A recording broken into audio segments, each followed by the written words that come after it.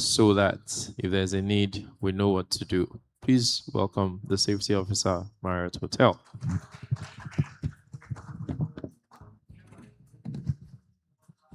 Thank you very much, sir. Good morning, all. My name is Ujunwa Chuku. You are all welcome to Lagos Marriott Hotel, located in the heart of GRA, Ikeja, Lagos, number 122 Joel Ogunaike Street, GRA, Ikeja, Lagos. We wish to assure you that Lagos Marriott Hotel is safe with security and safety measures put in place. During the event, should you hear an emergency alarm, please do not panic. Immediately evacuate the building and move and proceed to the muster point. A member of the emergency response team will communicate to you what the issue is and to let you know when it is safe to return back to the building. We have our muster point at the upper ground. That's the main entrance, the main gate of the guest entrance. Once an emergency alarm sounds, the elevator will automatically open and the elevator will be out of service. During this time, please do not make use of any of the elevators you see around. On all floors in the meeting room are emergency exit door, just like you've been coming through this door and this other one. The emergency door we have in this ballroom 2 and 3 is this one. The other one, the third one is over there. Those are the emergency exit door we have in this particular ballroom. On all floors, we have emergency doors labeled A, B, and C. Should you exit through any of these doors, it's not advisable for you to follow that same door to where you are coming from. We have a well-maintained fire system in place, including the fire extinguishers, the break glass, the water sprinklers, just as you see at the roof, the top. We have the water sprinklers, we have the fire curtains. We have 2 fire curtains here at this lower ground, one here and the other one at the other side, in this particular lower ground floor. So we also have trained first aiders in the facility should you sustain any minor injury. We have armed policemen on site to assist during emergency. Area F Police Command is just 4 minutes drive away from Lagos Marriott Hotel. Duchess International Hospital with address number 28 Joel Ogunaike Street, Ikeja, Lagos is just 2 minutes drive away from Lagos Marriott Hotel. But you should note one thing here, that if you are to attend Duchess International Hotel, if you are to attend Duchess International Hospital, it has to be at your own cost.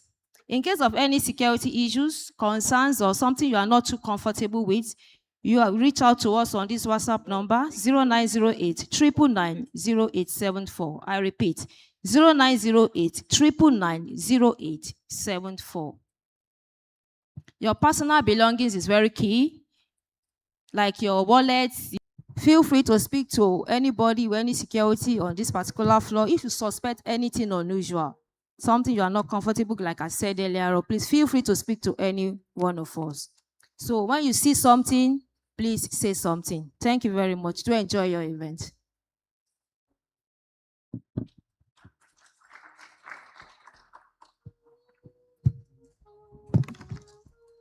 She said, if any hour gas, the police station is 4 minutes drive away. If any hour gas and you need to go to the hospital, Duchess International Hospital is 4 minutes away. But if you decide to use Duchess International Hospital, now you go pay. How say now, yeah? Now you say, if the impression no register, it is not the fault of Marriott Hotel. She has said, and she has said well. And in the case of any eventuality, if you see something, say something. And the phone number to call or send WhatsApp message is 090 999 0874. Put your hands together for her. Thank you, everyone. All right. Thank you very much again, and welcome to our delegates and friends from Spain, the winners of the World Cup. Please put your hands together for Lamine Yamal. Put your hands together for Spain. Put your hands together for FIFA World Champions.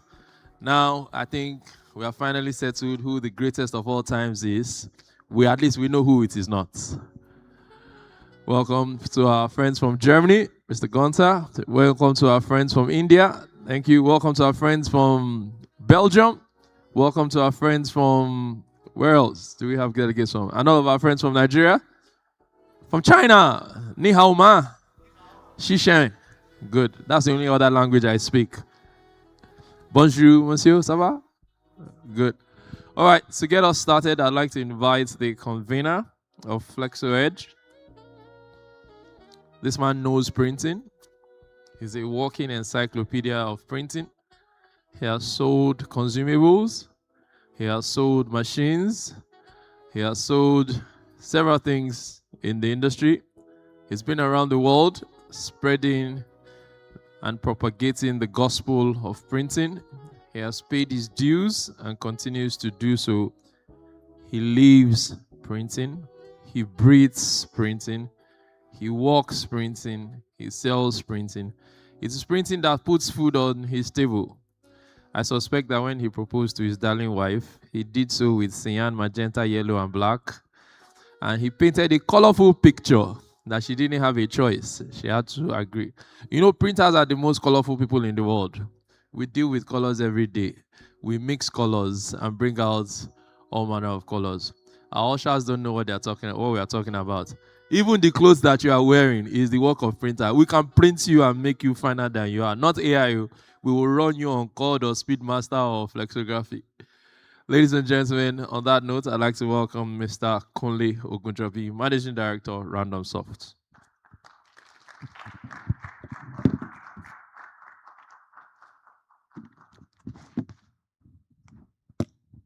Thank you.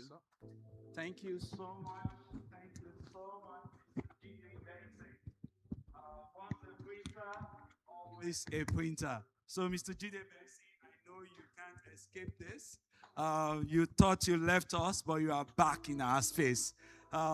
This morning, we would like to welcome everyone once again to Flexoedge 2026.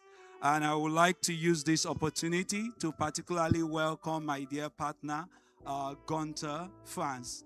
Gunther France? Yes. So Gunther France is the MD of VIP Systems, and we are working closely together to ensure that we have this event, the Flexoedge 2026.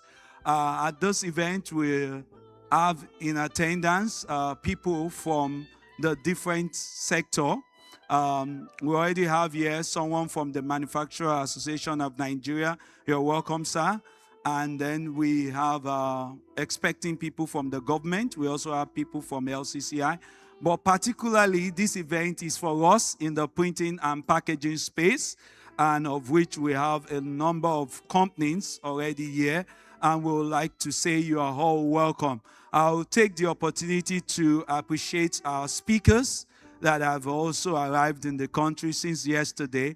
I have here Mr. Vincent from Belgium, Echo Tree. You're welcome, sir. And then we have Jason from China, GIP. You're welcome. Mr. Luis, you're welcome from Spain. You may win the World Cup, but it's a packaging cup here. Nigerians are always here to win by the numbers. Yeah, we consume more than you consume in Spain. So you can keep that for the record. We have others also from MBG. Mr. Ken, you are welcome, sir. Yes, and we also have a number of our special guests. And I'm sure if I keep rolling the numbers, then I won't be able to go through it all. Definitely we have from Superflux, my age-long friends of over 20 years. You are welcome, everyone from Superflux. We have people from Bodraj. You are welcome, Mapoli. You are welcome, Eagle Packaging. And I won't be able to do it all around. Printbox, you are all welcome, sir. And I take the opportunity to welcome the MDC of Cast Print, Mr. Ademola Kasumu. You're welcome, sir. Yes, okay, we'll keep the event rolling. I know Mr. Gunther France is here to pick the mic for me and to say hi to the house. Thank you, Mr. Gunther.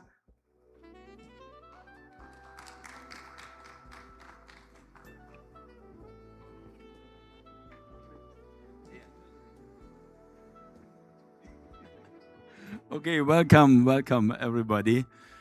I see a lot of older friends already after some years working in Nigeria.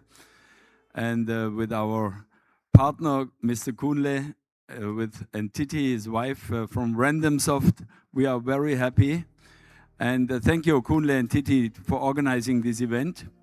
I want to give you a warm welcome to Flexoedge 2026 on behalf of VIP Systems Germany Group. And I welcome also our guests from all over the world. We can say different continents are here. And actually, I wanted to give the microphone to Mr. Ahmed Omar, but he's still not here. So I ask Kunle, you come back. And a warm welcome, by the way, to my old friends from Sona Group, Mr. H.A. Musadi. Kunle.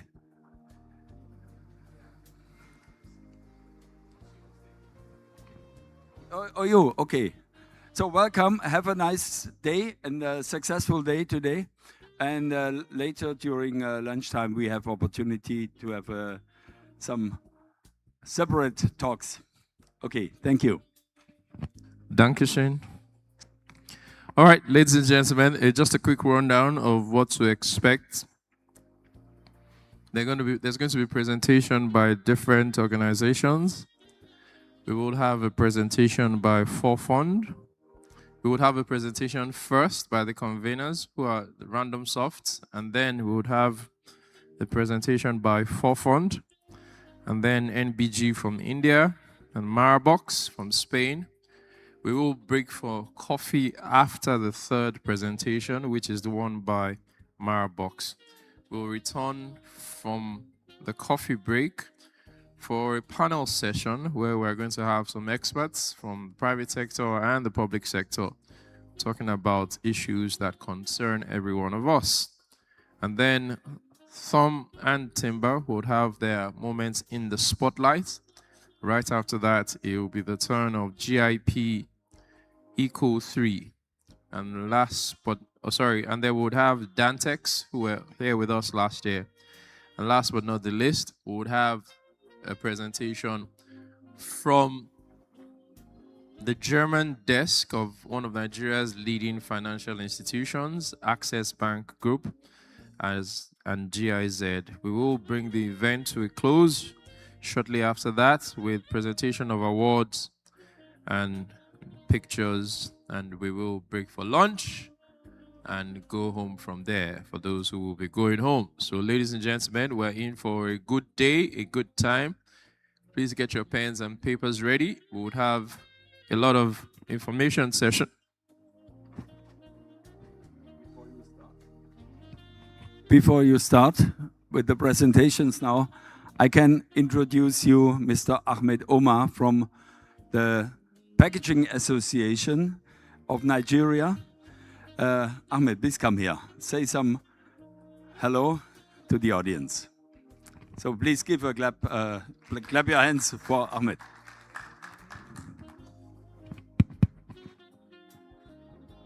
Good morning, ladies and gentlemen. My name is Ambassador Ahmed Alex Omar. I'm the Executive Director and founder of the Advanced Institute of Packaging Professional Nigeria. I'm also the president of the African Packaging Organization with members in 11 African countries. I sit on the board of the World Packaging Organization for the last 18 years. I'm the global ambassador for the World Packaging Organization, a strategic partner for United Nations Industrial Development Organization. So I welcome our visitors from outside the country. It's a pleasure to have Mr. Ganuza here. We've been friends and partner for the last 4 years. And Kunle also, we've been working for quite a number of years. And I'm also happy to find my old friend from Sona to quite a number of companies. I know him from Sona maybe 15, 20 years ago, if I'm not mistaken, Mr. Ajay. So, and quite a number of faces. I thought I saw Dr. Falaye also. So I greet everybody on behalf of the packaging organizations in Africa and globally. I think it's a pleasure to have this event again. Flexoedge, if I'm not mistaken, this is the second edition. And Flexo has actually come to stay. because over the years, some of us who grew up in this industry 40, 45 years ago, we know a lot about gravure and offsets, but flexo or flexographic printing, I think is something that is quite new. Not many people are in that field, maybe because of the cost or maybe because of not having enough knowledge about this technology. But one thing I want us to take away from here today is that outside trying to find a market, it's also very important to build the human capacity in this line of business. I'll tell you something that happened 25, 20 years ago with Heidelberg. They used to go to Yaba College of Technology. And even in Kaduna, I think there's another polytechnic, Oko, they bring students from this tertiary institution to start to teach them what it is there in the industry. Because clearly, you cannot give what you don't have.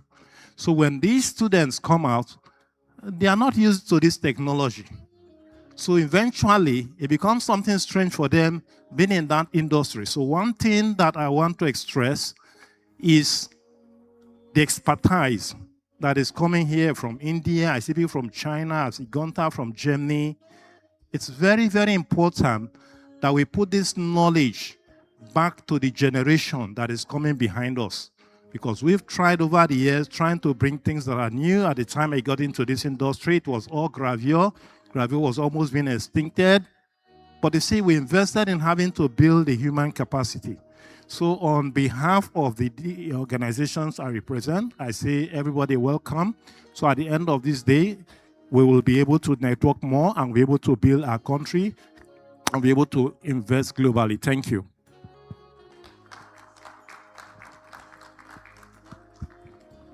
Thank you very much. That is another encyclopedia of printing, representative of Nigeria on the World Packaging Federation. I'd like to take a moment to acknowledge some persons, and we will take more recognitions as we go ahead. It's no particular order of preference of seniority. I'd like to acknowledge the presence of the foremost documenter, emphasis on documenter of the printing industry in Nigeria. He attends almost every industry event in Nigeria, in Africa, and around the world. He's the publisher of Where to Print magazine and the executive producer of Print TV. Ladies and gentlemen, you already know who I am talking about, Mr. Joju Adekombi. Please put your hands together for him. Kindly stand for recognition. He's an epitome of humility. Shomolu, he's there. Mushin, he's there. Fespa, he's there. Drupa, he's there. South Africa, he's there. Name it. Joju is the ubiquitous publisher of the printing industry. So we're taking a first presentation now by Randomsoft, and you already know his name, Kunle Ogunjobi, the technical director of Randomsoft. He's a leading expert in flexographic printing, packaging, and technology. He has extensive industry experience delivering advanced printing solutions across Nigeria and West Africa. He's a passionate advocate for technology-driven transformation, and he is committed to helping manufacturers adopt world-class solutions that enhance competitiveness, sustainability, and long-term growth in the printing and packaging industry. Ladies and gentlemen, Kunle Ogunjobi.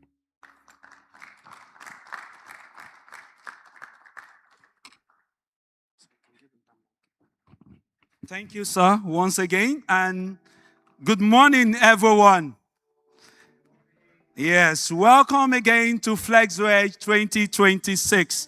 I could go right away to the presentation, but I think the person right next to you is very important for this event. So can we look left and right? Just a brief introduction. My name is Kunle Ogunjobi. Nice sitting next to you. And may I know you?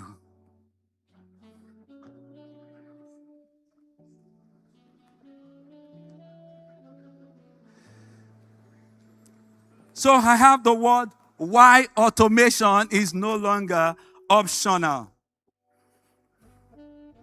Thank you, House. I think that was brief and quick. I would also do the same. Okay, I go ahead. Why automation is no longer optional in a modern printing and packaging production. I was part of the old school. I will call us an old school.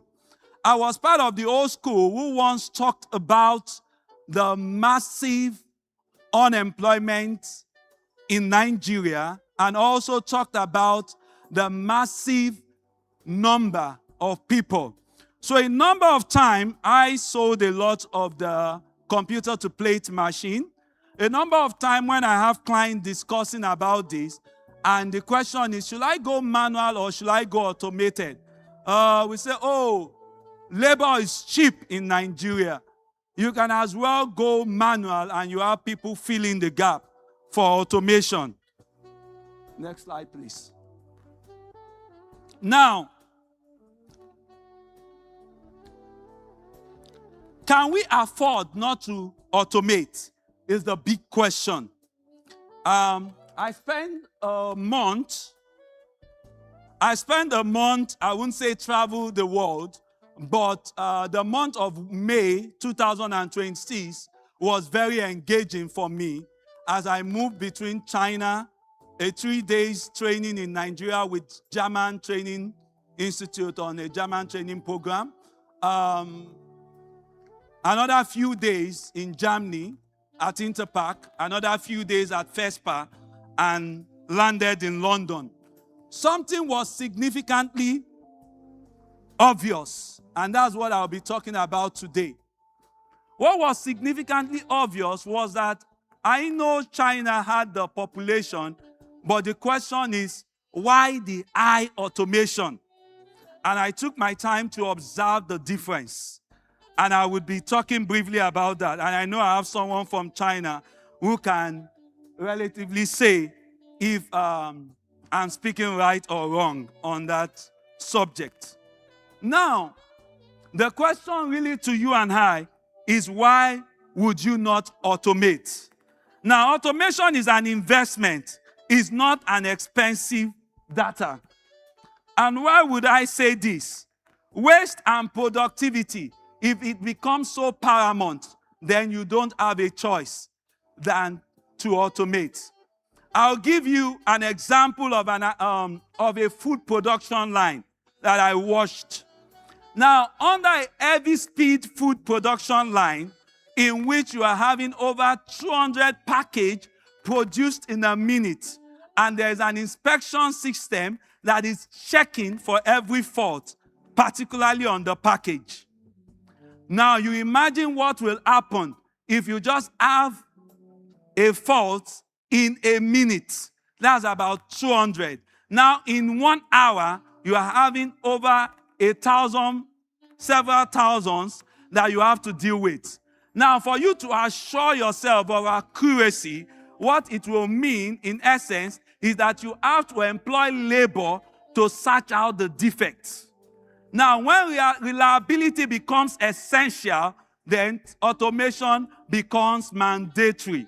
Now, if you are like my friends in Europe, the German, the Spanish, that understand the importance of their brand and would not want a fault on one of their package, then what it means is that if you don't automate and you don't bring in inspection system, what it means is that the money you have saved, you are going to inject it into the labor that have to search out the defaulted part. I watched a tea making machine that would produce, I will put this in figures, a complete set of a tea bag having 25 pieces of tea sachet. Now it will produce 400 of that in 1 minute. Now if there is a defect, how many labor do you need to search out the defects? Now, the other thing is, when quality and speed becomes essential, you don't have a choice than to automate. When you need to build on your customers' confidence, then you understand the power behind automation. Next slide.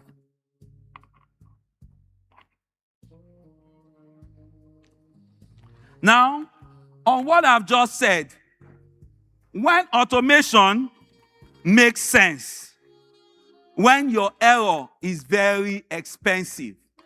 Now imagine you are in the pharmaceutical, as I know some of them are invited here, and you just package the wrong drug. Then life is at stake.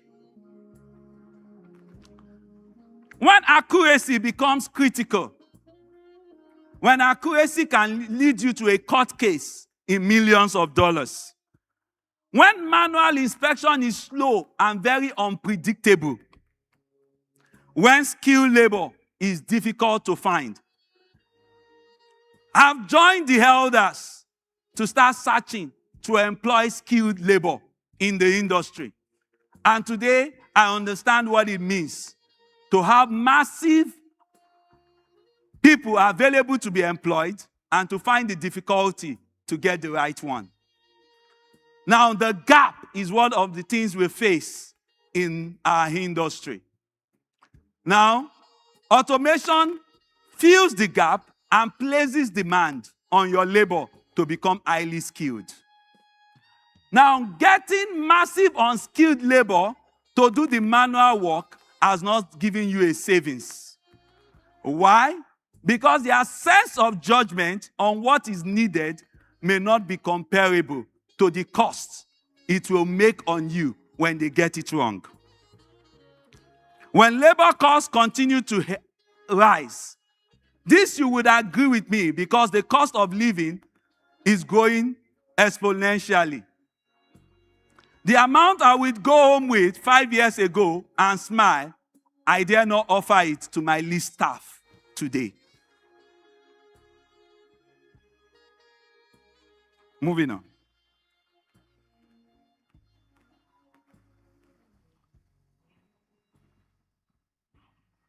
Next slide, please.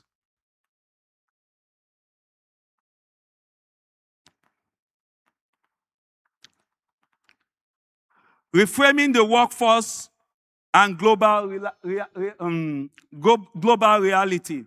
At this point, I wouldn't want to exceed my time, but Flexoedge brings you to the challenge to understand that the numbers makes the difference. Why would I say this? Closing on my tab, I would challenge you with this thought. What opportunity lies with 240 million people and above in a nation? Last year, I challenged you with the thought that the very child in the womb start consuming package from the very day that the mother was informed that she was pregnant. And you would not disagree this with me, because from that very day, she is introduced into some medications that need to be packaged. Now, we have nations like Sweden that have very little population compared to what we have here in Nigeria. And yet, they have so many automated equipments finding where to find as an abode. Africa, our number is not a disadvantage. We have a home for the high-end equipment produced worldwide, for they don't have a space or they don't have the demand to fill in the capacity at which those beasts are running. Join me today to be interested in what can happen in Nigeria in the next few years, as we have the global brands joining us to strengthen the industry and push us forward. So once again, you are all welcome to Flexoedge 2026. Thank you.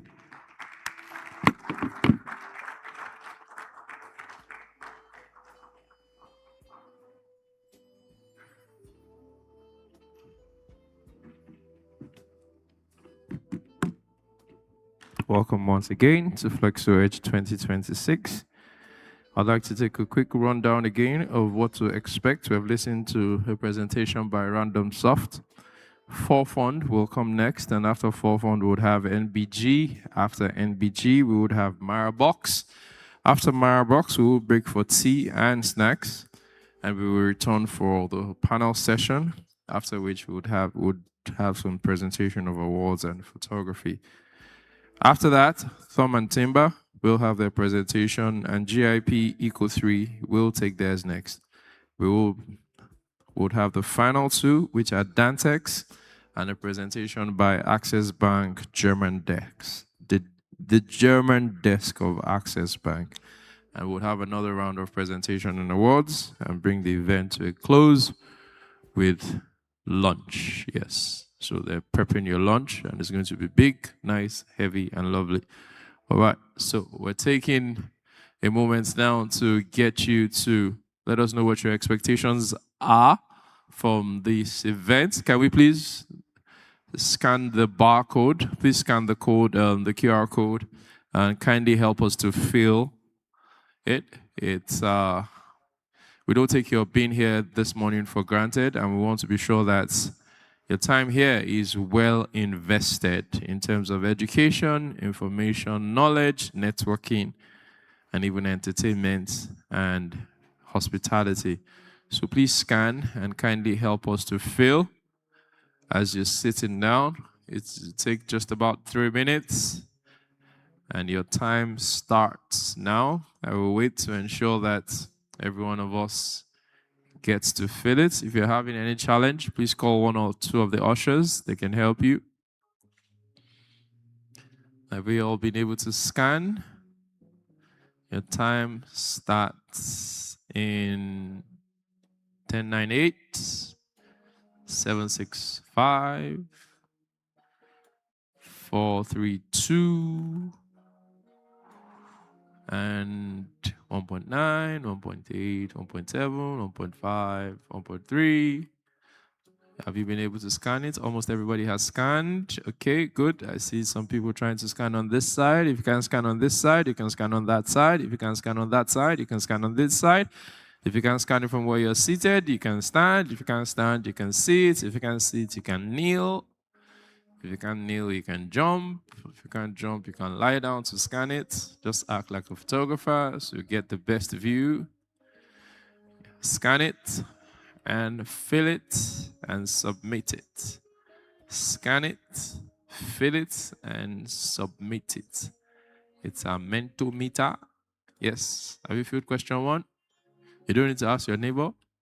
Just answer it by yourself. We're not going to examine you. We're not submitting it. There's no continuous assessment. It's not going to carry 30 marks out of 100. Thank you. Please scan. All right. 3 minutes. 10 seconds gone. Now we have 2 minutes and 50 seconds.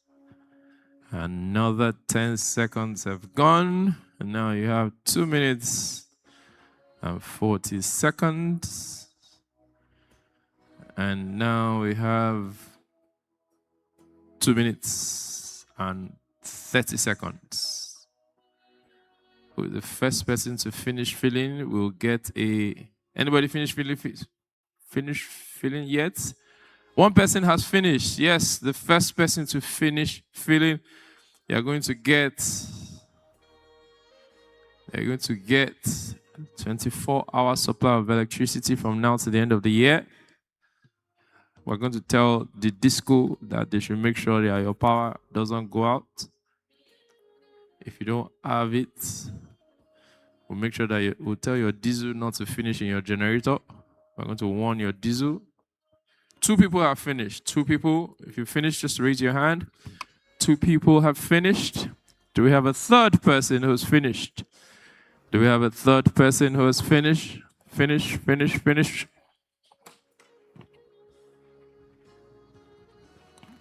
The third person finished. Now we have 2 minutes to go.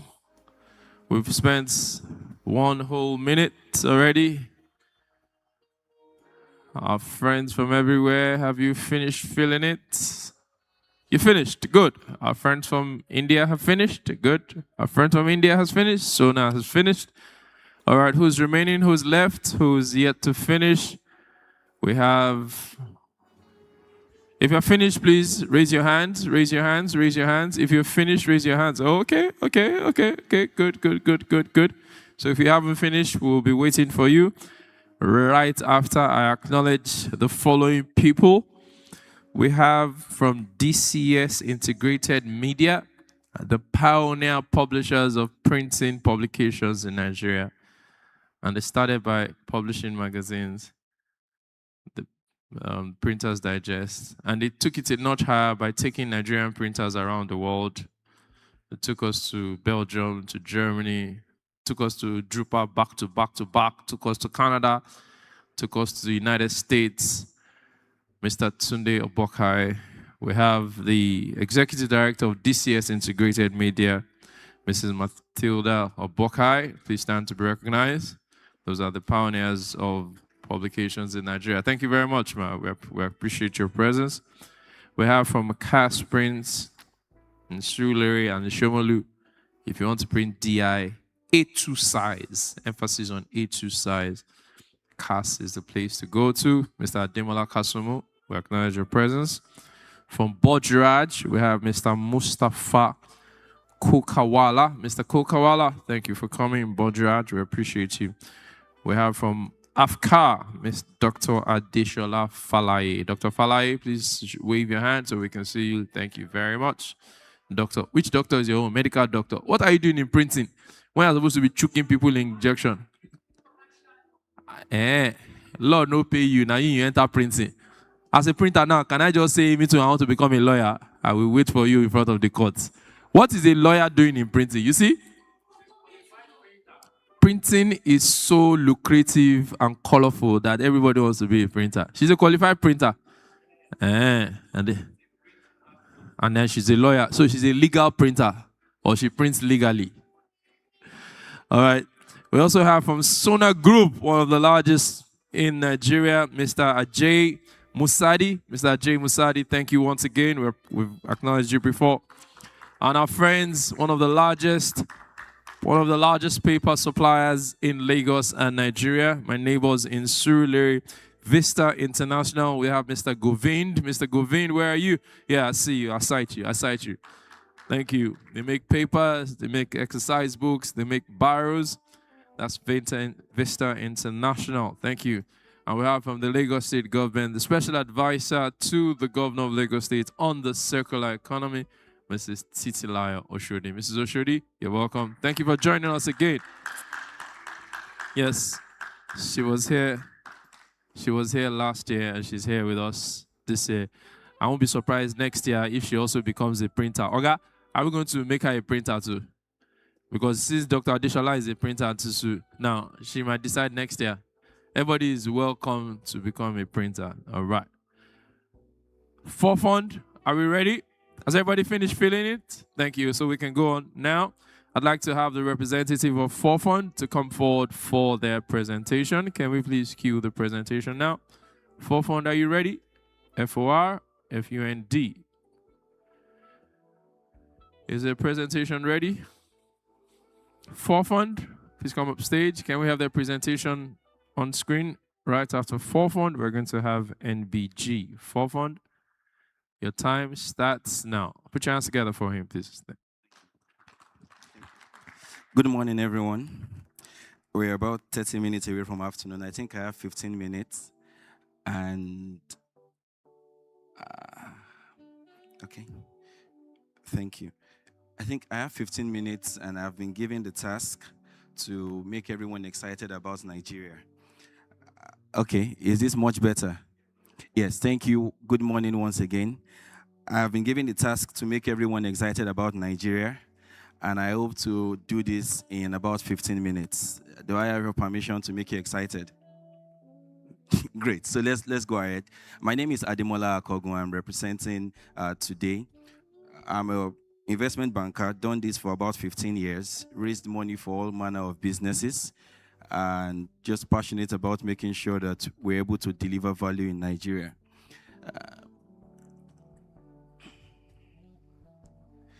Okay, I'll wait for the slides to come up again. Great, so what we're trying to do is why Africa's largest market is the next investment opportunity for printing and packaging and manufacturing. Just a few numbers. We are estimated at 242 million people in Nigeria as of today. And that is 242 million people that will utilize every different form of packaging. There's an example that Mr. Kunle gave when he was giving his presentation, that the moment a child is conceived in the womb, it becomes a need for a packaged product. If it's pharmaceutical or whatever that kind of product is. 242 million people growing very fast. That number will become largest population by 2050, all in this geography in Nigeria. As of Q1 2026, about 10% of the real GDP of Nigeria is contributed by manufacturing. And you would always see that interplay between manufacturing, packaging, and printing, as we are discussing today. Manufacturing is one of the largest consumers, or one of the largest reasons why packaging would always be in business and why printing would always be in business. Now, about 10% of the GDP of Nigeria is accounted for from manufacturing. Manufacturing shares of the real GDP. Flexible packaging markets as of 2031 would be a $4.5 billion market in Nigeria. Now, I'm not talking Africa, I'm talking just Nigeria. Now, at $4.5 billion, I think this is a lot to target. There's a lot to do. Flexible packaging, as of today, it's a little over 3 billion, but growing very fast. In 5 years' time, would be about $4.5 billion. And that figure can grow even more exponentially, because in this forecast, we haven't assumed that the country is growing. What we are saying is this: if the country keeps growing at this steady state, in 5 years' time, the flexible packaging industry would be 4.5 billion. But if we are growing at 4% GDP growth rate annually, then that figure would even be a lot larger. There is a plan and a commitment from the Nigerian government to hit $1 trillion economy by 2030. And I think we're on track for it. If that happens, we'll be growing faster than 4.4% every year. Then definitely manufacturing will grow a lot faster and packaging will grow a lot faster. What is underpinning this growth? Why do we believe so much in the packaging space? Why do we believe so much in it? First is this: there is rapid urbanization. And what that means is, as Nigerians, we are consuming quality on a global scale. We may have been classified as a third world country, or may have been classified as an emerging economy, but that doesn't stop the taste of Nigerians. There's a rising middle class. The middle class would want quality products just as you would supply to every other, human being globally. Cities are coming upstream easily. Internet is penetrating, mobile penetration is growing. For that reason, urbanization is a lot more rapid. With rapid urbanization, then you would expect a lot in packaging. You would expect a lot in flexible printing. Okay, I think I'll just use my device. Okay, thank you. Now, the second major driver that would account for the largest portion of growth in this industry is the rise. Now, this has begun to happen, and I'm very happy that, we have thought leaders in the circular economy space seated here.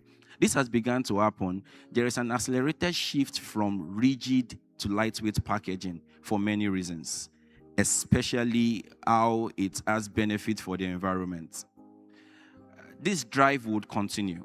Nothing would stop the drive. There would always be that substitution. Rigid packaging would be phased out.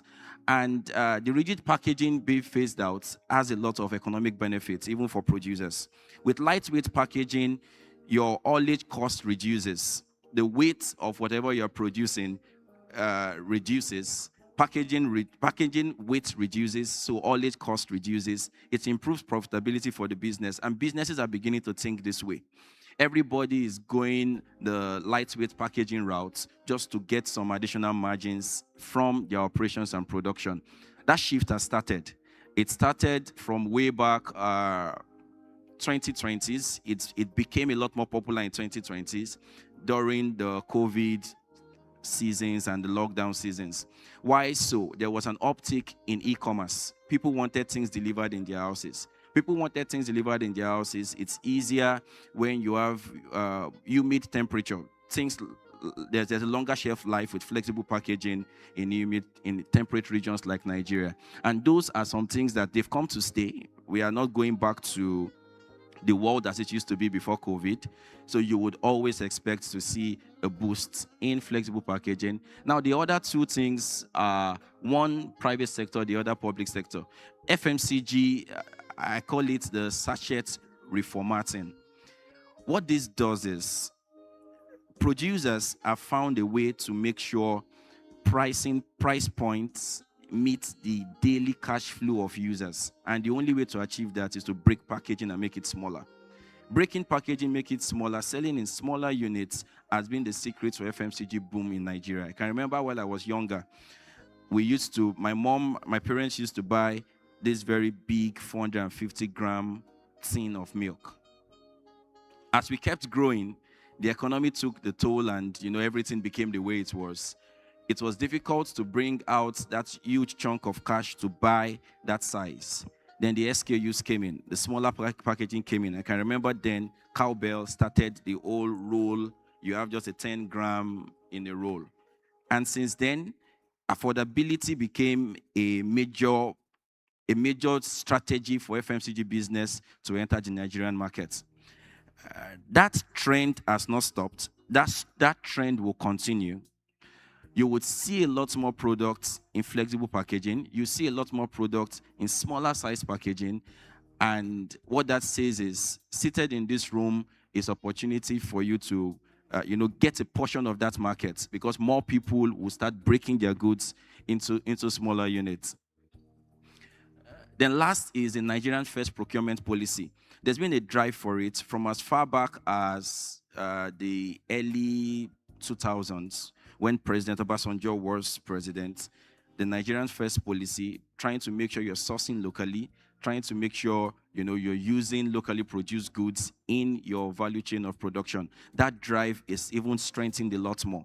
It's strengthened a lot more because of a number of tax benefits, a number of operational benefits that you gain from using products made in Nigeria or situating your production in Nigeria. I think in my next slide, I'll touch a little bit on that. So these 5 things are what will keep driving the fast growth in the space as we see it. Manufacturing investment rose 17% in Q1 2026. When the exchange rate was very unstable, a lot of manufacturing businesses had to shut down operations in Nigeria and go somewhere else. But there's been a lot of stability now. I think in the last 12 to 18 months, we've enjoyed the most stable exchange rate regime in recent times. Businesses are reversing that trend. Businesses are coming into Nigeria now. Just for my line of work, I speak every day with people trying to bring money to invest in Nigeria, and I can see that uptick. So 17% growth in just one quarter, 2026, is massive. Numbers for Q2 are not out yet, and typically you should see very great numbers in Q4 because it's FMCG, it's consumption, closer to festivities, you see a lot more investments in that space. So to have 17% in Q1, and I'm really anticipating what Q3 and Q4 would be. Truth is, this year seems different. Typically, penultimate year to general elections, things slow down, but not this year. Things has actually picked up a lot more. Businesses are not shutting down. I can remember the last elections, politicking would have taken toll on business activities, but that's not happening. So I'm anticipating we're going to have even more contribution, more investment coming to manufacturing as we go towards the end of the year. Real GDP rebounded about 9.5, about 10% contribution of manufacturing to real GDP. 7.4 from Q4 last year. That has grown. Then another important point that speaks specifically to the audience in the room is what the massive investments in refining, petroleum product refining in Nigeria has done, the Dangote refinery. It's a $2 billion polypropylene complex that went live in 2025. And if you know what that means for feedstock, for flexible packaging, then I think this is a great opportunity to come do this in Nigeria. There is feedstock in Nigeria for flexible packaging. There's feedstock in Nigeria for all the production that you would need. This is available in country, and just take away what logistics costs will be to import this, or take away what logistics costs will be to import from Nigeria and produce in Argentina, when you can as well come to Nigeria and access this, critical resource for your production.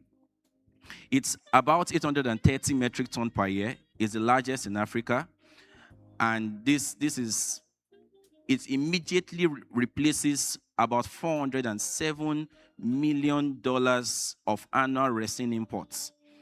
This de-risk input for converters, filmmakers, and packaging printers. In simple terms, the most critical, the most single most important resource that you need to produce the flexible, the materials for flexible printing is now available in country, and you are able to access it a lot more cheaper than importing. So I've said all of this to paint one picture, that Nigeria is open for business. I've said all of this to also paint the picture that packaging business is not a second thought. If you could help me move the slides, it's not moving from here. Yes, and this is my last slide. I've said all of this to make you see that, packaging shouldn't be an afterthought for anybody that is trying to carve a niche within a changing and dynamic country like Nigeria. A few other things that shows why everybody should move now. First is the Nigerian Tax Act 2025 that rewards new capex. This gives as much as 5% annual tax credit for the next 5 years for qualifying capital. Qualifying capital here is new capital into manufacturing, new capital into production, new capital into printing. You get 5 years annual tax credits, and you have a full withholding tax exemption on locally manufactured goods that is sold in country. And this has been effective for over 7 months now in Nigeria. The macro stabilization has de-risked entry. Like I explained earlier, dollar is more stable. You know for certain what you get out once you come in. With CCI, capital importation certificates, that the CBN has introduced, that has de-risked largely all the fear of exchange rate instability. I'll end on this note. Last year, over $23 billion came into country as capital importation. Of the $23 billion, less than $1 billion was foreign direct investment. A lot of this movement was portfolio investments, people buying treasury bills, government securities, or stocks on the markets. Only about $1 billion came for core capital projects. And of the $1 billion, just a little over $200 million went into manufacturing. So what does this say? Last slide, please. This says that the Nigerian manufacturing sector has captured or has not received the biggest share of FDI so far. Less than 5% of FDI has gone into manufacturing. And what it means is that there is a first mover's advantage. The space is not crowded. Not a lot of people are doing this. And if you are ever thinking of having a large share in the market, then I think it should be printing. Thank you.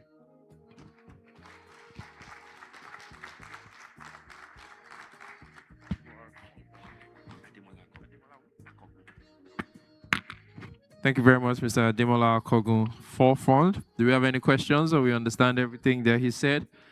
Anybody need funding to buy that $100 million machine? Good. So if you have any questions, please ensure to speak with Mr. Ademola Akogun on the side. He knows what he's talking about. Has everybody gotten a copy of this card, this small business card-like card? Do we have a copy of it? Anybody that doesn't have? If you don't have, kindly signify it to one of the ushers so that you can get one.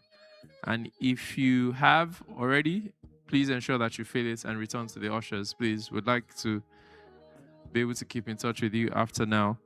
The next presentation is from Eco3 Graphics. No, sorry. The next presentation is from NBG.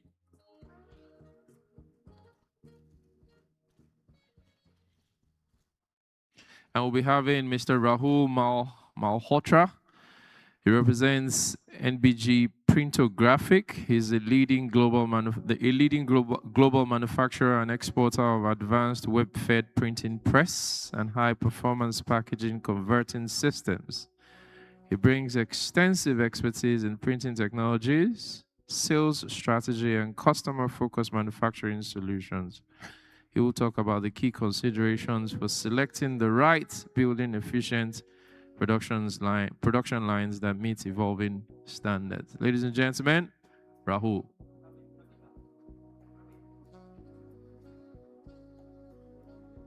Oh, sorry, Ravi Khan, Senior Manager, Export Sales of NBG Printographic India. He will speak on how modern printing and converting solutions are enabling manufacturers to increase productivity, improve print quality, reduce production costs, which a lot of us want to do, to reduce production costs and to remain competitive in an increasingly demanding packaging industry. Ravit, your time starts now. Thank you very much. Thank you, brother. Thank you for... Good morning, everyone. Good morning, ladies and gentlemen. Welcome to Flexoedge 2026. Welcome to NBG. So I am Ravi Kant and I represent NBG Printographic Machinery. Thank you for giving this opportunity to present today. Today I'm going to present our flexographic solution, which is a combi press model machine, hybrid model, flexo with gravure. So can we have a slide on the screen, please? So we are NBG Printographic Machinery, almost 36 years old company, and we are a engineering company into manufacturing of printing and converting machines. Can we have next slide, please?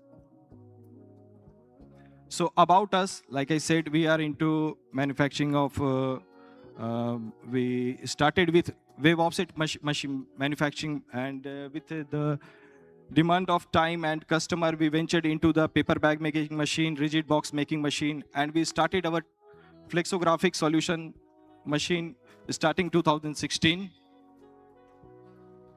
So what we manufacture? We manufacture wave offset machines for printing newspaper, textbook, exercise books. We manufacture wide wave flexo for printing the papers up to 400 GSM, starting from 40 GSM to 400 GSM. We do wave offset, we do paper bag machine for square bottom paper bag machine, and also we do coating machine. So these are the manufacture. So this on the screen you can see this is the complete picture of our machine. This is a combi press model machine with 2 gravure station, 8 flexo unit, and we have a corona treatment here to to activate the dyne value of the substrate. Suppose if you stock the substrate for a long time, sometime it loses the dyne value. So it is used to activate. And then we have a gravure unit. We have a DLAM unit. We have a turn bar. We have a gold foil unit. And again, we have a gravure on the last station. Then we have a rewind unit. Next slide, please. So application, where do you use this machine? So these machines are used for printing labels, shrinks, for IML, flexible packaging, lamitube, and for folding cartoon. Folding cartoon up to 300 GSM. Also mono cartoon you can print on our Flexo machine. Next, please. So press model, our machine comes in 3 types. It is MLS, ALS, and ALS1 and ALS2. MLS is our basic model, which is a mechanical line shaft machine. And we prefer this machine for printing if someone wants to do labels. So MLS model is enough. But suppose with labels, if you want to do flexibles as well, so we suggest to go with ELS1, which is a single servo machine, single servo on each print unit. The flexo, gravure, screen printing, digital printing is done. And then we have a process unit where cold foil, lamination, turn bar, delam, relam is done. And the final is output unit where you, if you want reel to reel or if you want in roll to sheet, you can do in on the output unit. Next, please. So this is a bird view of our machine where you can see all the major unit starting from servo in feed to delam, relam. You can see turn bar is there, cold foil, flexo print unit, then die cut and servo outfit. We are going to go through each unit one by one. In my next slide, please. So here you can see this is an inside view of our flexo machine where you can see how the servo, where we have used the servo drives. Like in the unwind unit, we have used 2 servo drives. Then print unit, there are 3 servo drives, one on the impression plate, and then one for the side glare registration. We have servo on the die unit, rewind unit, and cold foil unit. So when we have servos in the proper units, it gives a precise and very good registration and a quality output. Next slide, please. So this is a front panel from mainly the user interface from where the operator will do the job settings. This is a high resolution HMI with touch screen. And from here, all the job settings are done. Next, please. So this is a... thank you. Thank you, brother. Okay. So this is a unit touch panel control. So we also provide HMI panel on each of the print unit for the fine tuning. Wherever the operator is, he can do the fine tuning from there itself. This is a web video control system where the continuously the video is taken with this video is taken and the registration and all you can check on the monitor screen. So this is an unwind unit. This is a servo-driven unwind unit, and it is a pneumatic loading with a pneumatic loading system. And we have a 2 double load cell in here, which gives the which maintains a precise wave tension. Can you please play the video? Link. Can you please play the video? Pneumatic. Yeah.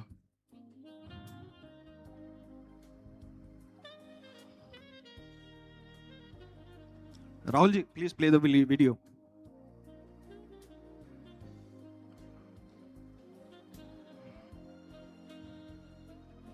Click in the link here. Pneumatic floor lift.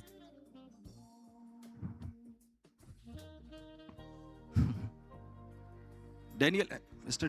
Kunle, please play the video. Who is operating? So where is Daniel? He's up. Mr. Rahul, can you please play?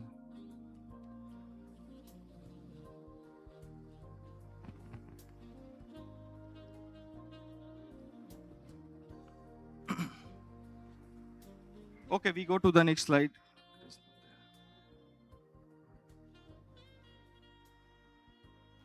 What happened? Okay.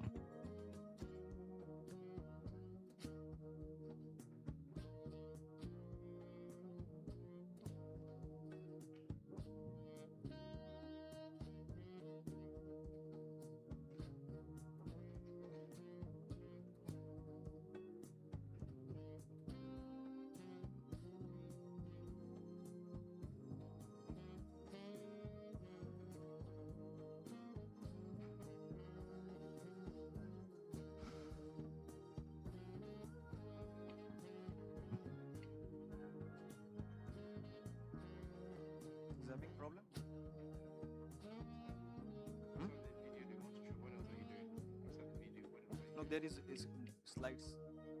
Can you continue with the slides and then come back to the video? Okay, it is not there, but okay. So let him play. Let him come to this. Sorry, please can he continue with his presentation, and then when the video is ready, you can play it. Please continue to show his presentations. Daniel?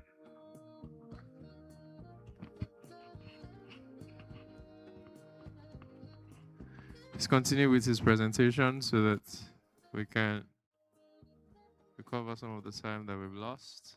We'll come back to the video later. Please, please, and please. Thank you. That's it. All right. Can we have some volume? No, it's okay. Okay, there's no need. Forget about volume. Thank you.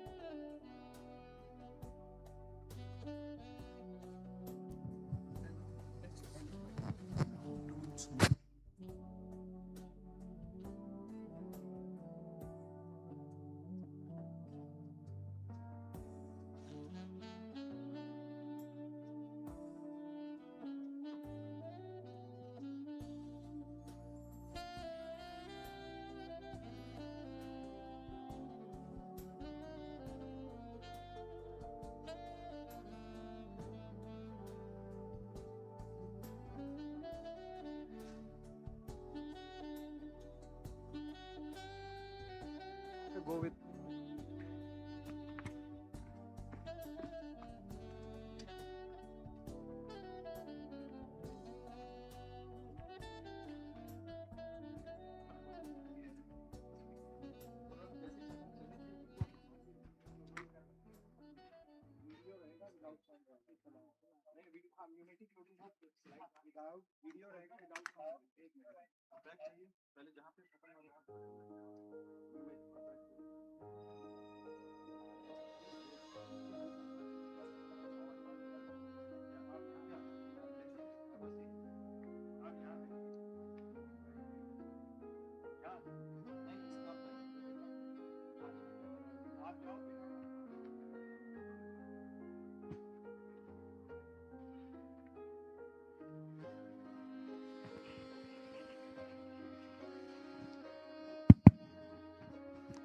Sorry for the inconvenience caused. So let me start from here, resume from here. So this is an unwinding unit of our machine where the reel is loaded before it goes to the print. So this is a pneumatic reel loading system, and this is a servo driven.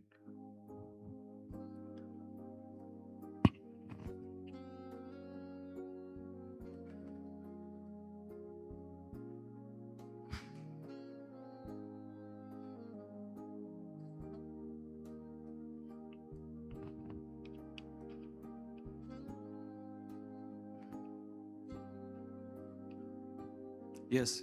Next, please.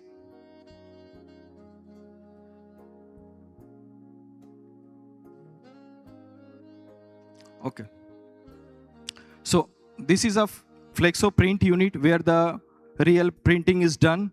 So on each of the printing unit, like I mentioned, we have 3 servo drives, and on the bottom there you can see the wave path of our machine when you are using a LED UV and when you are using the conventional hot air.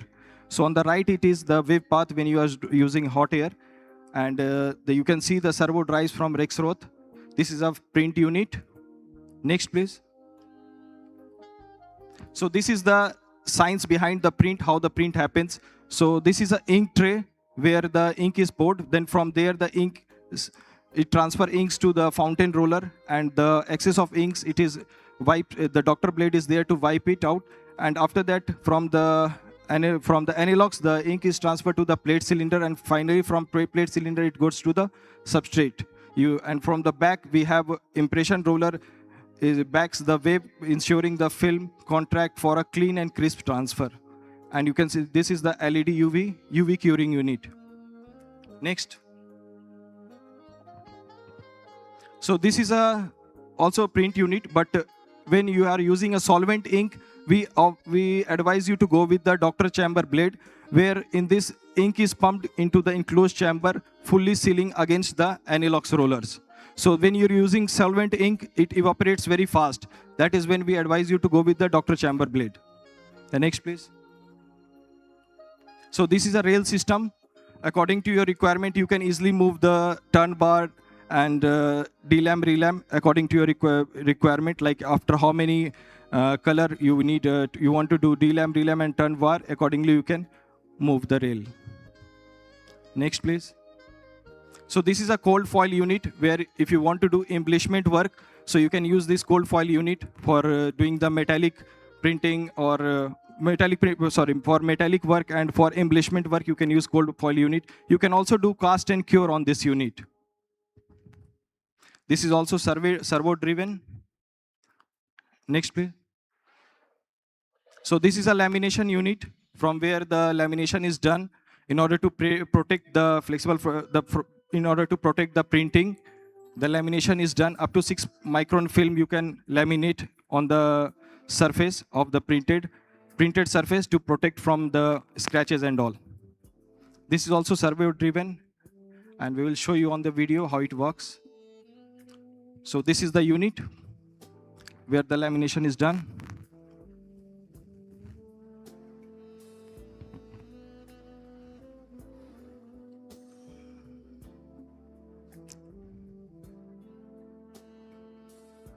Yes. Next, please. So this is a turn bar unit where when you want to do reverse printing on the both side of the labels, you can use this unit turn bar. On the horizontal, you can see there are rollers from where the continuously air flows in order to not have, in order to reduce, and there should be not scratches on the printed substrate. So that's why there is a, on the horizontal, there is a roller where the air flows continuously. So for reverse printing, both side of printing, you have seen in pharmaceuticals and all the labels. So it is done on the both side using this turn bar unit. We will show you on the video. So this is a turn bar unit.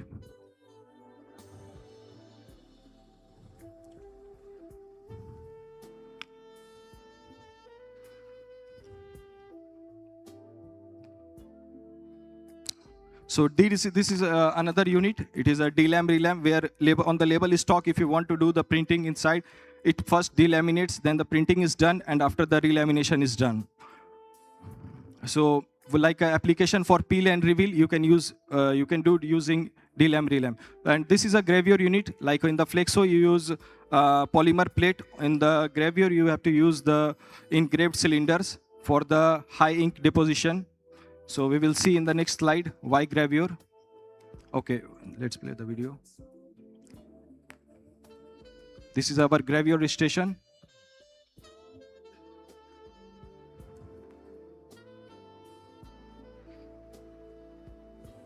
This is our combi press model machine, hybrid model, Flexo with gravure. So coming, why hybrid model? Today I have come to talk about why hybrid model Flexo with gravure. Why gravure?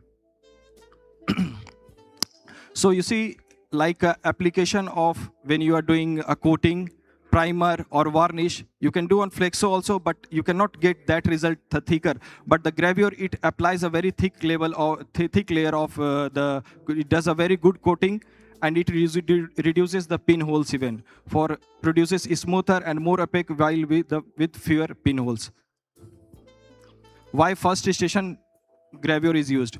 Because on the first station, if you first apply the primer on the substrate, the ink adhesion properties, it improves. So that's why we advise you to go with the first station gravure on the Flexo to improve the ink adhesion. Yes. So why hybrid Flexo plus gravure? You see, Flexo has its own strength, gravure has its own strength. So we have manufactured this kind of machine, the hybrid model combi press, in order to give the better result in these flexibles for doing, say, like applications like security printing, for decorative printing. So for this kind of application, we suggest hybrid Flexo with gravure is a very, very suitable machine, because it also reduces the weakness of each other. So that's what we are working on, and we wanted to present today. The topic of the day, it was Flexo press with gravure. And we are very happy to say that in India, we are the only manufacturer who is doing this Flexo and gravure, and we have installed more than 5-6 machines already. We have installed this Flexo plus gravure combi press model. So this is a rotary embossing die cut unit of our machine. On the labels for the beverages, if you will see, it is embossed.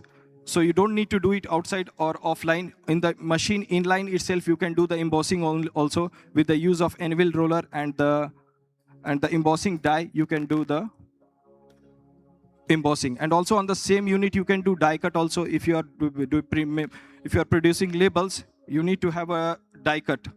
So die cut, it is mounted on the magnetic cylinder through which you can do the die cutting. So on the same unit, if you want to do embossing, you can do, and also die cutting you can do with the help of magnetic cylinder and anvil roller. So output, what about after the printing? After printing, you can get the result rewinding, like roll to roll. When you are doing it is rewinding. When you are doing full die cut, like you want in a sheet form, you can go, sorry. So full die cut you can do when you are doing the labels, stickers, you can do full die cut. Then you have a sheeter when you want the result in a sheet form. Then you have a sheeter. We will go through it one by one. So this is a cross-cutting unit where you cut the sheet, and for making the stickers, like here you can see it is also servo-driven dual conveyor system. So you can see here the sheeter, the knife is there, which is used to From the roll to sheet, you can produce. So this also you can do inline. You don't need to take it to another machine for doing. This is a sheet delivery system. So once the sheet is, you have done the cutting, after that the sheet is delivered through the help of this sheet delivery. Then this is a rewinding unit. When you are doing reel-to-reel printing, the rewinding is done in this station, servo-driven it is.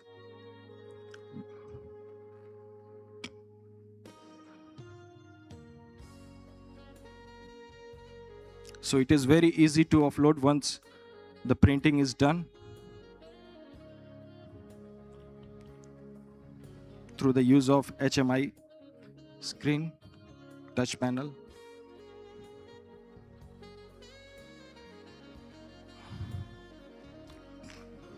So this is our global presence of NBG product. This is not all the countries you are seeing is narrow flexo, but also it consists of our other machines like web offset are also there. But in the Africa, you can see in Tanzania, we have installed, Uganda, we have installed, Botswana, we have installed. And yes, in Africa. Then we have also installed in UAE market. We have our narrow flexo running from more than 4 years. Yes, next please. So thank you. I hope this presentation was useful and informative, and sorry for the inconvenience.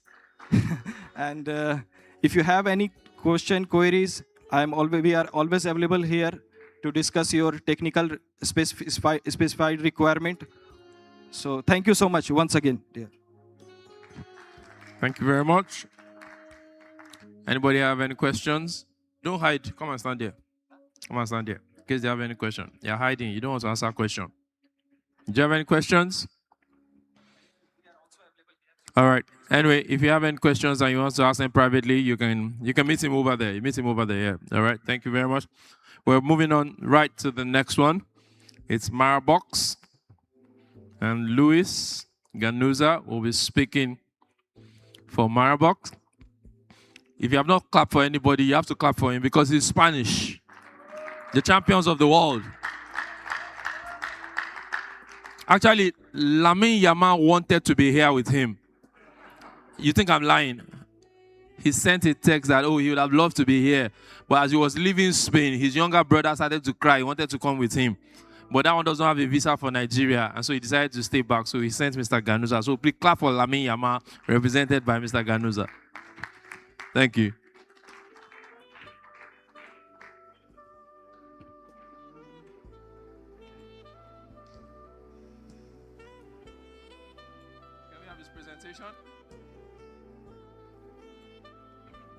Please, can we have his presentation, please?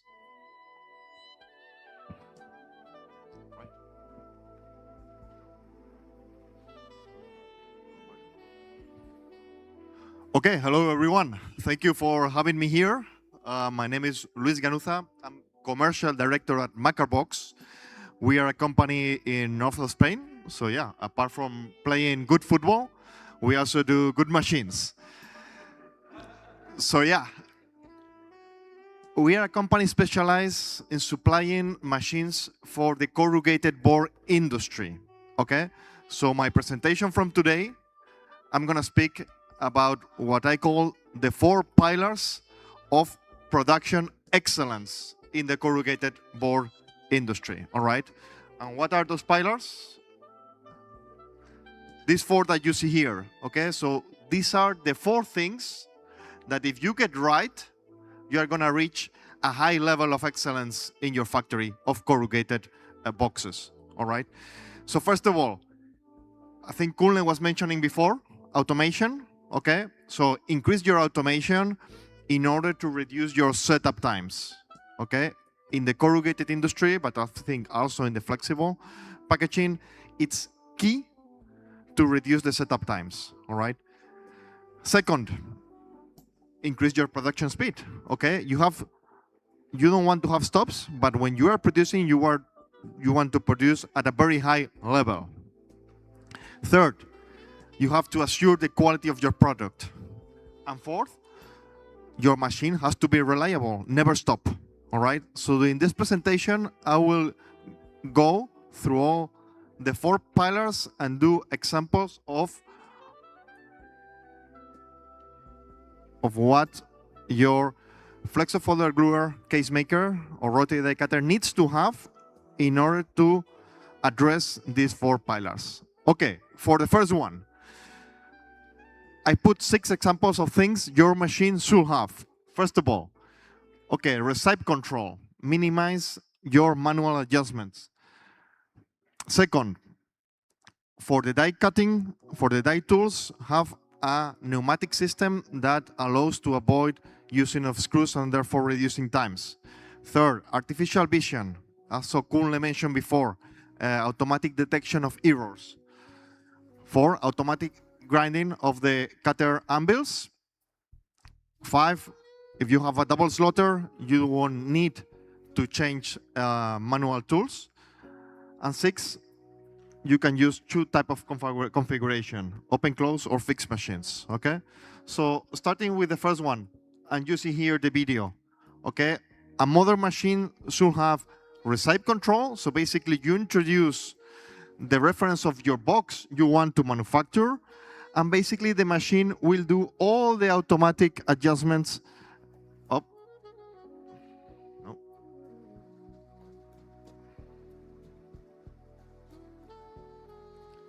Will do all the adjustments automatically without need of manual intervention of the operator. Okay, this is key because when the operator needs to do manual work, basically your setup time when you change from one box to another will increase exponentially. Okay, you see here, for instance, all the tools of the slaughter moving automatically according to the recipe that has been introduced. Okay, now we will see also the folding arms, the folding section of the machine, all automatic according to the width that your box is having. And also you see the adjustments for the different thickness of the corrugated board you are introducing. This is all done automatically according to the recipe you have introduced in your machine. This is the base of the automation. If you don't have that, changing from one box to another will go to half an hour or to 1 hour. Okay, second point. What happened here? We jump too many slides. 1 second. No. Can we go to the slide where we were?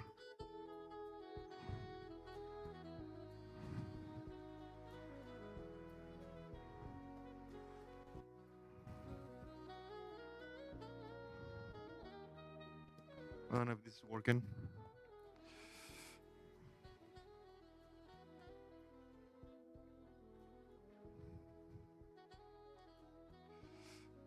Okay, can we go to the next one? That one. Okay. Rotor die cutting. Okay. In the legacy machine, you only have you only can fix the dies with the screws. So this fixing a die with the screws takes, I don't know, 10-15 minutes. If you have a pneumatic system, such as the one that you see in the image, you see in the video, it takes 1 minute just to take the bolts out, the pneumatic box, and then put the die. So you save 15 minutes in each box change that you have, all right? Third point, artificial vision. It was mentioned before in the presentation, okay? This is an example of one camera.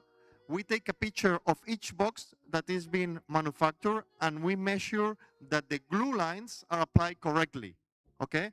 And if the glue lines, for some machine, the glue has not been applied, the machine detects it and it can make a warning, stop the machine, or we'll see also we can include a system in order to mark the box with an ink, with a UV ink that is not visible, and the operator can go with a UV lamp and see the box that was not correctly glued. All right, this was the ink. All right, next one. Automatic grinding of the die cutter anvil, okay? The usual way to do, okay, if you see the red anvil, after a number of cycles, you do manual change of the anvil in order to make it homogeneous. Unless if you have an automatic system, okay? We have this system of knives that you could program it and you can just grind the tens of millimeters that you want in order to have always a very homogeneous anvil that assures quality of your die cutting. Next one. Um,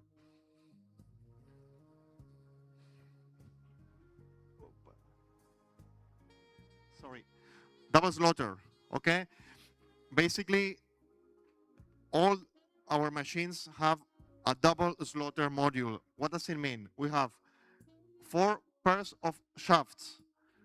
We have 1 pair of shafts for pre-crease, the next one for cut, the next one for crease, and the next one again for cut. This means that we have 2 pairs of axes for cutting. We do the slots of the lead edge with one module and the slots of the trail edge with the other module. By having that, you avoid changing the knives. It's always done automatically with the recipe. So no change of knives in the slaughter. Very important and for saving time. All right?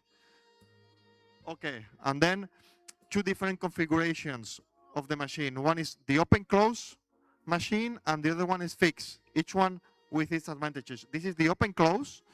You can always have the access for maintenance, and this is the fixed machine that you can change your printing plates while the machine is already producing. Okay, so also important point to consider. I spoke about the first pillar, automation, and the second pillar we spoke about increasing your production speed when you when the machine is running.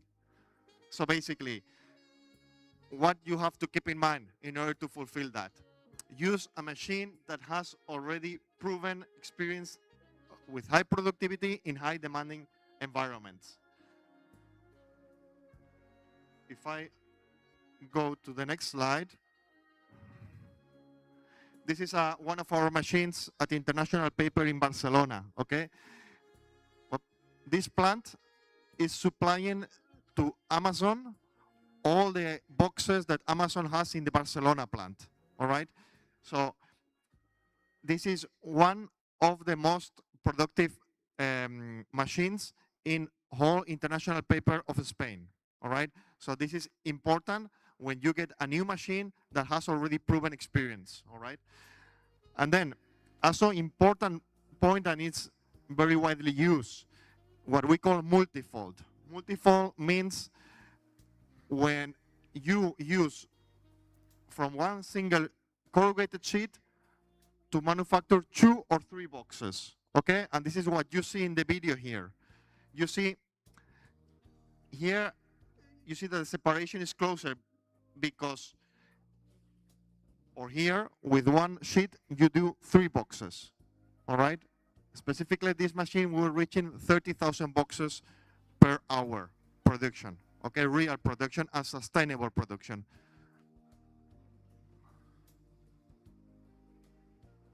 You see the speed.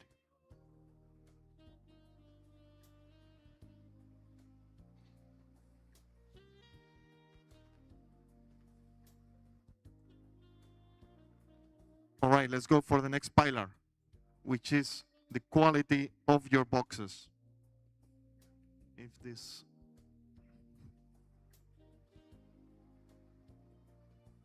can we go to the, okay, all right. So for the quality of your boxes, there are several factors, but always in the corrugated board, you have to think about doctor blade chamber. So the legacy systems were more a gummy roller that was providing lower quality. So all the modern systems have doctor blade chamber, also with ceramic anilox rolls. All right. Also important, vacuum transfer during printing process. It's very important to have always full control of the position of your seat in order to keep color register always always good. All right. Also, direct drive servo motors, okay, in order to avoid wear of the parts and always keep the color register, direct drive servo motors are the best solution to have. All right.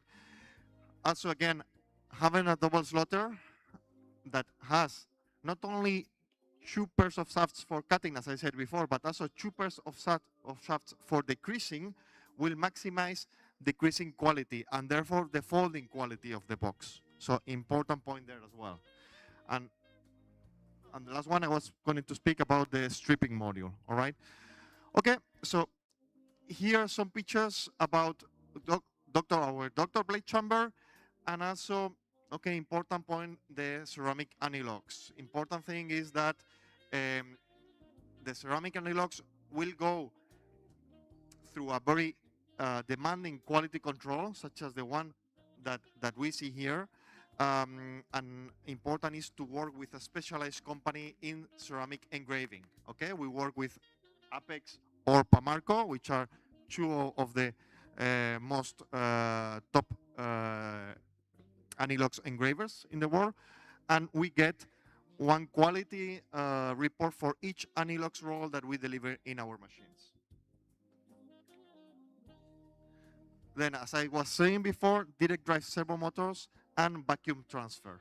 Okay, you see there the vacuum transfer, and you're gonna see there. I have a sample here in my table. If you want to see later, the quality of the printing you can get with a good flexographic unit in the corrugated board. All right. I have exactly the same printing sample in my table if you want to see later.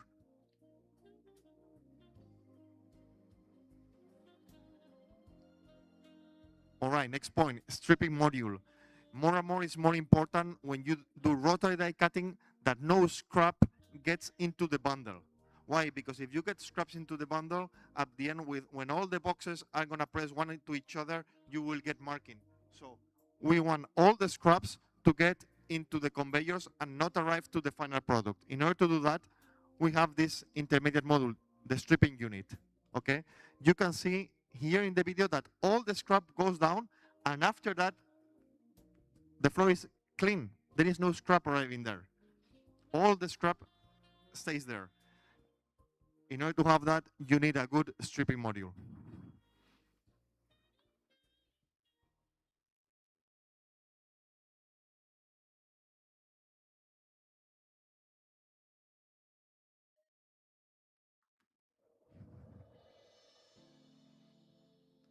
Okay, next point, as I was explaining before, not only to have 2 pairs of shafts for the cutting, but also for the creasing. Okay, this is key, because if you only have 1 pair of shafts, the quality of your crease will not be good, and therefore the quality of the folding will also suffer with tailfish.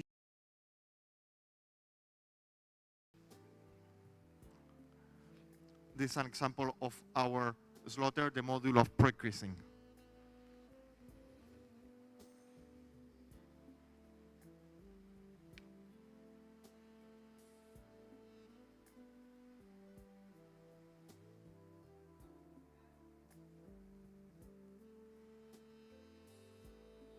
All right, and for finalizing the last pillar, it's important that your machine is reliable. Not only that it produces correctly when it produces, but also that never stops. And what do you need in order to do that?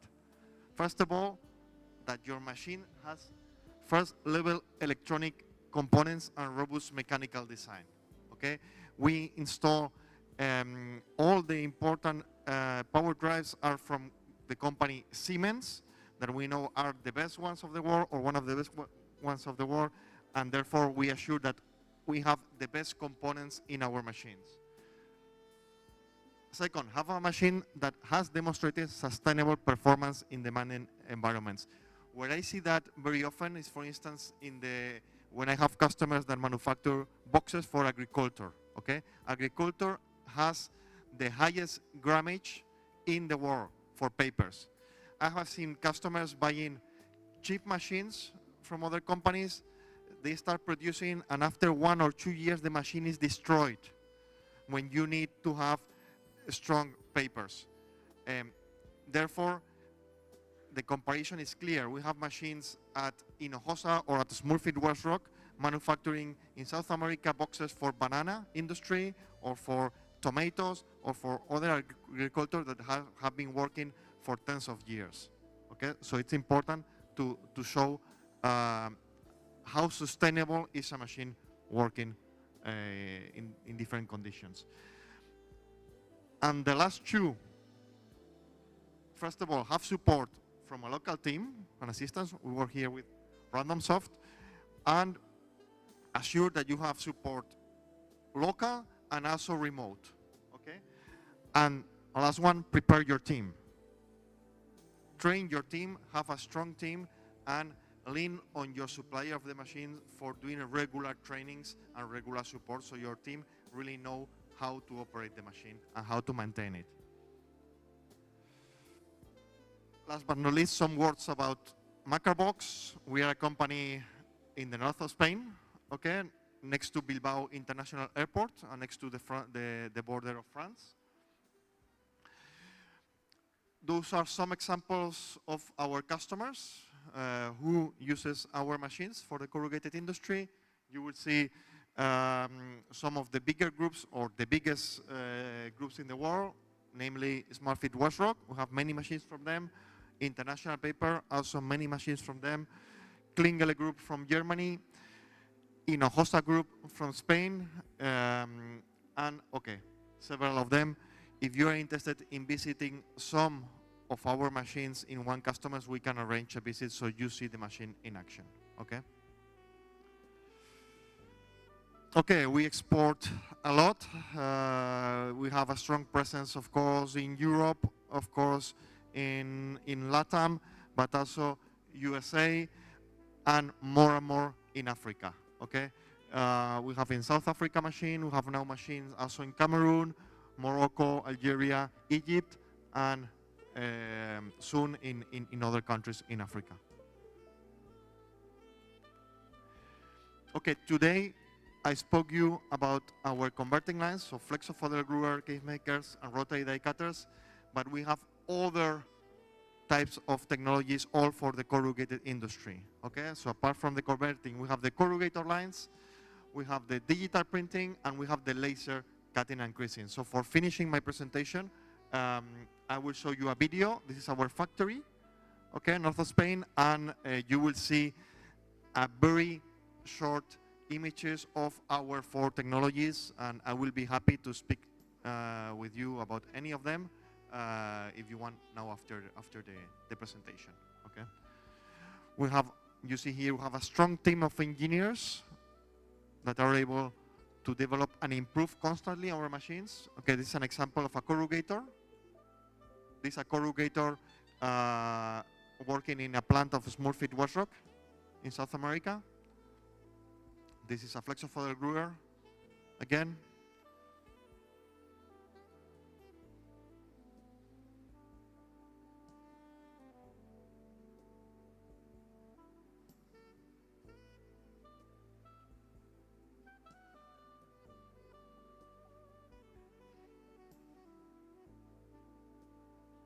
Rotary die cutter.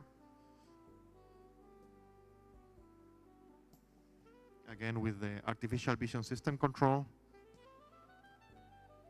This is our laser machine. It's a very new technology. We use the laser in order to do all the cutting and the creasing and in order to avoid the use of mechanical dies.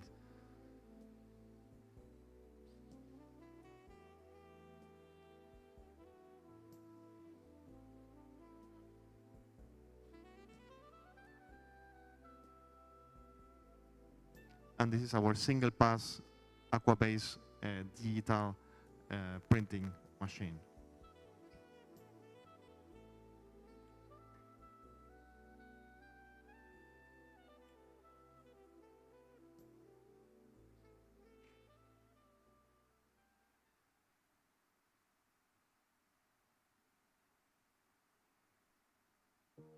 All the products, all the technology is developed in-house. So we are the sole proprietary of all the technology that we sell.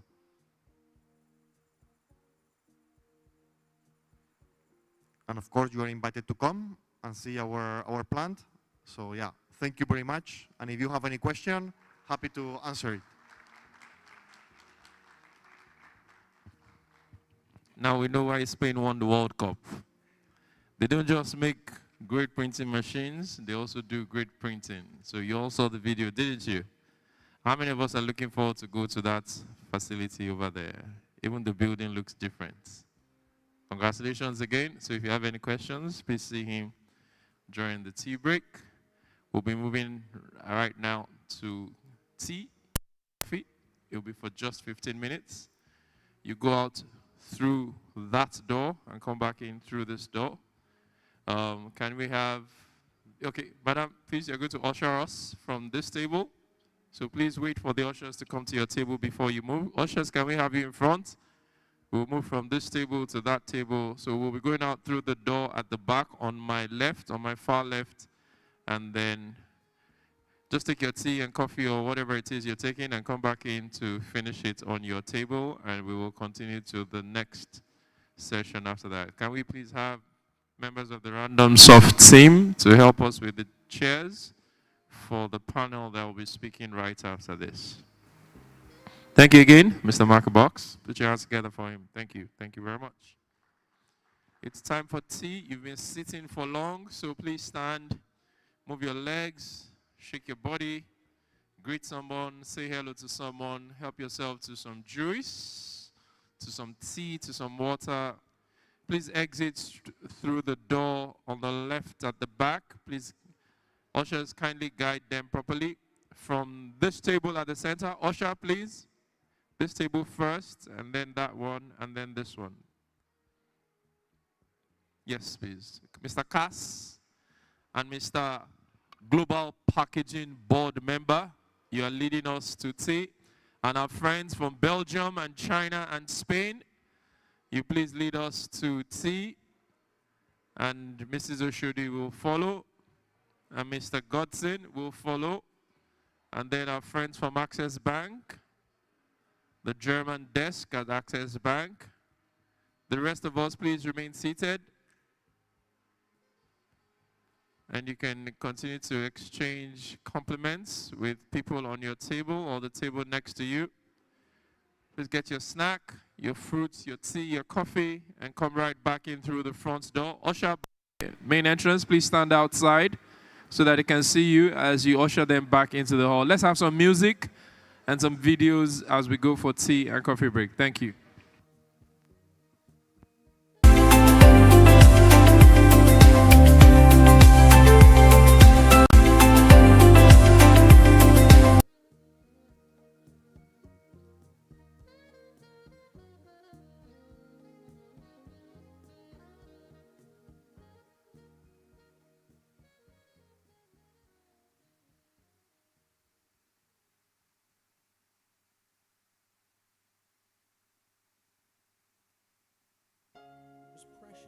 But difficult to reproduce. Then came one invention that changed civilization forever: the printing press. Long before machines, every story, every law, every idea was written by hand. Knowledge was precious but difficult to reproduce. That changed civilization forever: the printing press. Books could now be produced faster, ideas spread farther, and printing became the engine of progress. As industries grew, so did the demand for speed. Printing evolved from handcrafted pages to high-speed industrial production. But printing was no longer just about books. Brands needed packaging that could protect products, attract consumers, and communicate quality. Flexographic printing emerged as the answer. Across Africa, demand for quality packaging is rising. Manufacturers are expanding. Consumer expectations are growing. Local brands are reaching regional and international markets. The opportunity has never been greater. But with opportunity comes the need for smarter investment, modern technology, stronger technical expertise, and globally competitive production. Bridging the gap between today's realities and tomorrow's possibilities begins with knowledge. It begins with innovation. It begins with investing in technologies that improve efficiency, reduce waste, and create long-term value.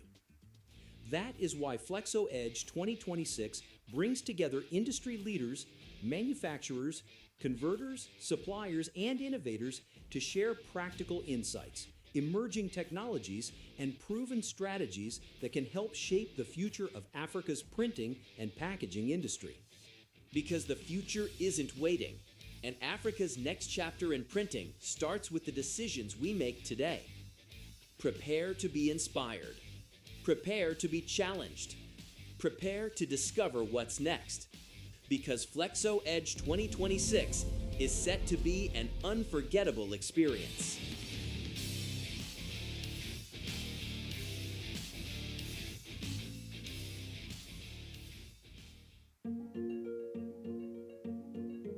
Long before machines, every story, every law, every idea was written by hand. Knowledge was precious but difficult to reproduce. Then came one invention that changed civilization forever: the printing press. Books could now be produced faster, ideas spread farther, and printing became the engine of progress. As industries grew, so did the demand for speed. Printing evolved from handcrafted pages to high-speed industrial production. But printing was no longer just about books. Brands needed packaging that could protect products, attract consumers, and communicate quality. Flexographic printing emerged as the answer. Across Africa, demand for quality packaging is rising. Manufacturers are expanding. Consumer expectations are growing. Local brands are reaching regional and international markets. The opportunity has never been greater. But with opportunity comes the need for smarter investment, modern technology, stronger technical expertise, and globally competitive production. Bridging the gap between today's realities and tomorrow's possibilities begins with knowledge. It begins with innovation. It begins with investing in technologies that improve efficiency, reduce waste, and create long-term value. That is why Flexoedge 2026 brings together industry leaders, manufacturers, converters, suppliers, and innovators to share practical insights, emerging technologies, and proven strategies that can help shape the future of Africa's printing and packaging industry. Because the future isn't waiting, and Africa's next chapter in printing starts with the decisions we make today. Prepare to be inspired. Prepare to be challenged. Prepare to discover what's next. Because Flexoedge 2026 is set to be an unforgettable experience.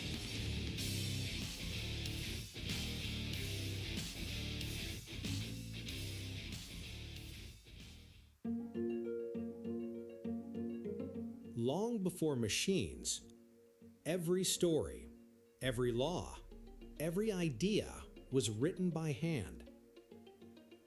Knowledge was precious but difficult to reproduce. Then came one invention that changed civilization forever: the printing press.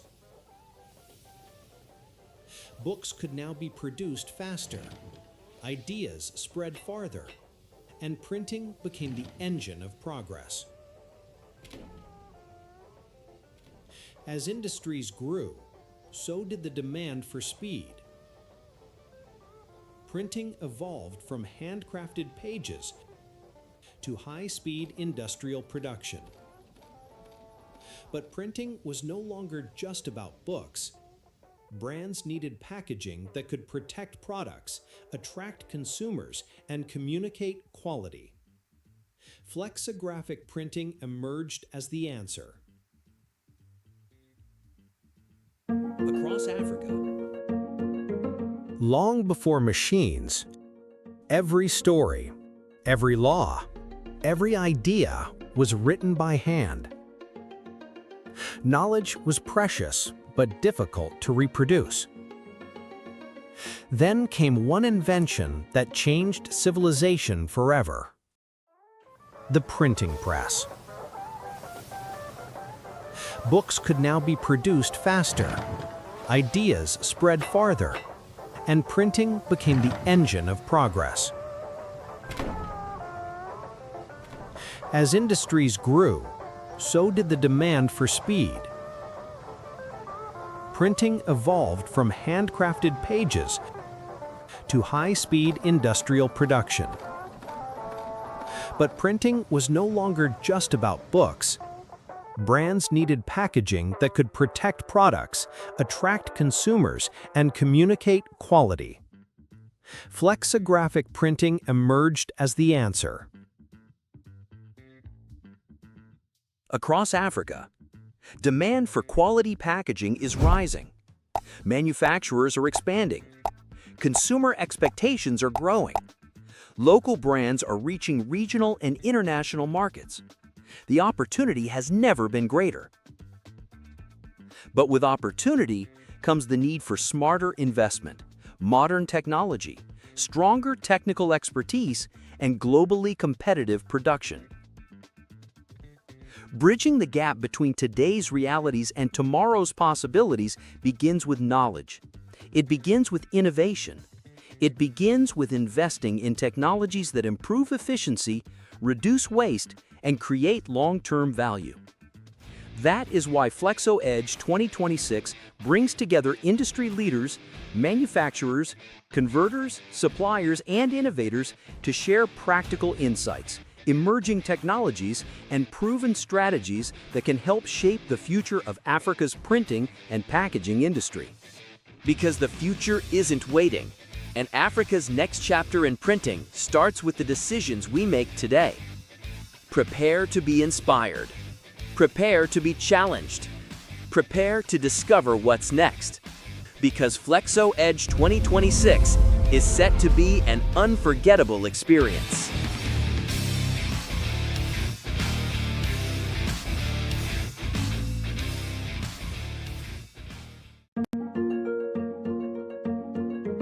Long before machines, every story, every law, every idea was written by hand.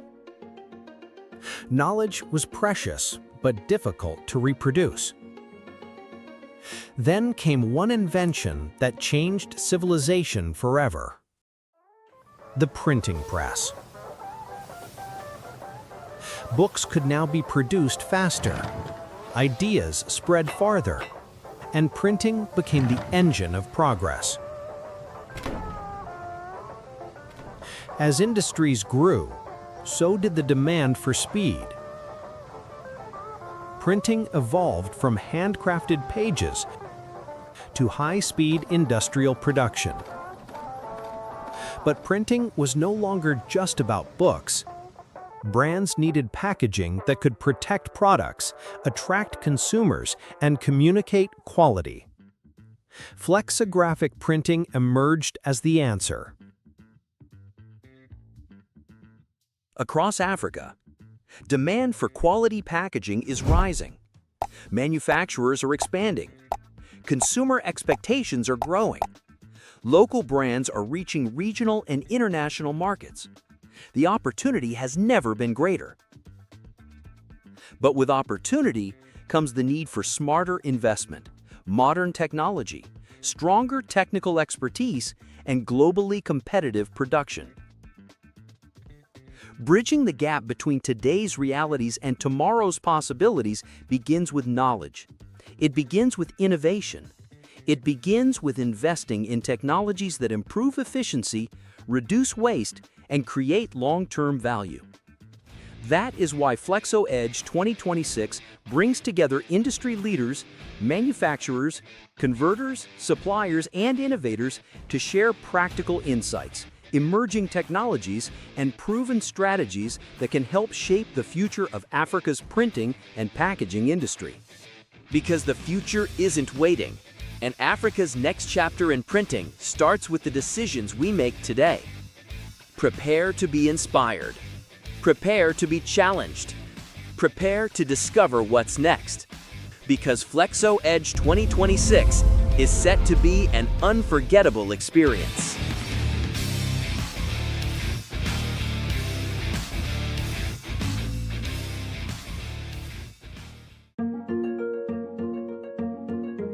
Long before machines, every story, every law, every idea was written by hand.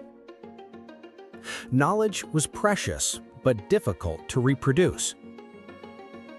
Then came one invention that changed civilization forever: the printing press. Books could now be produced faster, ideas spread farther, and printing became the engine of progress. As industries grew, so did the demand for speed. Printing evolved from handcrafted pages to high-speed industrial production. But printing was no longer just about books. Brands needed packaging that could protect products, attract consumers, and communicate quality. Flexographic printing emerged as the answer.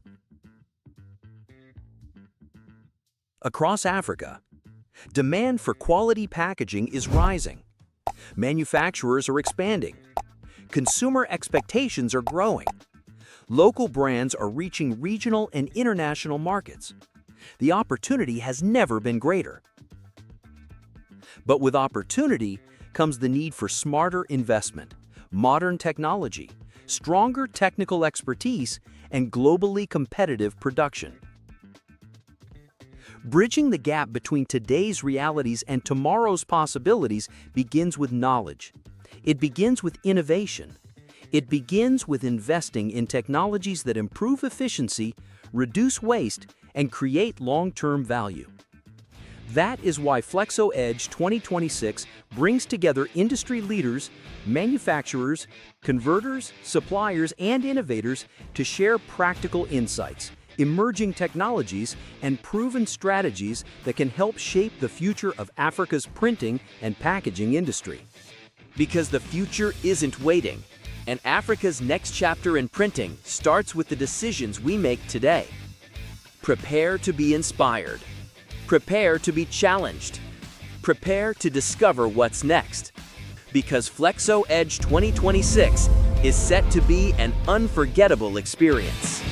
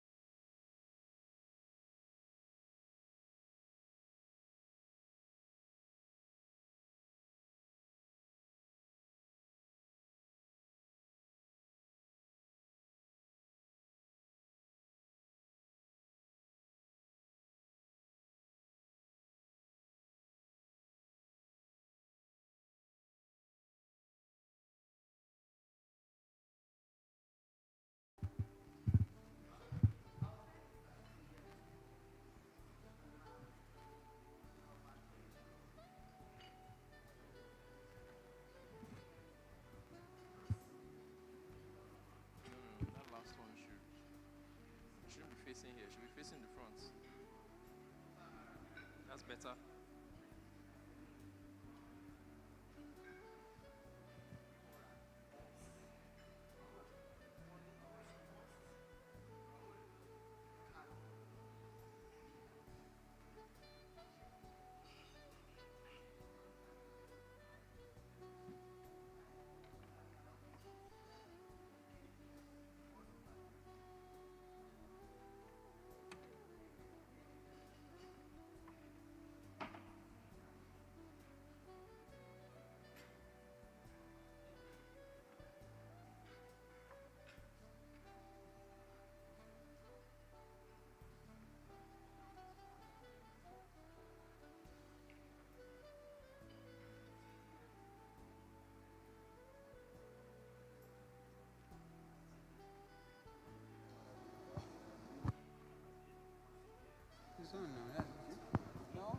Please, if you've gotten served, you can come back inside to eat and drink your fruit and your snacks, and to take your coffee or water or juice. You're allowed to bring them inside. We'll thank those who are back and seated.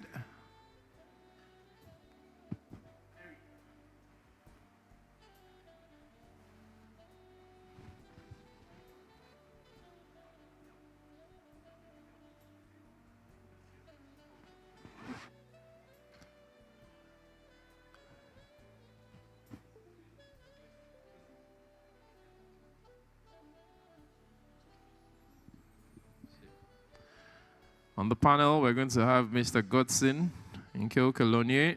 We're going to have Mrs. Titilayo Oshodi.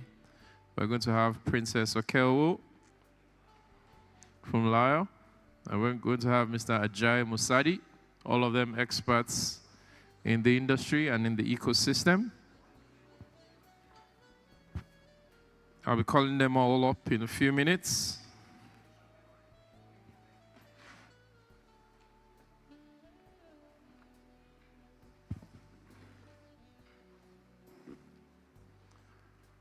Kindly come inside if you've had something to eat or to drink.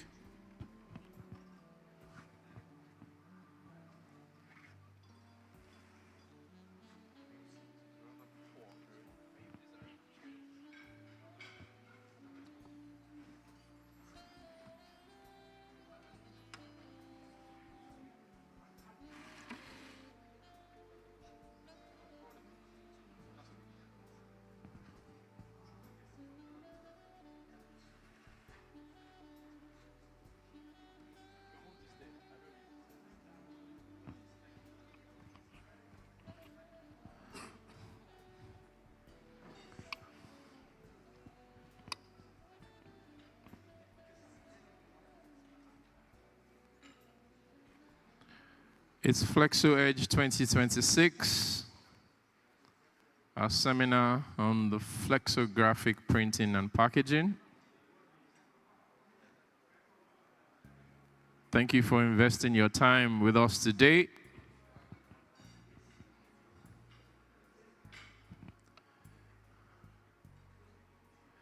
We're moving right into the panel session in 10, 9, 8. 7, 6, 5, 4, 3, 2, and 1. Please, we need one more of the seats. It's a 4-man panel with the moderator, so let's have one more seat.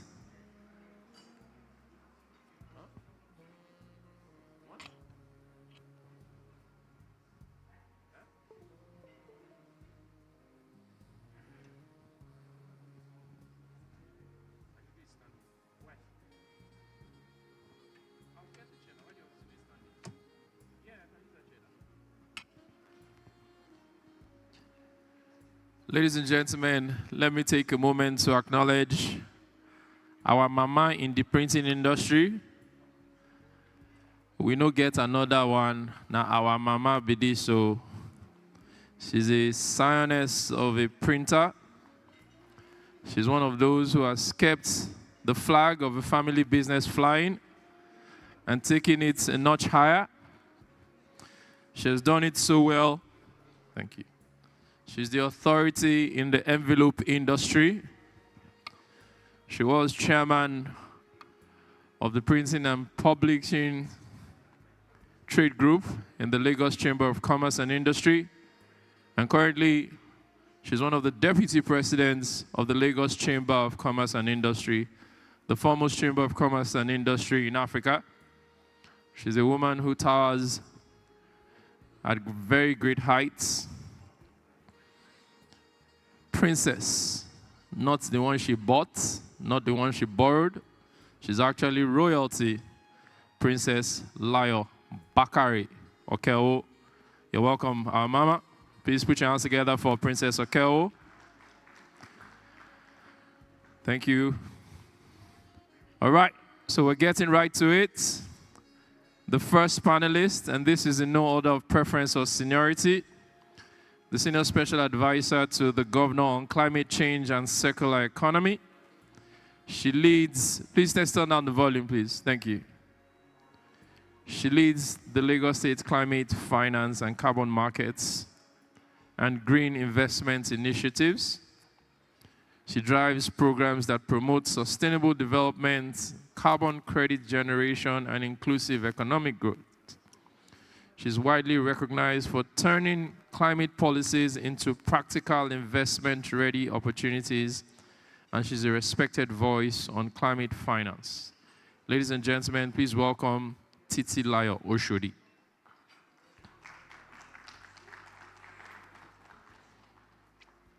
We're also going to have the Group Managing Director of Sona Group of Industries, one of Nigeria's leading manufacturing conglomerates. He's a mechanical engineer with 3 decades of industry experience. He has driven Sona Group's growth in manufacturing, innovation, and local raw material utilization, exports, and job creation across plastics, packaging, FMCG, industrial gases, power, and other key sectors. Ladies and gentlemen, welcome with me, Mr. Ajayi Musadi. Mr. Ajayi Musadi is one of our panelists.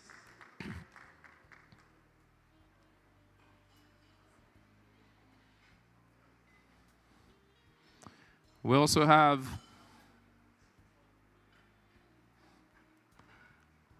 our mother in the industry, the brain behind FAE Limited and chairperson of FAE Group of Companies, a distinguished industrialist and business leader who has transformed FAE into Nigeria's leading envelope manufacturer through innovation, product expansion, and operational excellence, while successfully diversifying into retail. She's a respected advocate for manufacturing, entrepreneurship, and youth development, and she serves in leadership roles with the Manufacturers Association of Nigeria and the Lagos Chamber of Commerce and Industry, and she has received numerous local and international awards for her contribution to industry and business. Ladies and gentlemen, Princess Layo Bakari Okewo, President, CEO, FAE Limited. You're welcome, Ma. And last but not the least, anyone, Ma, anyone you like. Thank you. And last but not the least, the founder and CEO of Excite Panacea Limited, a technology entrepreneur, venture builder. He has over 2 decades experience, and he has helped multinational brands accelerate growth through technology-driven route-to-market strategies and digital transformation across West Africa. He's also the convener of the Route to Market Africa Summit and is a recognized thought leader on AI adoption, supply chain technology, and the future of African retail. Ladies and gentlemen, Mr. Godson Nkeo Kelonye. Is Mr. Godson Nkeo okay, ready with us? All right, he will join us in a few minutes. So if my panelists are ready, I will begin to fire the arrows. You can either dodge them or fire back or welcome them. Thank you.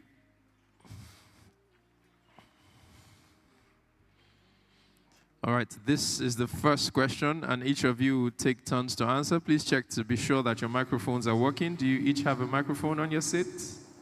Sona, SA, SSA, Ma? All right. You have a microphone? All right, please, we need one more microphone.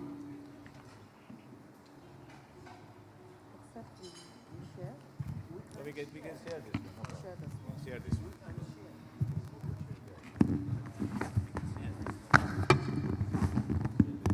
All right.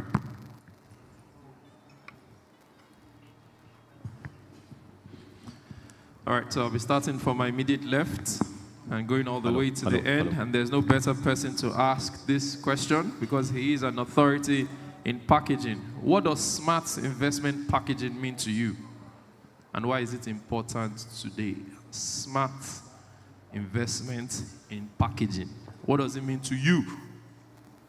And why is it important today, 2026 July? Hello. Good afternoon, everybody. Good afternoon, everybody. The packaging is becoming a key, to any of the industries and the business, where we have the, goods for the packaging for all the goods, whether it's a food products, whether it is other products. So packaging is becoming a key, and smart packaging has always been required to reduce the cost, increase your productivity and the efficiency and the cost of the packaging cost. So smart, the packaging is becoming a key, and that is why if you see in Nigeria, a lot of new technology in the packaging line is coming to make sure that the packaging, becoming efficient packaging, and that reduces the cost and the wastages. All right, let me go to our industry mother. What does smart packaging investment mean to you, and why is it important? When I want to put that bank graft, why must I put it in an envelope? That is packaging. And why must I use FAE envelope? Is it because there's no other one in the market? Over to you, ma. Yes. Thank you very much. Packaging, smart packaging. I would like to talk about smart packaging before I talk about envelope. Because when I tell people I make envelopes, where do you sell it to? Who uses envelope now with digitalization? One thing you have to realize is that your packaging is not you, but your packaging, the way you have packaged your pack, gives you better corporate image.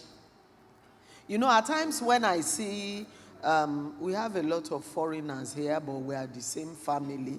When I see some companies use, sorry, I have to speak in vernacular, pali eja, to pack their whatever, but it does not give you the courage. Because if you look at us as Nigerians, we are a fissy. We like something nice, something fantastic. And even if you look at it, throughout the whole world, Nigeria alone spends about $5 billion bringing papers into this country. It's different types of papers. But it's because we like something beautiful. And whenever anybody receives your packaging, it depends on how good and how beautiful, how you stand out. The first thing that comes to your mind is that, to that person's mind, is that you are Dangote. They will not look at you as a roadside company. And that is why FAE is there to back you up. We are the largest in West Africa. That is why FAE is there to back you up. So, meaning you get backing, look nowhere else. Yes. Let's go to government. Lagos State government of all governments. You're one of the best packaged states in Nigeria, without a doubt. Ladies and gentlemen, is there any other state that is better packaged than Lagos State? No. You know the answer. Why is smart investment in packaging important? And why is it important to you? Good afternoon once again, and thank you so much for this opportunity.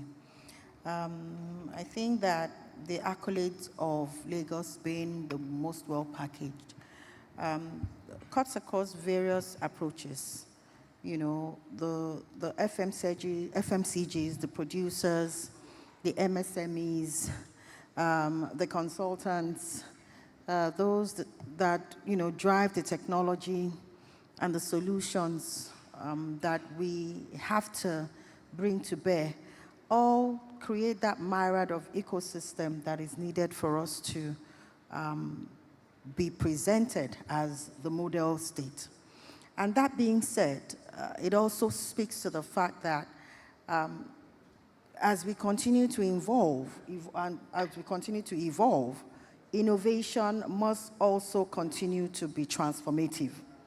And so when we're talking about smart investment, we're talking about how you design a package. And in the designing of a package, in evolution, packages have to be global standard. They have to be able to project the reputation, of that organization or of that company. It has to be able to, it must have sustainable practices embedded in it. Essentially, how do you ensure that you're able to reduce waste in it?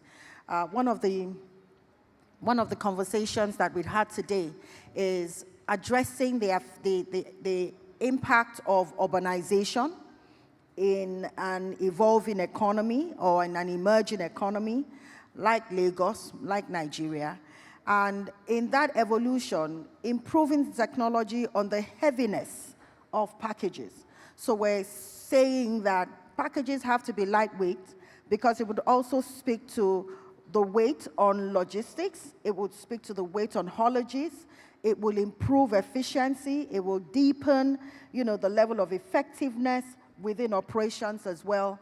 So we can't overemphasize the benefits of smart packaging as technology continues to evolve as a country and as an emerging economy like Lagos State. If you've ever been in doubt as to why Lagos is very well packaged, now you know the person behind it. She has spoken for the government and for the people of Lagos State. Now let's go to a route to market experts. The same question to you. Why is smart investment in packaging important? All right. Thank you very much for having me here. I've enjoyed myself thoroughly, and I've actually learned a lot. To your question, we have to start from the decision architecture of a customer who buys a product. What are the things that informs the choice of a product? Especially in climes like ours, Madam spoke about being a people who are very conscious of packaging. Beyond goods, in apparel, you see that we give 90% attention to look and feel. So, but most important is the fact that the decision time on what product to choose or not is 6 seconds. At that point, your will-be customer is very visual, right? You have 6 seconds to make up your mind, and that choice is up to emotion. So packaging is the first decider. So smart packaging could mean that you spend less with marketing, because packaging is that salesman that speaks for you when you are not in the room. Thank you very much. All right. I've gone around all of you. Now, more specific questions to Oga, Mr. Suna. What are the biggest challenges of managing a packaging company in Nigeria? You have been around. You've paid your dues. You know the packaging industry. You operate in Nigeria. What are the biggest challenges? We know about power and diesel already. So, but tell us anyway. Thank you very much for asking this question. Yeah, these packaging industries, the challenges you will have everywhere. And not only in Nigeria, you will have the challenge all over the world, And depend on the country to country. Yes, Nigeria have some different challenges. But beside those challenges, the local manufacturers are still expanding the market and bringing the new technology, and they are improving the quality, and to make sure they come over the, the cost cutting, and to make the packaging more effective and economic. So some of challenges will be I will explain some of the challenge, maybe the common for everybody. I will say the logistics and infrastructure. Sometime, in Nigeria, you import a lot of raw materials, which is not locally produced. So you get some time delay in the port. Port delay is also one of the challenge here. Sometime because of the bad road infrastructure, you may get the cost of the transportation is high.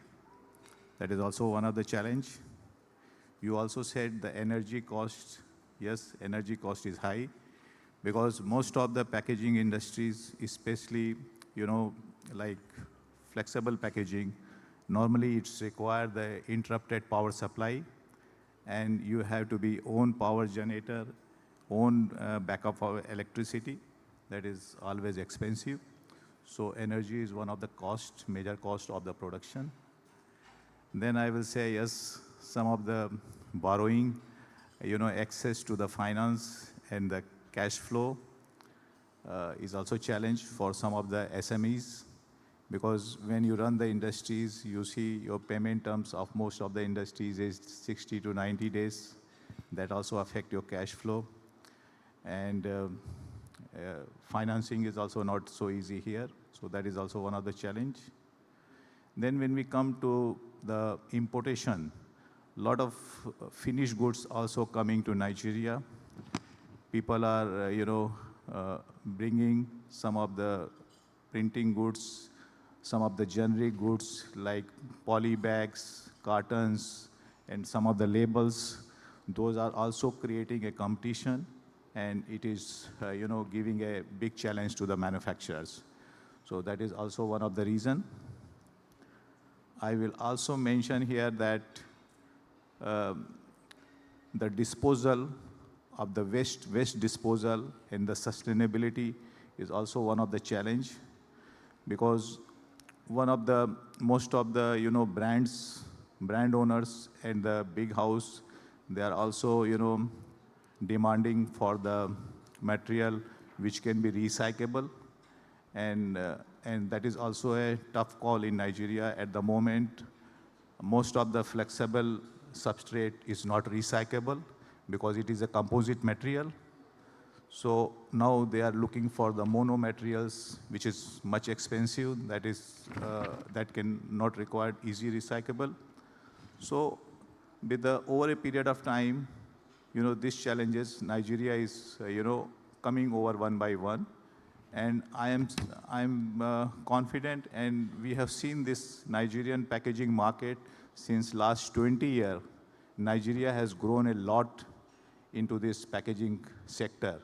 And today I will say in Nigeria, even most of the modest packaging machines are here. So we are giving a challenge, whatever we have. Right. Lagos State government, the largest economy clearly Nigeria, and the 5th largest economy in Africa. If Lagos were a country, it would be the 5th largest economy in Africa. And of course, there's a lot of demand on Lagos, the infrastructure, people are looking for jobs. What impact can a stronger packaging industry have on the economy of Nigeria and maybe Lagos State? What impact can a stronger packaging industry have on the economy of Lagos and Nigeria? A stronger impact would give strength to the economy. It will strengthen the economy.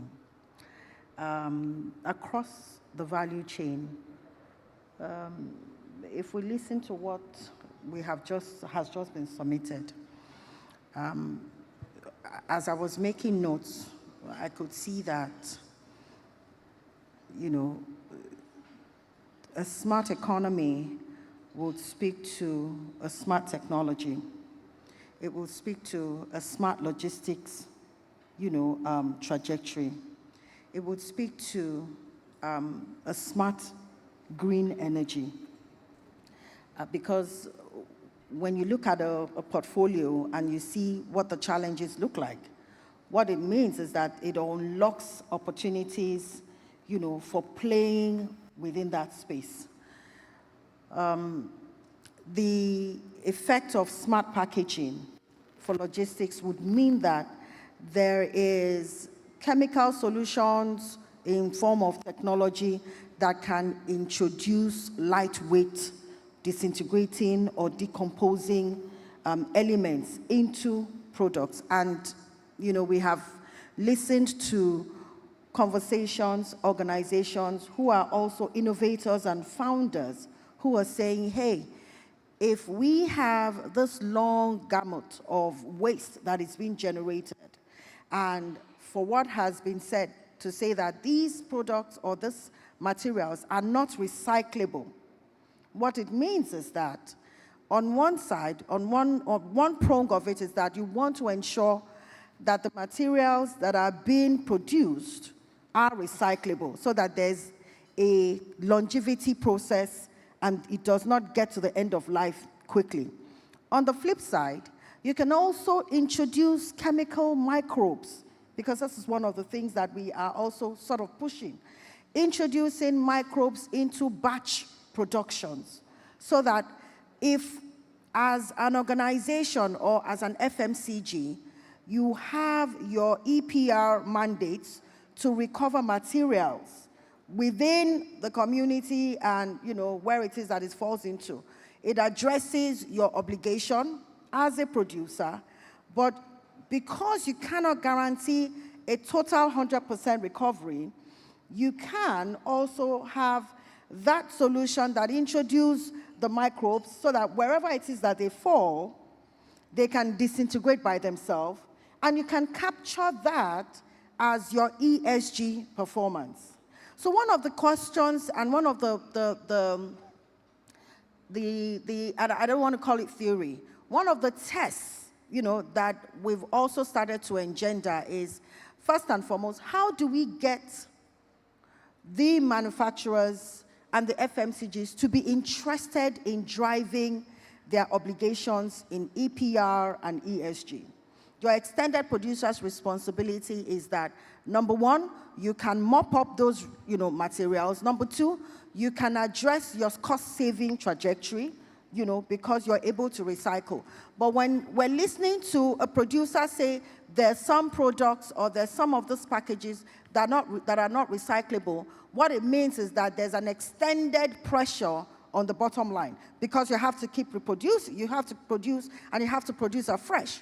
So the mitigation of that is to look at the solvable solution to ensure that there's a disintegration, and you can capture that as some of the areas that you're driving economic opportunity within the community, that you're improving or you're increasing the tenets for solvable materials by introducing green innovation for people or for young businesses who are already doing that. And you can engender the level of social inclusivity because you're creating that cluster amongst communities to pipeline, you know, materials back for a collection possibility.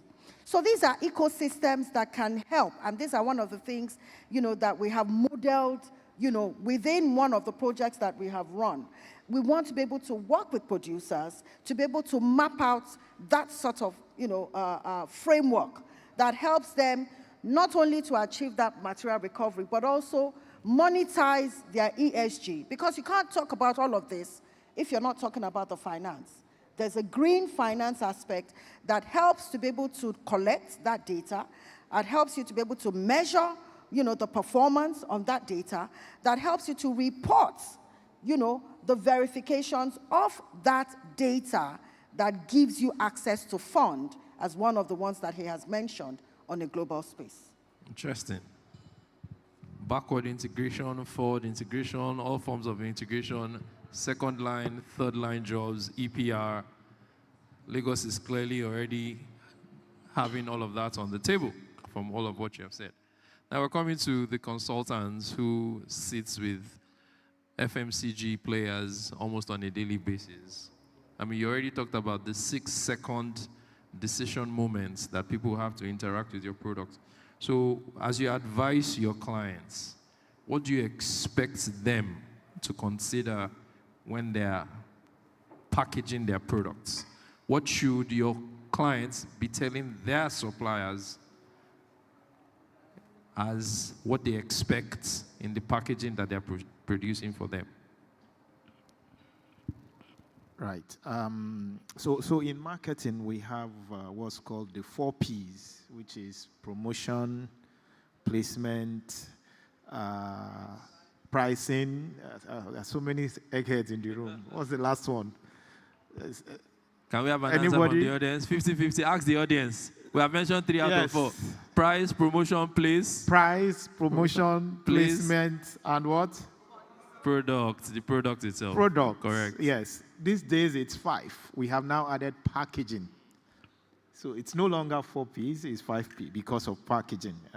And that's why we're in this room today. So from the supply side of the supply chain, what's really important, and these are some of the things that we encounter every time, is my choice of packaging will be decided. It has an impact on all the other 4 Ps, right? What kind of promotion do I want to run tomorrow, and how quickly can I change my packaging if I have a promotion or a marketing campaign? What's the change management cost of that decision, right?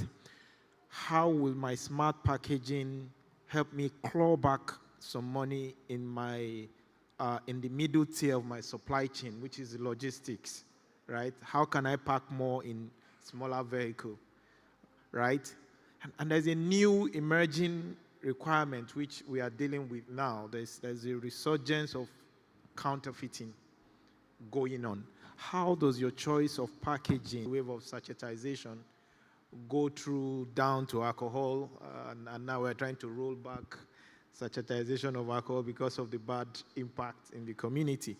How can I take my milk and protect the remaining without compromising the quality of the product? So there are needs on the customer side, and for a business, you need to consider what are my needs going forward and which part of this affects my will-be customer. So I don't know if that answers your question. It does. Now, let me come to the mama manufacturer.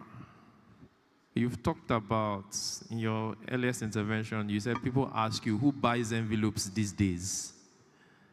And you have made a case for why people should continue to buy envelopes and why people should continue to be properly packaged. So my question to you is, why should companies continue to invest in modern packaging?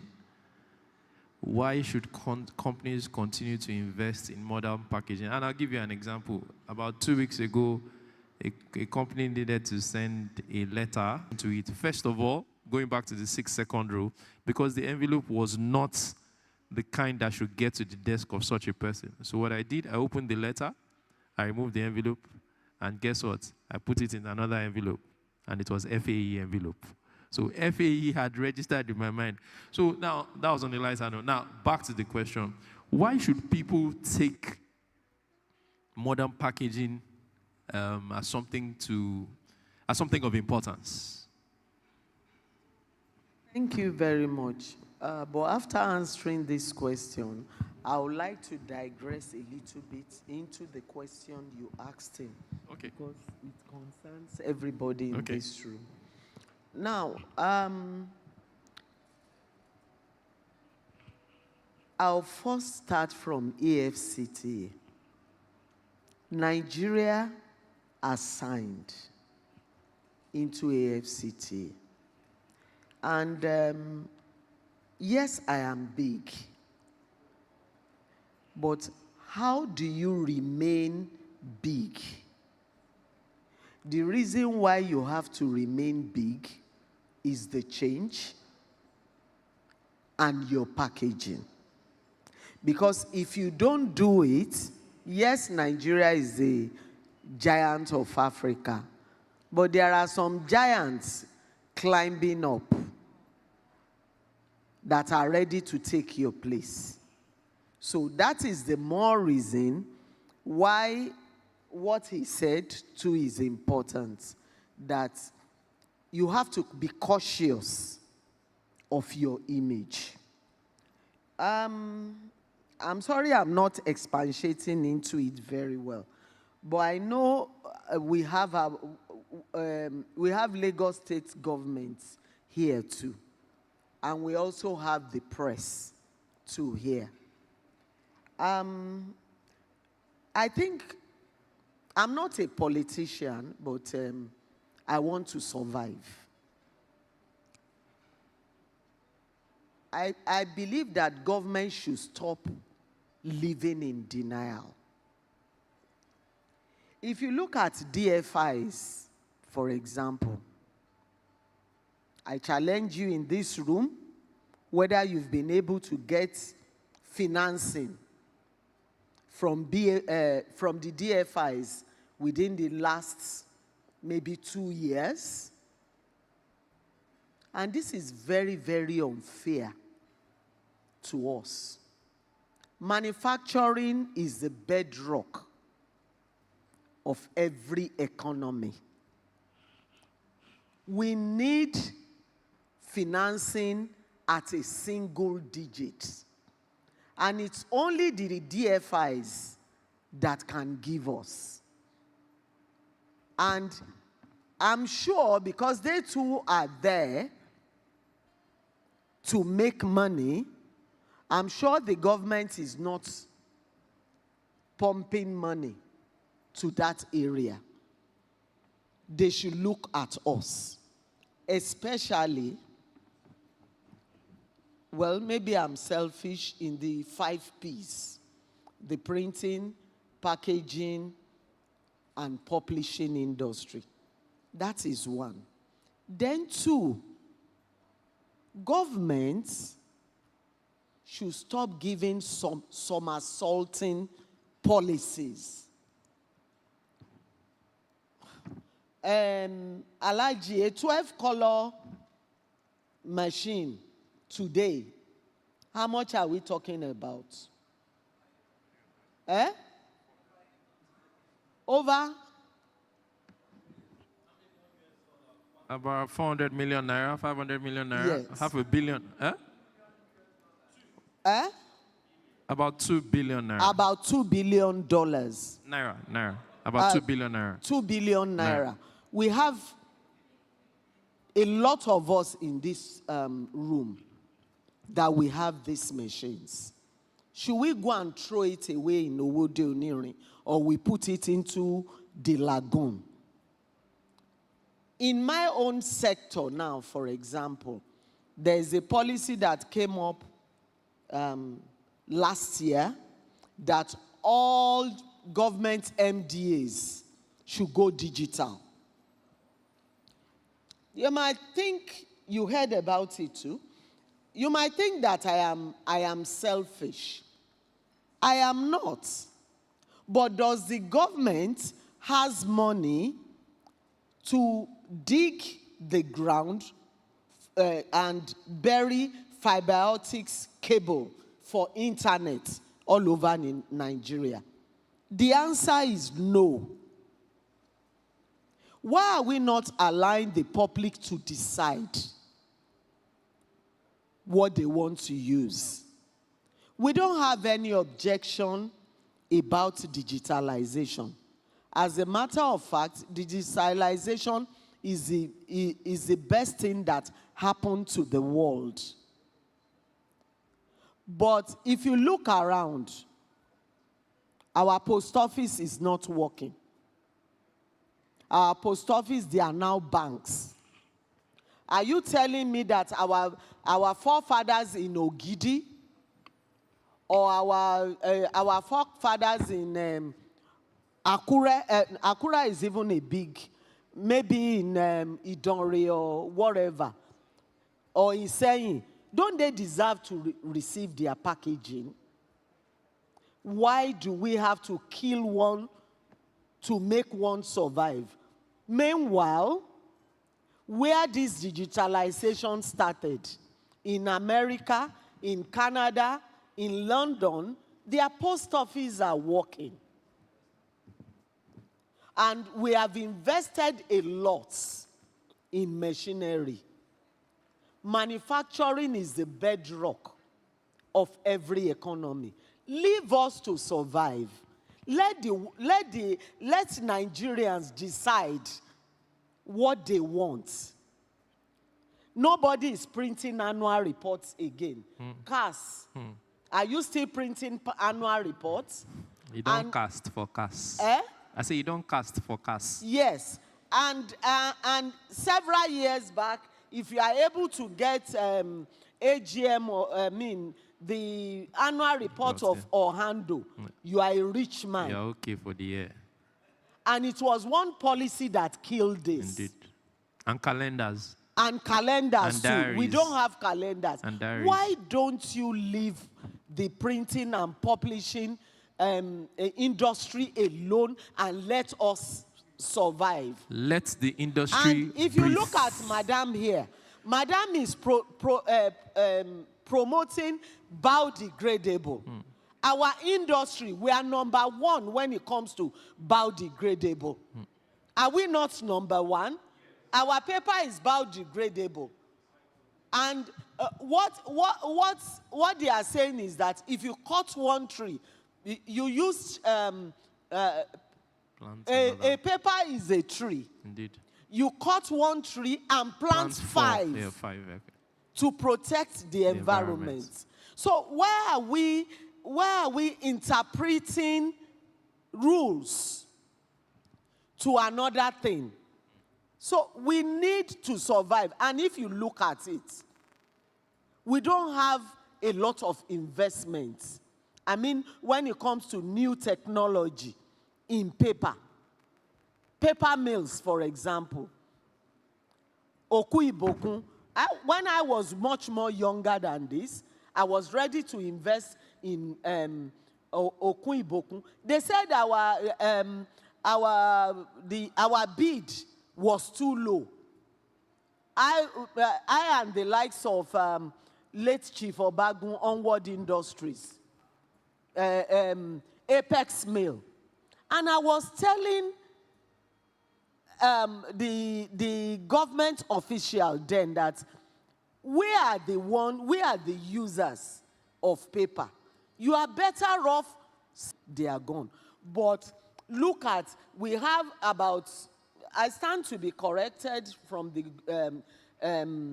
audience, we have two Indian paper mills that just started. We have 3 Chinese that have just started, and they are making money. Why are we Nigerians not there? We are not there because we've been sort of hypnotized that, oh, it's a large money to make a paper mill. But Is it all? Abi, government, do you want to respond to it? I know this is a federal government policy, but absolutely. I think you might want to. Is not Lagos State, but maybe because they are the only public sector person here, we can give you an opportunity. I think right of somebody want to ask a question? No, she wants to ask it. We're coming to you. We're going to. Okay, can we have a micro? Okay, please, can you come forward? Quickly ask your question. Tell us your name, your BVN number, your NIN, and how much you have in your. Thank you very much. Sorry to come in there so that you can just respond once. Thank you very much, Princess. She has scratched the surface. You see, government policies at times, many people sit in their AC room and just think this is happening in the US, it's happening here, it's happening here, let's bring it there and let it happen. We are in different climate. My message to you, Ma, is this, please. We want to crawl, walk, then run like a child. When you keep dragging the industry like that, what you think you will gain by digitalizing and making jobs to be lost, you will lose it in insecurity. How? When you sack people because there is no job, they must eat, they must feed. What will they do? The only alternative is to go criminal. And when they go criminal, they come after me and you. We all know what is happening in the country now. Any reasonable person will not deliberately want to go and start doing nefarious activities and so on. But because they are pushed to the wall, not everybody can have a white-collar job, but where you have people are employed, you go out, you come back. So that we can bring this to a close. No, I will be presenting some awards to them. Please, you can go ahead, please. I don't feel like you're putting me on the spot because we want to be real, you know, and it's also important that we're not just talking the talk, just for the heck of just ticking off the box that we did an event. And there are a few things I want to say, you know. First and foremost, the honorable thing is to accept the fact that, yes, there may be convoluting messages from the government. And it's also possible that the conceptualizing of those policies can be conflicting in terms of goal. So that's why there will be conflicts. Now, if I was somebody within the, if I'm a climate advocate, I can tell you for free that from my own statistics, Nigeria ranks the highest in Africa for deforestation as a function of the printing business. Because we use trees, you know, purposefully to produce. And not only do we do that, we're the highest exporter. It's a 300 billion industry exporting forestation, firewood, as of today. That is what statistics says. So that some of the projects that we drive from an eco-restoration perspective addresses issues that would affect the printing industry. You see where the conflict comes in. Now, it's not our desire, it's not the desire of the government to disrupt an industry or to create unemployment by influxing alternatives. So that's where the balance must come in, and that's what I want to talk about. First and foremost, you talk about an industry that captures a minimum of 4 million. That is huge in terms of data. But I must speak to our own culture in this side of town. If we have to compare, you know, our culture with the other climes like India and Chinese, what is the staggering difference? What's the binding constraint? We don't keep data in Nigeria. We do not understand the culture of keeping data. That 4 million that you have expressed right now, there's so much that can be optimized by the capturing of deliberate carbon captive ESG, EPR, mandates and frameworks that are seated within global standards that can be monetized. You mentioned India and China.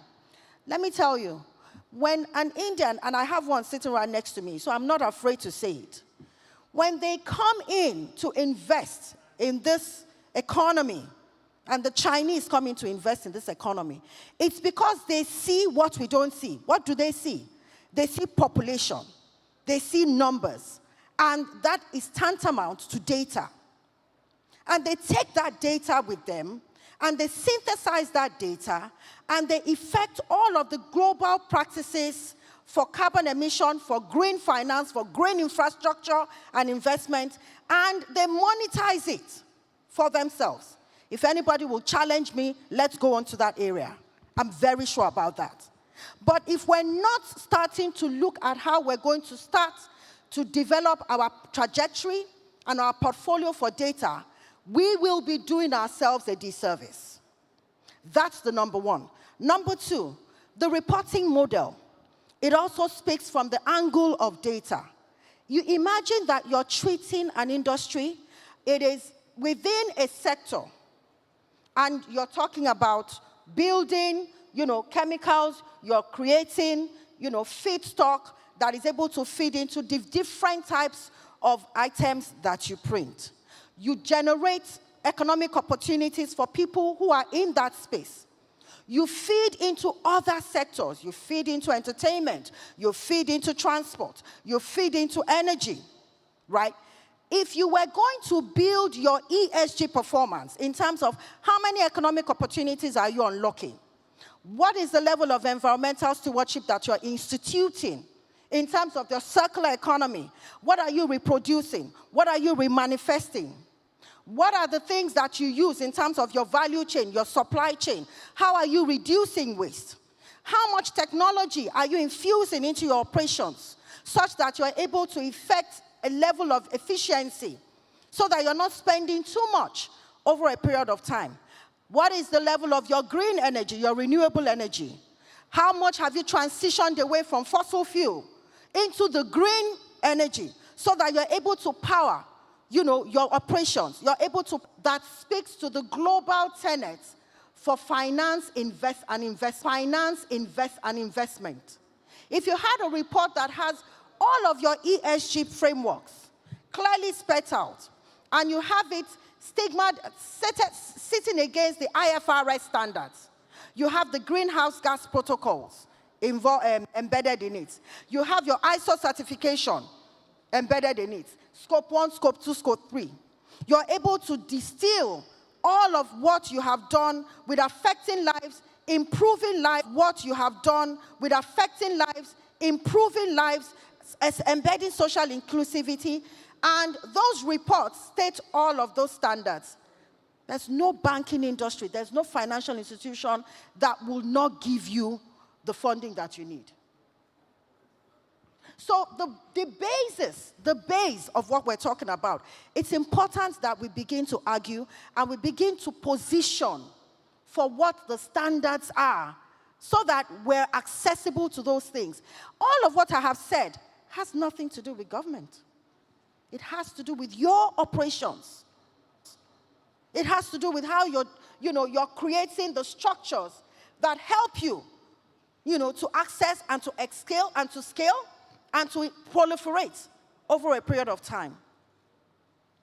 And also the fact that I also wanted to say that I agree with you that, the disruption of the industry affects insecurity. But it's also important that in our localizing, we're taking into consideration the nuance, the culture. One of the things that I feel that we need to do as a government, and I'd said this to the organizer, that the printing industry, as huge and as, as effective as it is, still needs to be able to understand what ESG performance is like. Because that's the future. That is where the global north continues activity right there. Mm-hmm. How much of that are we doing on our own side? So we need to start moving away from that use and dump trajectory into a use and recycle and reinvent and repurpose, because that also helps us for sustainability purposes. Thank you. So I think that we need to start telling ourselves those hard questions. We need to start addressing those hard questions. What sustainable priorities are you embedding in your operations? Okay. And how can you begin to start looking into the ways to monetize them? Because the funds are sitting there. The funds are there. They're available for you. But you're not putting up the documentations and what you need to be able to access those funds. All right. Thank you. Thank you very much. Okay. Two comments. Okay, but before your two comments, let me quickly disagree with her on one thing. She said she wants to speak about Indians, and she referred to the man sitting to her right. He's a Nigerian. His name is Ajayi. Are you not a Nigerian? Somebody who has been in Nigeria for over 30 years. He looks Indian, but he's Nigerian. So we are going to give you a Nigerian name. What do you want? Actually, you say that we are Indian, but we are here in Nigeria since long time. So Nigeria is like our first home. So they go to India to visit. We did a lot of hard work here to bring the technology and work with the Nigerians. It's not that Indian and Nigerians are working separately. Okay. We work with a tandem, and we make sure that we achieve the goal together with the Nigerians, Excellent. So we are just here as a provider, as a promotion, but the real job done by the Nigerians, and we only support here, Thank you very much. Thank you. All right, Mama, over to you. In 2 minutes, please round up, Ma. No, it's just two comments that I want to react to. Borrowing. You said every bank will be ready to borrow. Yes, every bank will be ready to borrow. but they will be borrowing at double digits, which is 35% or 37%. Okay, I think we need to bring Mrs. Oshodi into a room with just printers, because this green finance, how many of you have heard I about know green that finance? the green finance is totally different, but don't forget that not all of us we want to go into green financing. We should be free in the country, because it takes the grace of God to be a manufacturer. So government should encourage us. And that is why I mentioned DFIs. Government is not funding the DFIs so that they too can breed into the economy. That's where I'm looking at. Thank you. Then secondly, on the issue of when it comes to exports of wood, yes, you are very, very correct. It's an open secret that they export wood out of this country. In fact, there was a time we stood against it in Man, that they are exporting our finished logs out of this country, which is wrong. But I will still blame the government for it, in the sense that there's not much security beefed up in our forests. In fact, there was a time that I was trying to, when I was still handling that position in Manufacturers Association, when I got there, and they told me that, Madam, Man is a very strong name in the country. We don't want you to get involved, because this company is doing this. And when I looked at it, it was a foreign company. I'm saying this without prejudice. We all want foreigners to come to our country. We in Man, I'm not speaking, what I'm saying today, I'm speaking, saying, my own personal evolution. Then we had to move back, because we discovered that what the company told us was wrong. So I think government too needs to beef up security when it comes to that. Right. And that is why a lot of farmers too, they are being discouraged in the farms. Thank you. I think that what Flexoedge has done is to get the conversation started. We can never really finish it, so we will continue. I'm sure that if the opportunity presents itself, we can drag Mrs. Oshodi into a room with printers, right? And look at and all of this green finance. What does it mean to you? How can we access it? Yes. And then you get your colleagues who are essays from other states, so that they can help us. Ladies and gentlemen, please give a beautiful round of applause to all of our panelists as we ask them to kindly stand for a group photograph. They all have spoken well. We do not have any more time, so we have to bring this session to a close. Can you all please stand for a group photograph as I invite Mr. Ogunjobi to join them? And then we'll present a token of appreciation to each of them. Mr. Godson is of RTM, Route to Market. Princess Okeo is of FAE and also Deputy President of the Lagos Chamber of Commerce and Industry. Vice President, not Deputy President. Vice President of LCCI. Mrs. Titilaya Oshodi is the Senior Special Advisor to the Governor on Climate Change and Circular Economy. And Mr. Ajayi Masadi is a Nigerian. The Nigerian that looks Indian. Yes, he lives in Nigeria. He's been in Nigeria for over 30 years. And once in a while, he goes to visit India and then comes back to his home. Mr. Ajay. But we have changed it to Ajayi just so that they know that he's Nigerian. His name is Ajai, Ajay. But since he has been in Nigeria for almost 4 decades, he's Ajayi. Yes, so Gunter and Mr. Kunle, please join them take a position in between, in the middle. Separate the two women. Thank you very much. So we have man, woman, man, woman, man. Balance. It's Balenciaga. Mr. Gunter wants to stay with the mama. So we present. So everybody say green finance. Everybody say envelope. Everybody say let printers breathe. Don't digitize everything. Thank you very much. Thank you. So please be seated. We have a presentation. Mrs. Titila Oshodi, please step forward to receive this token from us. The rest of you, please sit. The rest of you, please sit. The rest of you, please sit. The first presentation is to Mrs. Titila Oshodi. Gunter will make the presentation.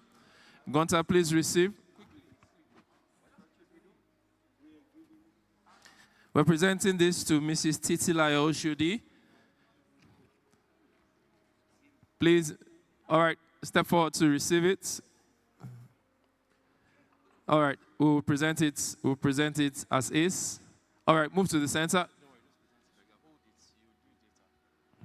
Please go to the center. The next presentation is for Mrs. Okeowo.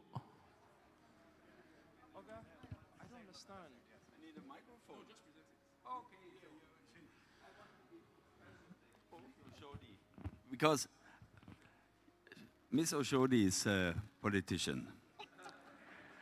Nobody likes politicians. But you're an exception.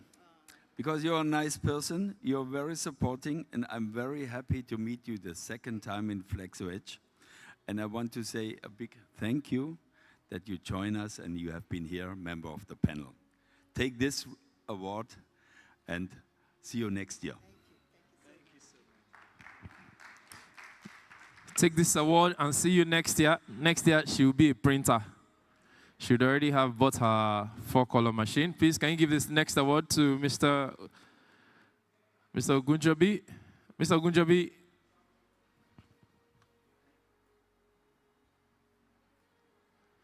The next award is to Princess Okeowo.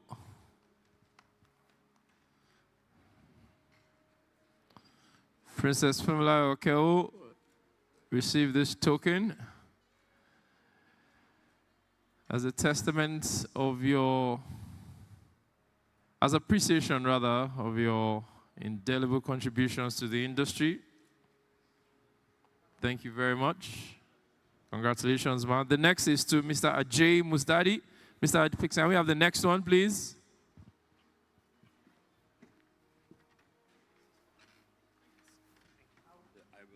Mr. Ajay Musdadi. And the last but not the least will be for field of packaging and printing, because this is the area, is always growing. I must say that in Nigeria, the largest growing business here is printing packaging business. So I think they are doing a great job, and keep doing it. I wish you all the best. Thank you. Thank you. Congratulations. Oh, have you taken the pictures? Okay, all right. This is the final one to Mr. Godson in Kekelonye. Thank you, Mr. Godson in Kekelonye. And congratulations to all of our panelists, and thank you for the insights that you brought to bear. We're now going to move on to, we've talked about green finance, we've heard about green finance. We will now listen to finance from the dimension that we all know, which is the commercial banks that make funding available. And one of the biggest banks in Nigeria has a dedicated desk for doing business with Germany. As many of us know, Germany is the global headquarters of the printing industry. Once every 4 years, as printers, we gather in Düsseldorf in Germany at an event called Drupa. It's called the Olympics. Before we go and collect the green money, Gunter and Ajay, please, you can do that sitting. You can have the conversation sitting. She has the floor now. Please sit. Thank you. Thank you very much. Thank you. Thank you very much. All right, ushers, please sit. Thank you very much. Thank you so much. As I was saying, the German desk was formed as a partnership between Access Bank and DEG, which is a development bank in Germany. And we've been charged with supporting Nigerian businesses that trade with Germany or German businesses that are existing in Nigeria. We were founded in 2018 as part of the Global Advisory Desk. Just to give you a broader picture, the Global Advisory Desk has several European desks like the German, French, Dutch desk. We also have a Chinese desk, and my team member is actually here because I saw that, thank you. I saw that we have a Chinese rep here, so I thought to invite him also. So I'll just speak to a product of the German desk, which is a Trade Connect product. This product is supposed to offer a guarantee cover for anyone who wants to do trade with Germany. Okay. Okay, so the Trade Connect is a finance solution that is designed to develop, support trade between Nigeria and Germany, as I have said. And the goal is mainly to enable German companies and their African value chains to access financing and to reduce the financing constraints for trade-related transactions. Because this product is from DEG, we're in the pilot phase. And in the pilot phase, we have access to 10 million euros. So the guarantee cover is a 50% guarantee cover. That means that if, on a normal basis in Access Bank, if you want to get a facility, sorry, there seems to be a lot of feedback from the audience. Please, thank you.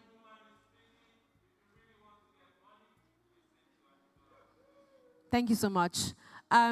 So the guarantee cover is a 50% guarantee cover, which allows you to provide Africa. Okay, this is just a sample, a breakdown for what a typical transaction would look like under the Trade Connect. So say you want a facility of, let's say, 10 million euros. Trade Connect to cover you up to 5 million euros. Access Bank will cover the rest of the 5 million euros. You only pay a utilization fee on the guaranteed cover, which is the first 5 million euros. So these are different scenarios. Like I said, the maximum per transaction for this cover is 5 million euros. You can have lower than 5 million euros or exactly 5 million euros. That figure is the guarantee cover. The entire volume of your credit facility can be whatever amount that you want, 10 million, 50 million, 100 million. We are able to offer you that as a bank as a whole. Okay, so there's something that finished products from your printing that you would export to Germany, you would fall under this product. If you have a subsidiary in another African country outside of Nigeria that is doing trade with Germany, they can also benefit from this product. As you know, Access Bank is currently existing in 18 African countries, and we have German desks to represent you in all those countries. So it's not limited to Nigeria. We can use this product in all these other 18 countries at the moment. Okay, so this is just to say what I've already mentioned earlier. Okay, so I mentioned that I also have my colleague here who would speak to a Chinese product that is a CNY product. So I'll just call him forth. And if you have questions for either of us, we are happy to respond to you. Thank you.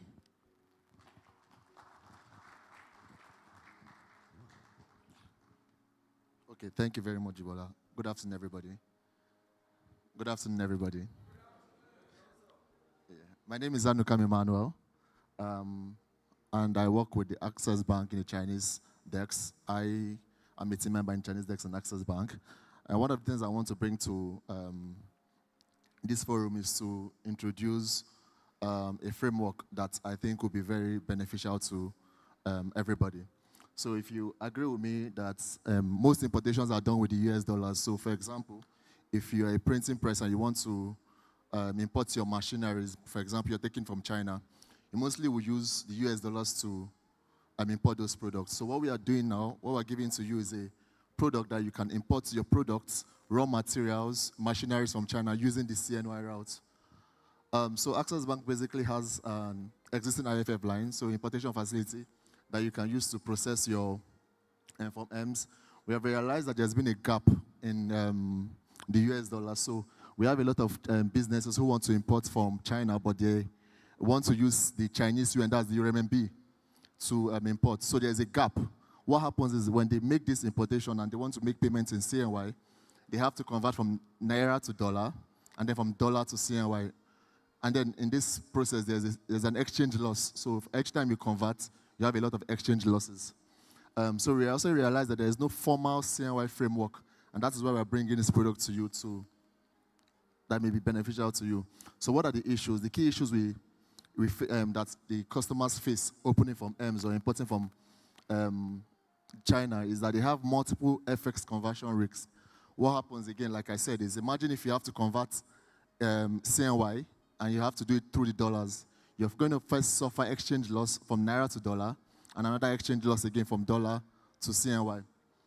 We also have suppliers' preference for CNY. So of course, in Nigeria, if you want to make product, if you want to make any purchase, you'd rather do it in naira, right? So anywhere you are, you'd rather pay in your local currency. That's the local currency of that place. But for this product, we realize that a lot of people who import from China would rather prefer to pay in CNY because it's easy for you to have competition to mark the pricing against the naira or speak to other Chinese customers who typically don't use the US dollars to trade. So you can take this advantage to know which supplier to use. And then currently we don't have any, as at the time we did this product, we didn't have any standardized charge for it, but now we do have. So this is the current framework we're looking at. So before now, the customer will open it from M, right? When he's making payment, he converts to dollar, then uses the dollar to convert to CNY, and then makes the payment to the Chinese supplier. But what we're saying now is you don't need to go through that route again. You can directly get your complete goods, that's your ECD documents. We're able to make payments for you depending on the payment term of your supplier. If your supplier has said that you want to pay in 90 days, we'd remit your payment in renminbi. It's important to know that you don't have to have renminbi. You just need your naira. If you have the naira equivalent of your good that you want to pay, we just transmit from your naira account directly and then make a payment to the offshore bank, which is the Chinese bank. And why is it important for businesses? Number one, it reduces your FX exposures. You don't have to suffer the exchange losses. It gives you a stronger negotiation power. So when you're negotiating directly in CNY. It also helps to improve the turnaround of suppliers. It reduces the cost. So your cost of LC compared to the dollar. So if you're using the US dollars, you're using we're doing about 11 to 12%. But if you're using the Chinese yuan, you're using about 3 to 5%. So this way gives you save a lot of cost on that. And then increase profitability. Thank you. So if you have any questions, please feel free to reach out to me. I'll be right there. Thank you very much. Thank you. So since we have green finance, Access Bank, what do you call the color of your own finance? Is it white or blue or red? All right, the next presentation is from GIP Eco 3. Ladies and gentlemen, let's welcome the representative of GIP. As mentioned, myself, I'm Business Development Manager for Middle East and Africa for a couple of these segments, these business units of the ACFA group of companies. Quite a wide group, which I won't bother you with going with all these different names of legal entities and of products and business units and brands. Bottom line, indeed, we are all there since quite a while, actually. For more than 135 years, yes indeed, 135 years, so that's in 1890, so not last century, but even a century before, that Mr. Gewart, you see his very first logo over there, Mr. Gewart started in Belgium his very own small workshop, developing and commercializing light-sensitive film. Light-sensitive film for photographic applications, that's all over by now, but also medical application, the radiology, as well as the one we're going to talk about today, the graphic arts imaging film. At that time, film after the acquisition of the German company Agfa, it became Agfa Gewart, and then we really went sky high into not only the film, not only the consumables, printing plates and so on, but also the pre-press equipment, to offer to all of you end users of the printing supplies and consumables, you printers, to offer you the total and complete solution, not only a product, but also the service, also the trust, also the reliability that you deserve. We can't do that from our ivory throne in Belgium or in China or in Brazil or in Italy, where we have all our production facilities. Therefore, we need indeed local partners. Local partners are very, very important to us. Just to be close to you. In a nutshell, it's very easy in a small country like Belgium to deliver excellent after-sale service. It's hardly 2 hours driving and we are there with our spare parts, with our engineers. It's a completely different situation and quite a challenge to do the same in a continent like Africa. But we are happy that since a couple of decades now, we have been quite successful with that. And why is that? As I said, just because of our local presence. We do have local external partners, and the one, and maybe even the most long-standing one, is indeed VIP Systems, Vision, Image and Print, which even me personally, I've been working with since a bit more than 25 years. Personally with the company, but even personally with Mr. Gunther Franz. VIP Systems, we started in Russia, in the former Soviet Union, in Central Asia, then to Saudi Arabia. But since a couple of years, we also started to cooperate here and there on the African continent. Egypt, Madagascar, Ethiopia, and of course over here with VIP system Randomsoft. So allow me to very briefly indeed express my gratitude to Mr. Gunther Franz of VIP Systems and Mr. Kunle of Randomsoft for being here, for having the privilege to be here and to talk to you. I will talk to you, but not about Flexo, how surprising it might be sounding, but about, and that's the name of the presentation, the digital complement to Flexo. Let me explain that in a nutshell. The conventional way of printing, being it offset using aluminum plates or being it flexo aluminum using polymer plates, today is undergoing quite an important transition. A transition towards what we can call in one word or in 2 words, the variable printing.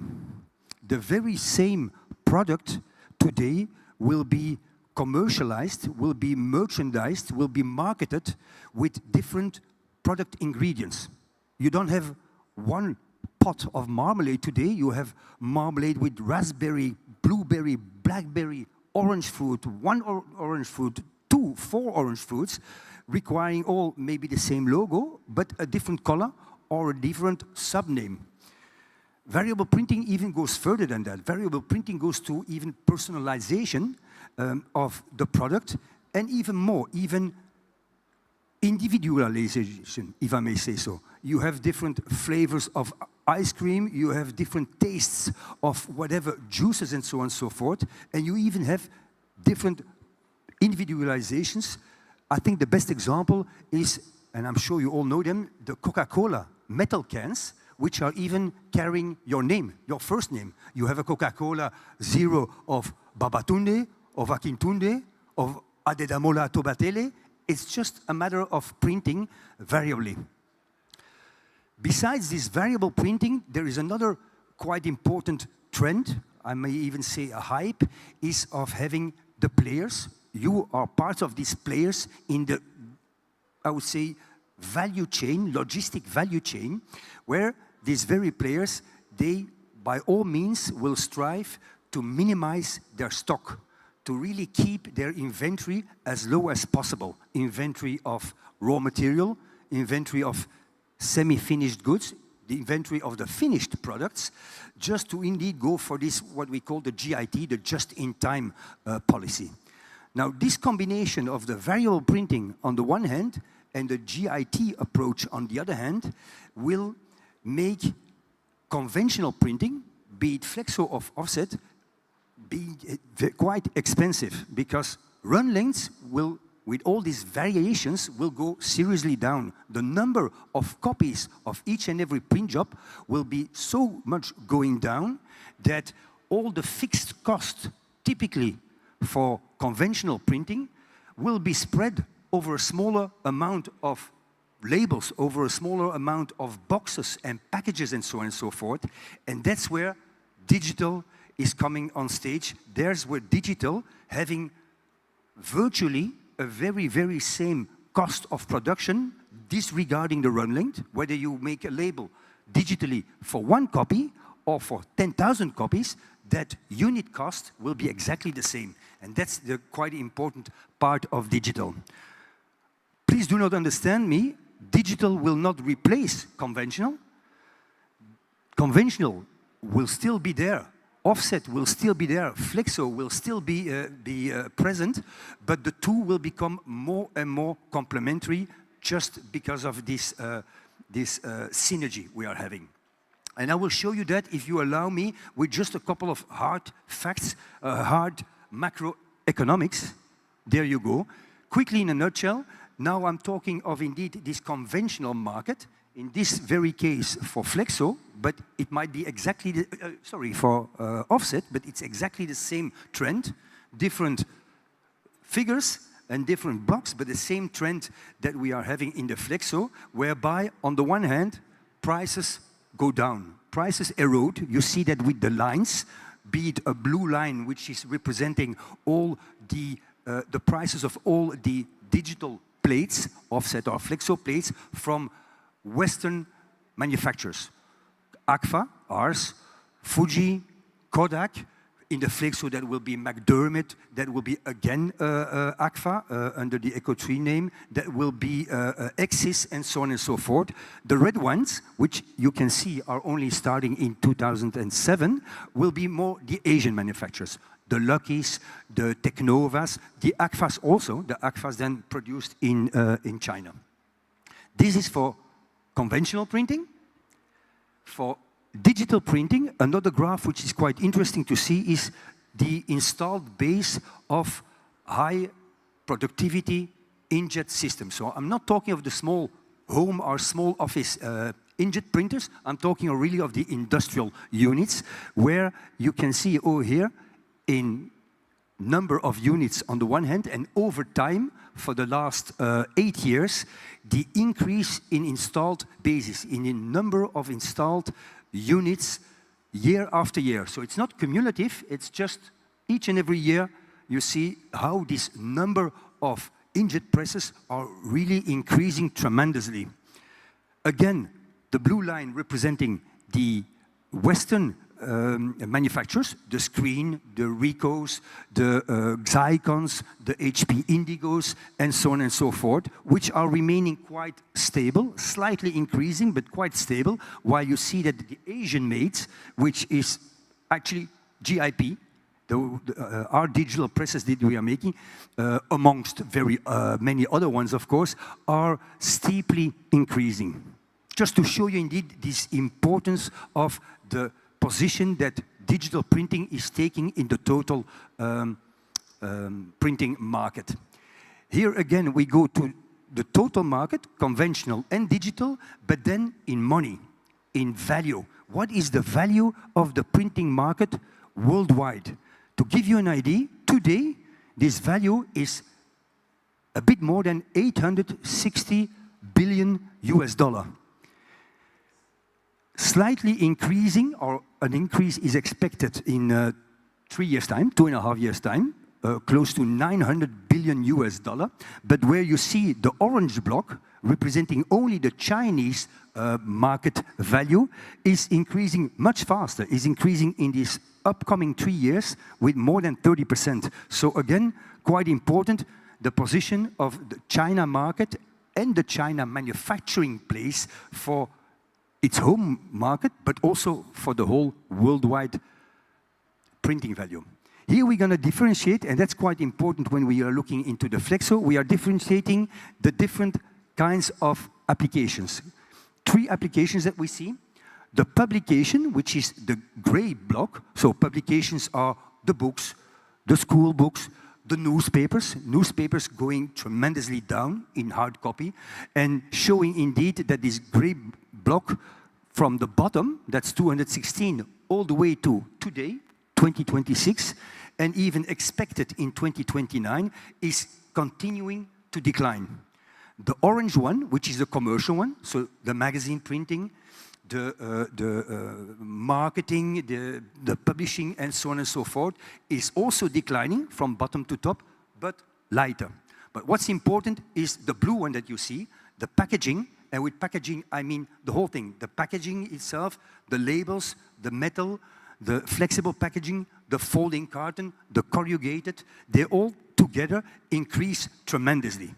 So that's also the field where we want to go more into details in terms of research, in terms of development, in terms of installations.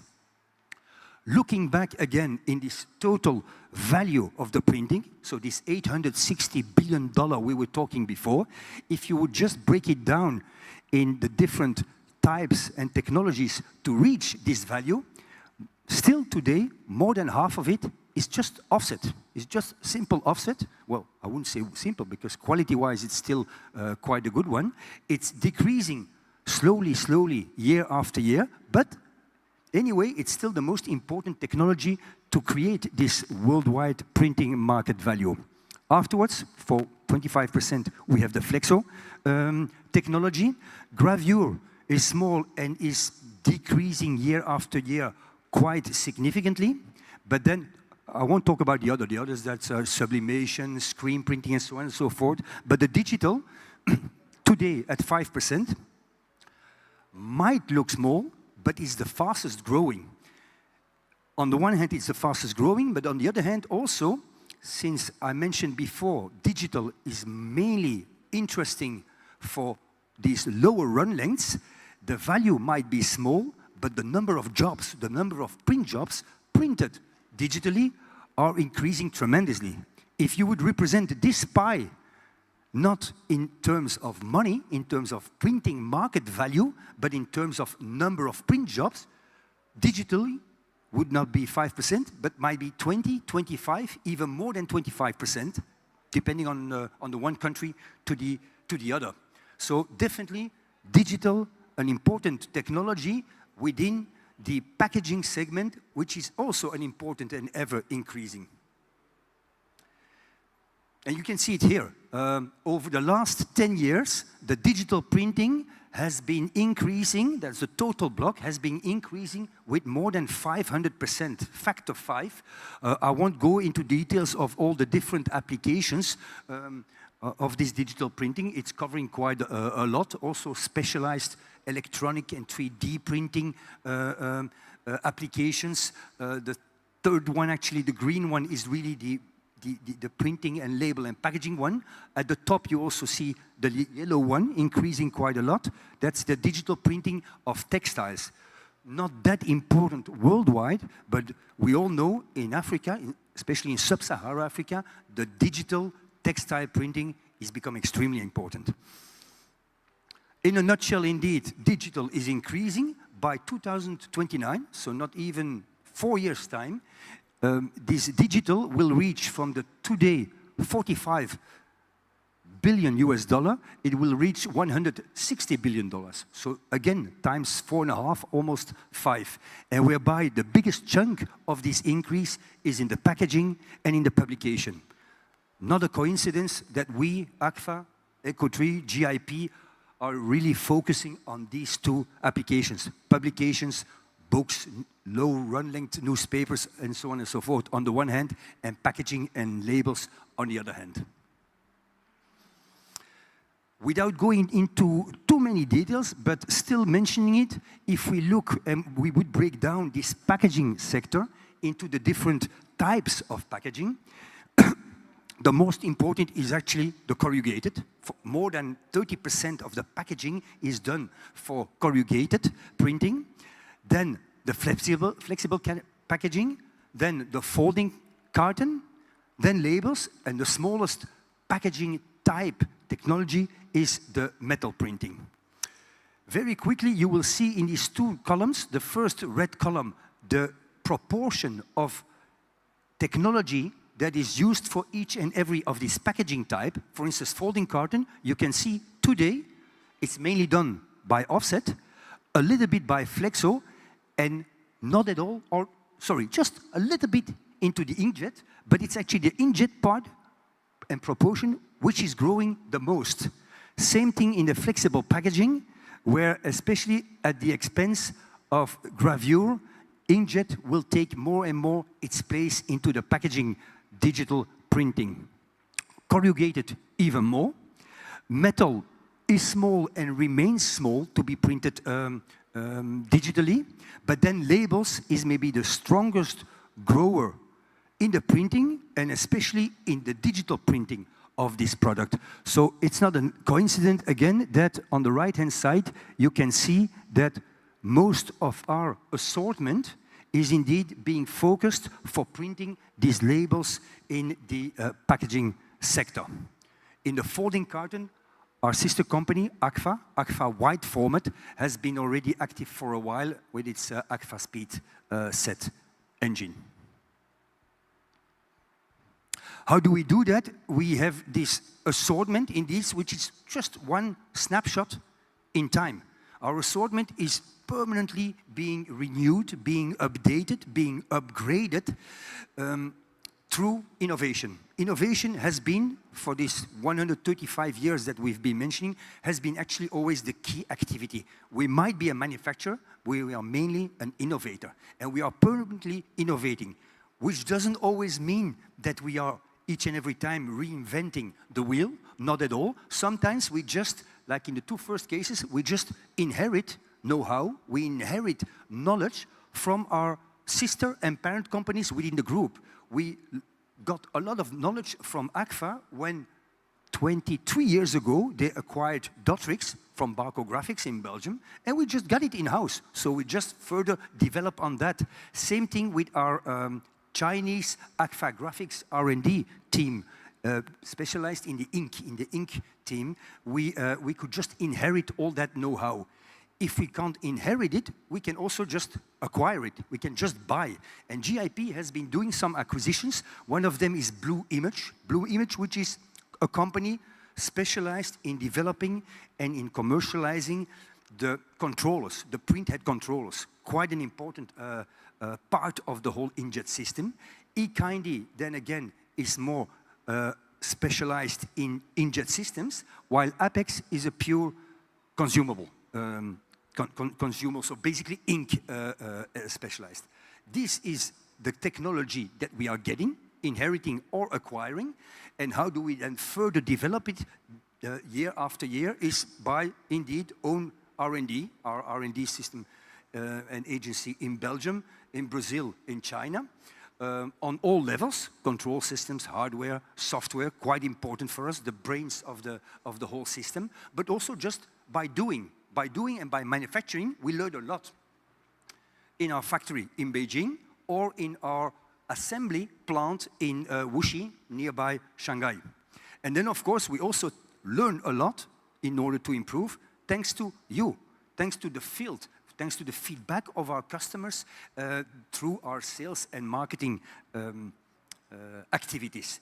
And that's the way that we come today to a certain portfolio, a certain assortment of digital printing press for the label and small narrow web packaging, which is shown over here on the one hand in terms of, I wouldn't say quality because they are all good quality, but in terms of resolution, on the x-axis, going from a 600 dpi all the way to 1200 by 1200 dpi, just to give you an idea of the top resolution that we are offering here on the one hand, and on the other hand, the y-axis going from, internally we call it the entry level, but actually in the industry it's mid-range level machines all the way up to higher levels of printing, production, productivity, complexity, and all the way even to hybrid. We make indeed hybrid systems which are digital engines, but integrated in a conventional Flexo press. And where, without bothering, but with this assortment actually, with these 5 types of inkjet printing presses, but many, many versions and features, we can indeed offer quite a tailor-made solution. Here we play with the resolution on the one hand, and on the other hand with the, I would say, the level of complexity, but we can play with the width, we can play with the speed, we can play with the colors. The basic entry level is just CMYK, but you can add a white, you can add a second white for increasing the opacity, like has been mentioned earlier. We can add also a couple of spot colors, up to 3 spot colors. So at the end of the day, we can indeed offer up to 8 colors in a system at a width, not only the standard width of 330, quite a reference for the flexographic narrow web printing, but we go with, for instance, our Falcon HD there, we go up to, correct me if I'm wrong, Jason, 450 millimeters of width. That's not a narrow web anymore. That's already quite a wide web. And in terms of speed, basically from 47 linear meters all the way to 80 linear meters. 80 linear meters at 450 mm width. It's almost 42 square meters per minute. So quite a high speed. Now you need these high speeds if you're going to start integrating a digital system in a Flexo system. Your digital system cannot be the bottleneck of the whole production flow. So it should at least be as fast as the conventional press itself. Okay, that's for our assortment. Okay, this is actually another assortment of our portfolio of not label printing machines, but of document printing machines, just to print digitally paper, coated paper or uncoated paper, where again, playing with the different technical specs, we can offer quite tailor-made solutions, really addressing exactly the needs of each and every printer in terms of colors, from 1 color up to CMYK 4 colors, in terms of width, going up to 660 millimeter width, yes indeed, in terms of resolution, again 1200 by 1200 DPI, and also important again here in terms of speed. We can go up with this document printing up to speeds of 150 linear meter per minute, so quite a high speed actually. That's just for your information, because that has nothing to do immediately with the Flexo we are talking today. For your information, we have been for quite a while selling these machines in China. I wouldn't call it a test phase or a test market, but in a way it was. We have been starting to commercialize them outside of our factory and outside of our market of China, in the rest of the world, Southeast Asia, Europe now too, and also my little region of the Middle East and Africa since end of last year. Now, already today, so after hardly 7 months, we already reached half of the 150 units which have been installed in the whole world. Half of them are already outside this initial market of China. So things go fast. Things go extremely fast. So we are very happy with that. You will see them commercialized under the name of Eco 3 in Europe, under the name of Ecographics in my region of the Middle East and Africa, always with the name of AGFA, because it's AGFA embodied, it's AGFA powered by AGFA in terms of the software and the workflow, the intelligence of the machine itself, if I may say so. And talking about indeed outside of China itself, you see all the countries and regions where up to today, as we speak, we have been able indeed to close cooperations or to make installations. Russia, quite some countries in Europe, Northern America, or at least Canada, Brazil, and in Africa itself, we have just one label Smart, so the mid-range level label printing press in South Africa, also in Algeria, and a second one to come. And you've seen even Nigeria is colored here. Why is that? Because the first unit indeed is on its way, is coming on the 4th of August. The second one is just in production as we speak. We keep it a bit confidential, but I'm sure as soon as it's properly installed and properly commissioned, you'll be the first one informed. I won't go too much into technical details, but just to, and not explain the whole slide here, but just to tell you, very important for us is this, besides the trust and the reliability that we've been talking about this morning, people who said, Vincent, if we choose for you, if we choose for ACFA, for GIP, for VIP systems, for Randomsoft, it's maybe because of the product, but it's at least because of the trust, because of the reliability, because of this after-sales presence that you will assure. And that is very true. The other part and reason why they choose for us is very often this permanent improvement, this permanent upgrading, this permanent innovation that we have been taught since our very first years of existence.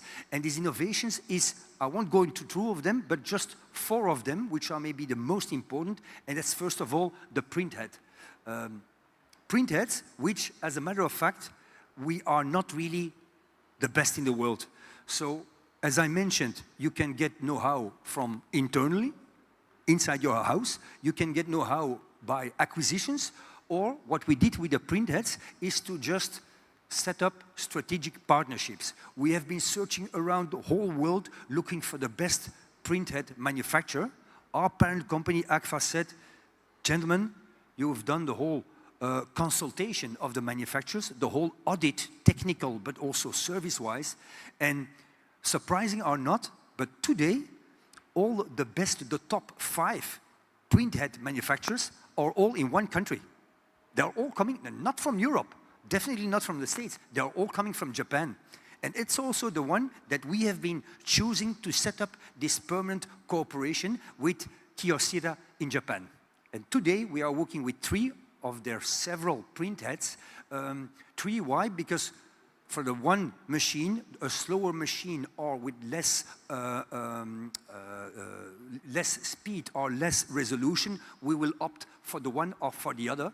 But the most amazing flagship of Kyocera is definitely the very last one there that you see, the EX1200 PC, which is basically delivering the highest quality, but also at the highest speed. Delivering quality at a low speed is not that big a deal. Delivering high speed at a medium quality is not a big deal, but delivering high quality at a high speed, it's quite a challenge, and Kyocera convinced us and showed it and proved it afterwards too. Just to show here, 1200 by 1200 dpi resolution, the top resolution at a speed of not less than 80 linear minutes per minute, it's quite a performance, and that's the reason why we chose for Kyocera. That's about printheads, if the remote control allows me. There you go. Printhead controller, I want not go too much into details there. This is another part of the engine which is very important, which is controlling the printhead itself.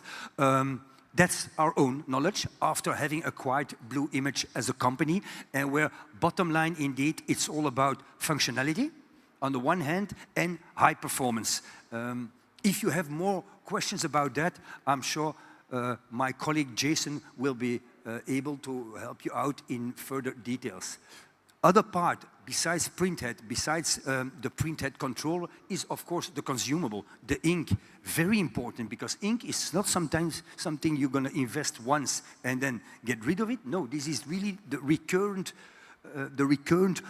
part of the whole system that you will need.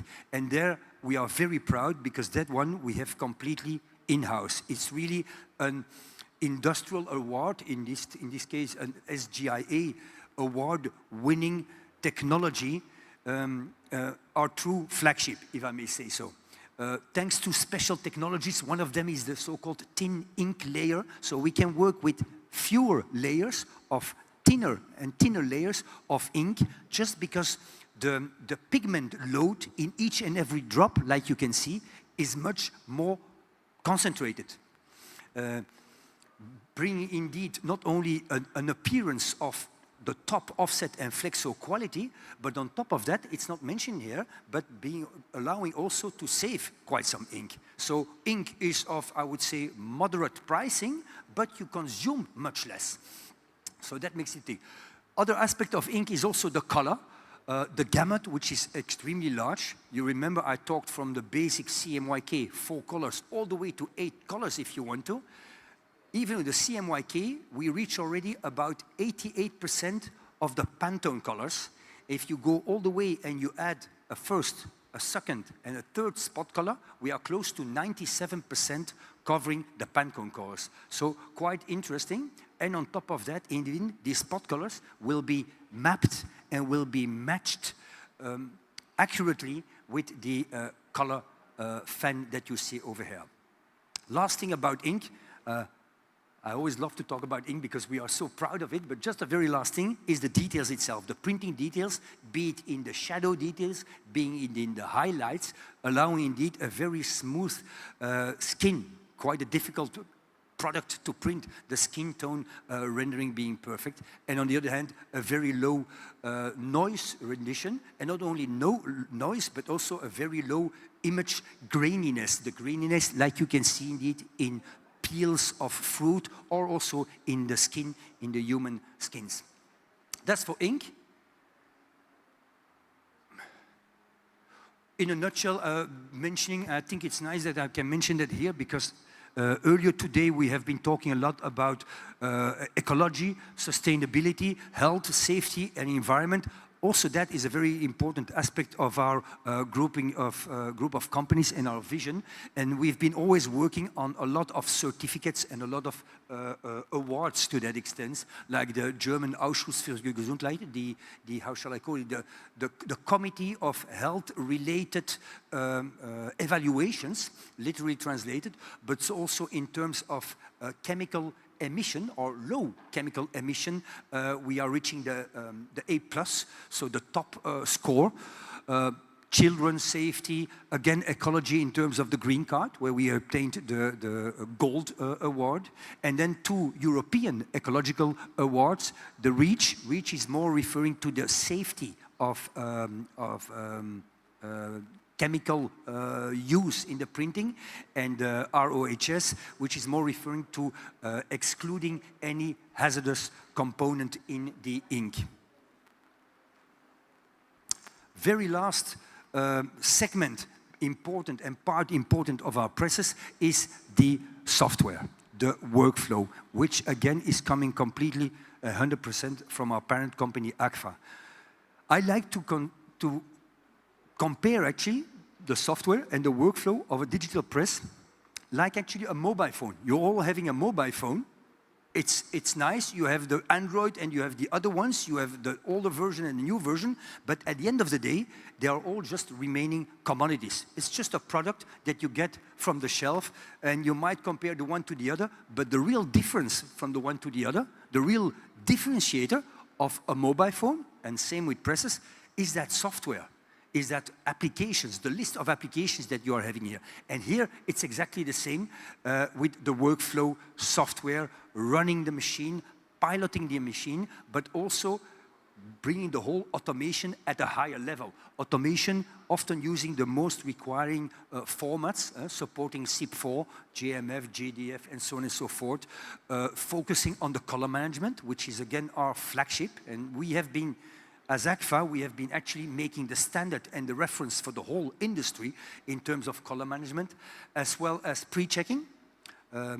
An upfront pre-checking of the flight and the consistency of the colors, basically also to avoid lousy quality label designs and so on and so forth. And then the process. Process, always the same thing, combination of quality on the one hand, but still not at the expense of the productivity, so quality with a high efficiency.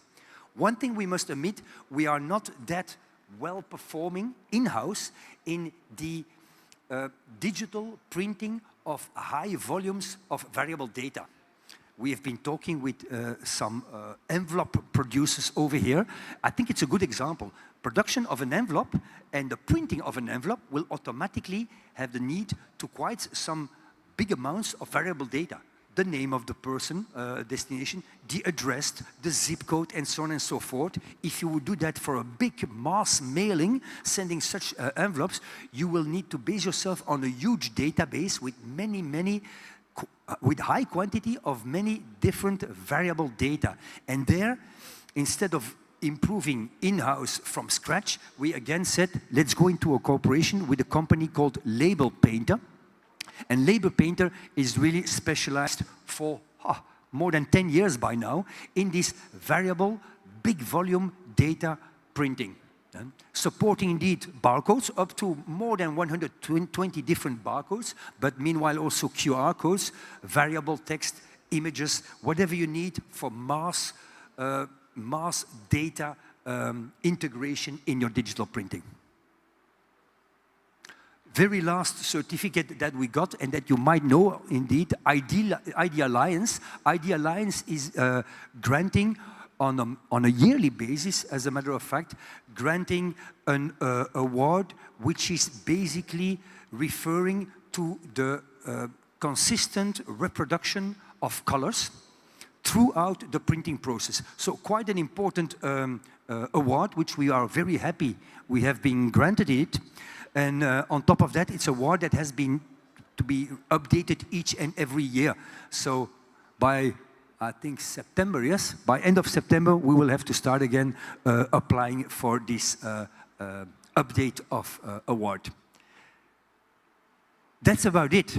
I do have, as a matter of fact, and if I still would have some time, a very short video, which can be nice, but only if we have sound.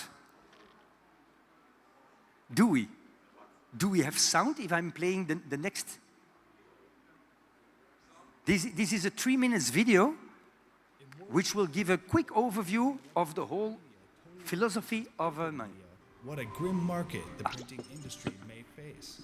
You might not realize General Inkjet Printing is just about to blossom. Treating printing only as paperwork belittles not only the printing industry, but General Inkjet Printing. General Inkjet Printing brings whatever you could imagine. It provides imagery and electronic products. It can be edible as well as wearable. It is close at hand and right beneath your feet. It offers everything that you see and touch. It can appear in the same form or certainly like this in flexible combinations for art expression. Whatever the carrier, the key to General Inkjet Printing is to create unmatched value for its partners. General Inkjet Printing tries to consider every detail defining the future of its partners and customizes printing resolutions. A thorough research on conventional publishing enables General Inkjet Printing to make on-demand publishing achievable for all kinds of conventional print, no matter how special the form is. General Inkjet Printing can customize it as and when required in a fast response, needing no stock with a quick delivery, and more importantly, at low cost. In today's digitalized and informationalized world of art, General Inkjet Printing is omnipresent, making a big splash. It never stops its steps in exploration and innovation. Conventional tags and packaging details are the epitome of its quality. General Inkjet Printing makes MOQ of 1 unit a new normal solutions which simplify the complicated and with scrupulous attention to details make changeable information and tailor-made packing a driving force for sales promotion and marketing of products. Various options, fast speed, and on-demand tailored supply are perfectly integrated. General Inkjet Printing has long predicted the potential of customization, and therefore starts from subtleties it familiars to more various medium and broader coverage. Green printing could thus decorate every corner of our life, but of course, except from the air and water, with an in-depth analysis of eco-friendly materials. General Inkjet Printing develops the UV ink, colorful, eco-friendly, and with low power consumption. It also creates low power consumption water-based ink by integrating unique technology through innovation and research. Accordingly, art can be expressed in an eco-friendly way, and that products in different batches are in the same quality and at low cost. Solutions offered by General Inkjet Printing to its partners could never be so vivid and abundant. The company's century-old history of progress showcases its technology accumulation. This is the key factor of its unmatchable technical solutions. Supported by its profound history, General Inkjet Printing helps partners fulfill their printing ideals and be successful wherever they advance by providing them unrivaled and unsurpassed technology. This is General Inkjet Printing.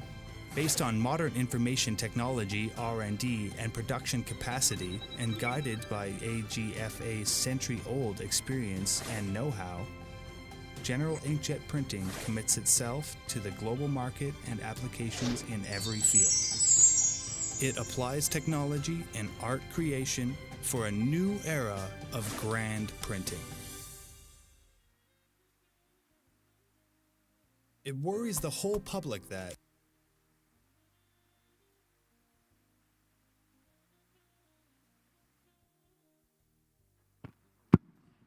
Ladies and gentlemen, the longest presentation of the day deserves a round of applause. Yes, he's asking, is that not the longest presentation of the day? Yes, and he ended it by saying what? Wait. That thing that was on your last slide, pronounce it by yourself. The thing that was on your very last slide, he doesn't even know, he wants to dub. He wants to dub. Exam malpractice, that's how it starts. You put it there, you put it there. That's it, pronounce it. Ladies and gentlemen, please, he deserves it. Thank you very much. Sorry for my Hausa accent. Sorry for your what? Sorry for pronouncing Yoruba in my Hausa accent. All right. Merci beaucoup. Allez. I'll give you 1-1. Means I know how to speak French. All right. So we have a presentation to all of our partners and friends. Can we have Mr. Ogunjobi on standby? The next presentation is the one from Dantex. Dantex will be presenting theirs by video. Can we play it now so that we can bring the event to a close? Dantex, please. I kindly ask Mr. Ogunjobi to be around. We will be needing him in about 5 minutes right after this. The representative of Dantex is already on standby. Let the presentation begin. Thank you.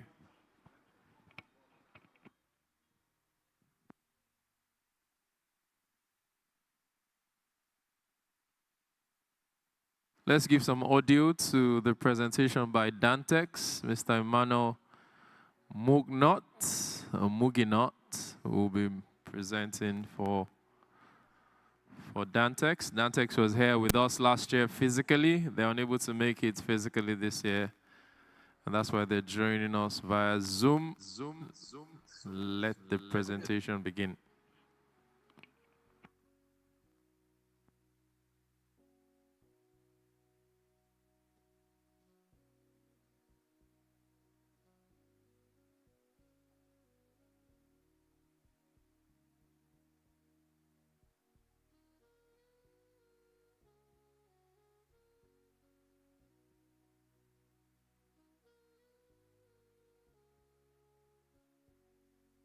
Let's speak about Flexoplate.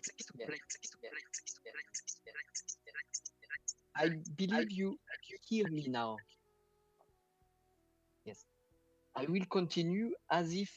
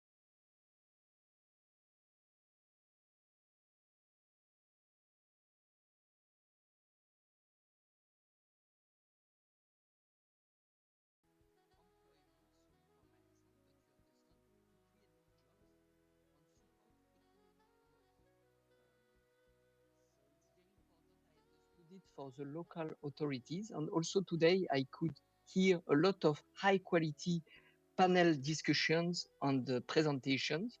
So I take this opportunity to say a big thank you for Randomsoft and VIP system for organizing this event. We always learn and it's interesting. So that's the needs I identified last year during my visit. And we have together with Randomsoft a product we would like to speak about today. Quickly, as I said, it's a flexoplate range called Aquaflex. It's a reliable and high performance flexoplate because that was the first point we discussed before. It can bring some sharp dots on fine details. All the customer feedbacks we have is with this plate, we have an excellent ink coverage and a consistent print quality from the beginning to the end. It's not evolving into the time, and it's able to provide premium labels, which is expected by the brand owners. So that's the first point.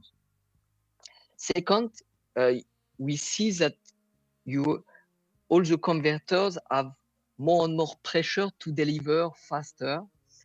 And as it is water wash technology, so no solvent, it's very fast because you don't need to dry it for 2 hours and so on. So it's very fast. The whole process, in the worst case scenario, takes 1 hour to produce a flexoplate. So it's very short plate making cycle. In case of emergency, the printer is able to print again with good plates very fast after maximum 1 hour. So it's faster response to urgent jobs and reduced lead time for Nigerian printers. In addition, third point, it's bringing superior label quality, what its expectation for the brands. So highest quality available in the market. It's at least as good as solvent plates, which covers the majority of the market. And I should add, because we are speaking about brands, there is this sustainable aspect. It's a sustainable technology. It's a technology which doesn't need any solvent, so no VOC. It's cleaner, it's safer for the people as well, and it brings a lower environmental impact. So Aquaflex is really a solution that can be implemented quite fast, bring quality, and is respectful of the environment.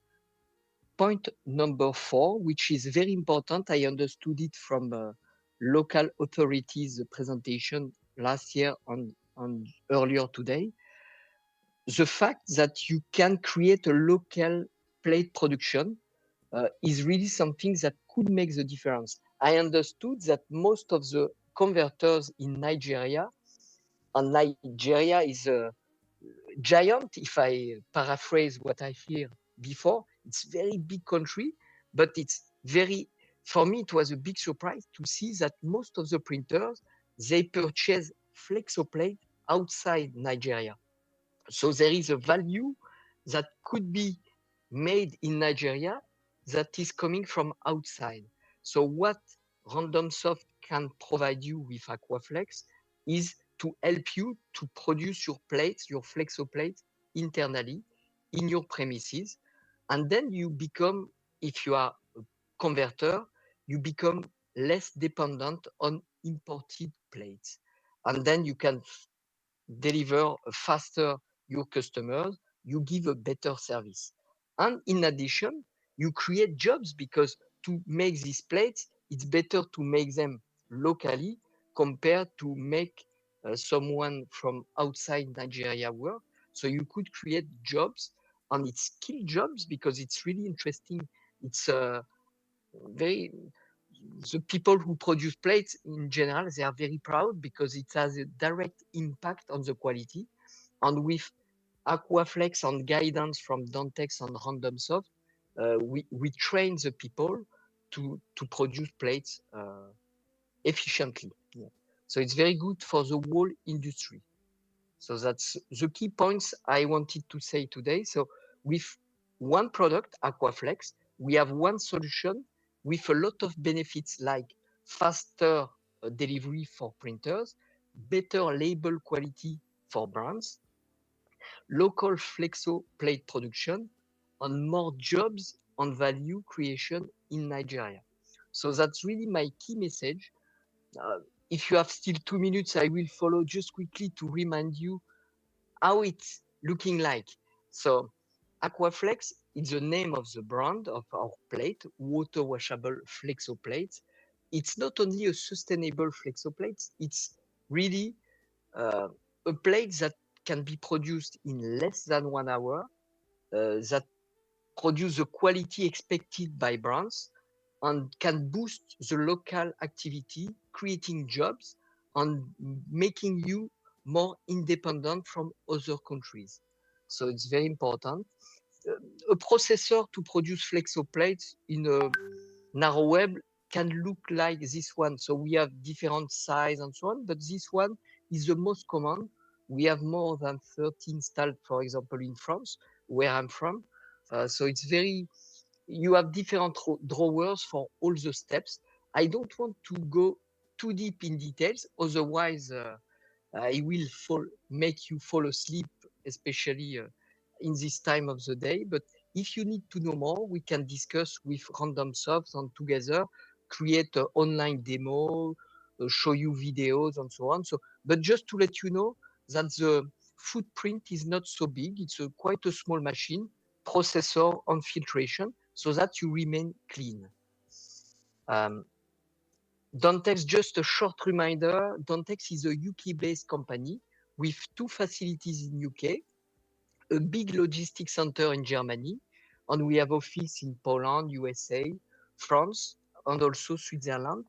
But if you look for Nigeria, we don't have a own location, but for us, Nigeria is Randomsoft. We work with Randomsoft because of their expertise and their experience. We could see today the high level of presentation, and we are very happy to be part of Randomsoft network. So that's it for me. I wanted to make something short and easy to understand. So I hope it's fine. So if you have questions, maybe as I'm remote, maybe you should reach me later.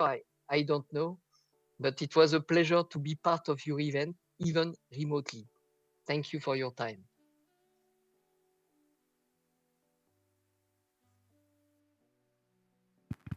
Thank you very much, Dantex, for doing this back to back. You were here with us last year, and you're here again this year. Last year physically, this year via Zoom. We're looking forward to seeing you again next year. So Dantex is your partner in growing your business. You can find out more about them online. Google Dantex, and if you have any questions, please don't hesitate to send an email or a text message. And as we prepare to bring the event to a close, please can we turn on the volume for Mr. Mugino? Can you hear me now? Good. Yes. So I was saying that thank you for being with us last year, and thank you for showing up again this year.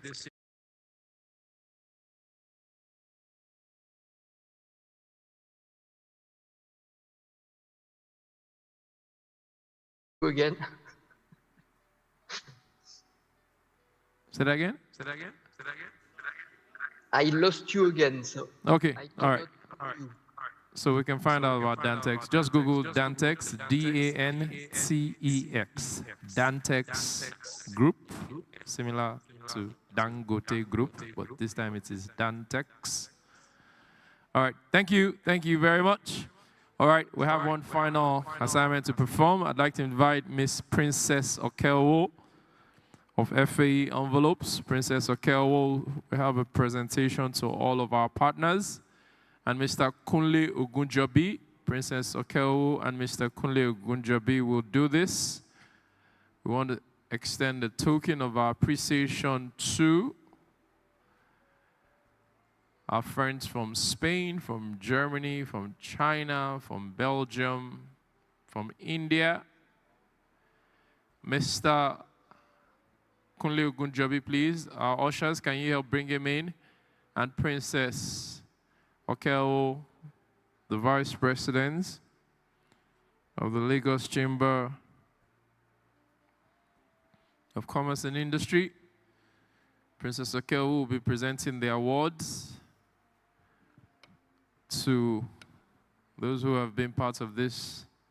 And let me also acknowledge one of the icons who reports the printing industry, Print Trends. We have Mr. Latif Jimo from Print Trends. He was sitting there a while back. I think he stepped out. Princess Okeo, please put your hands together for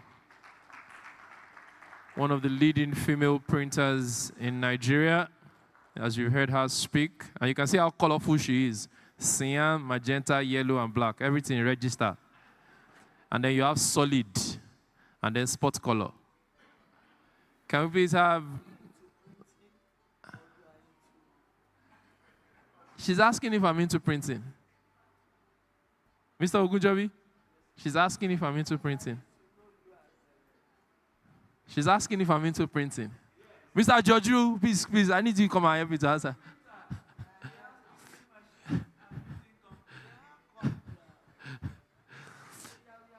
When impression no run, we go run impression. All right, ladies and gentlemen, can we have the awards, please? The first one, please, let's have it.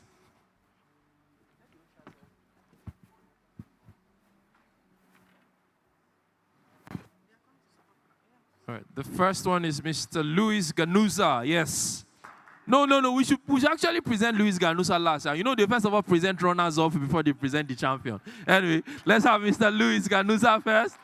Mr. Luis Ganuza from Spain.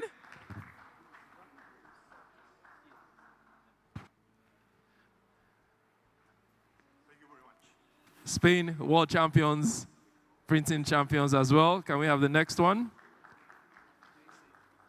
Just give it to me.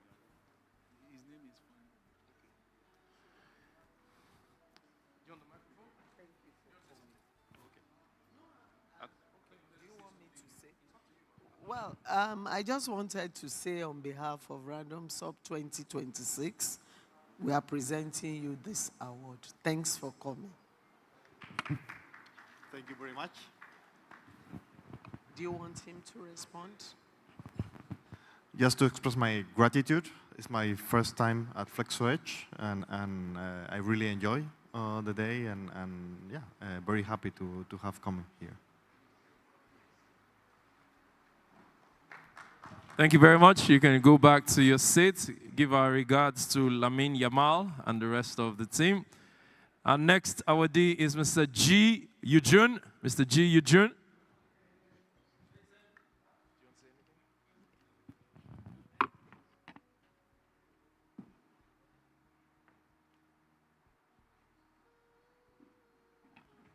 All the way from China. We'll appreciate you on behalf of Randomsoft 2026. Thank you for coming. You really added serious color, apart from Princess, to this. Thank you. Thank you. Thank you. You're welcome. Okay. Hello, everyone. It's my pleasure to be here. And it's also my first time to Nigeria. Before I come to here, I think the reality is a little different from what I'm imagining. A very nice place, very nice people, and also I see here many very professional in this printing industry. Our GIP, we focus on digital inkjet solution. Just as my colleague Vincent said, we are complement of the Flexo. I do believe we can have more opportunity in the packaging industry, and also I do believe that our GIP, we can do more to support here. Thank you. Thank you. Thank you very much, Mr. G. Eugene. And next, I'd like to invite Mr. Kant Ravi. Mr. Kant Ravi. I'm sure that you can, even though your name is Kant. Mr. Kant Ravi, who can?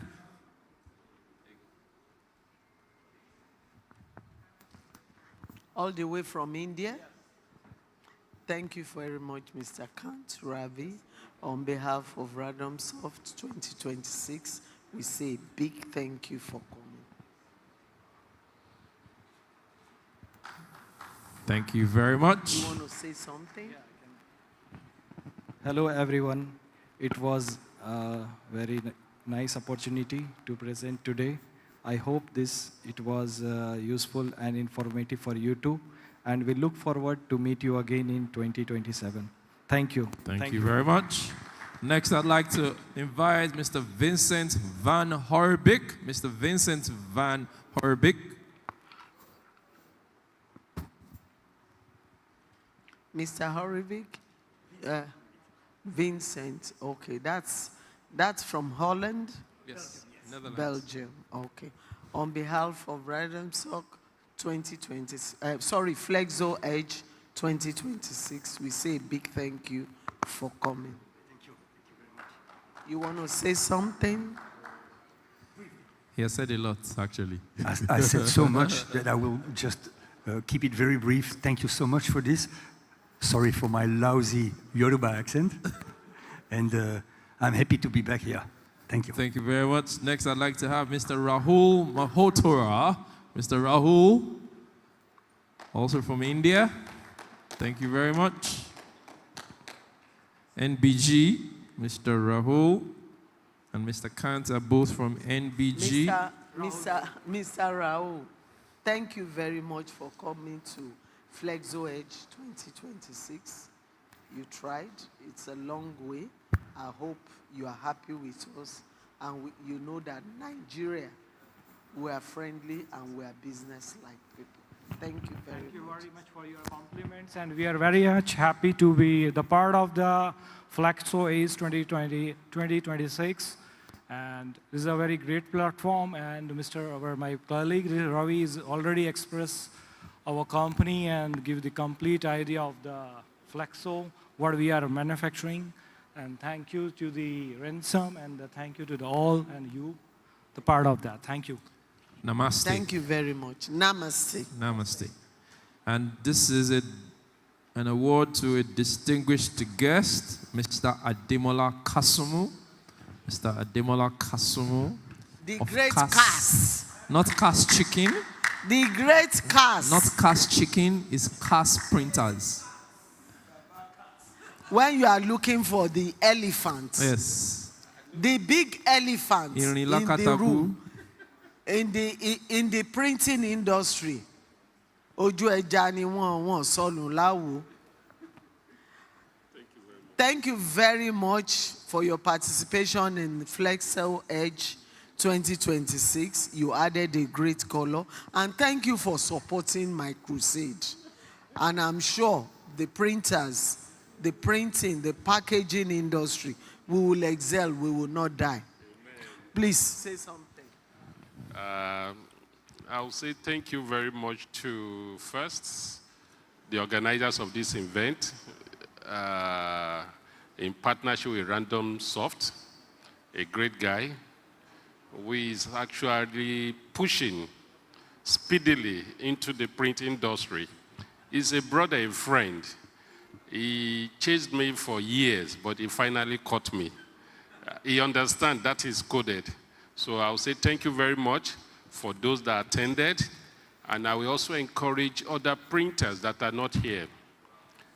The next one, we pray that we have a bigger, much bigger area to occupy so that you come and learn what is going on outside and how to position yourself for the challenge that is ahead. The world is going digital.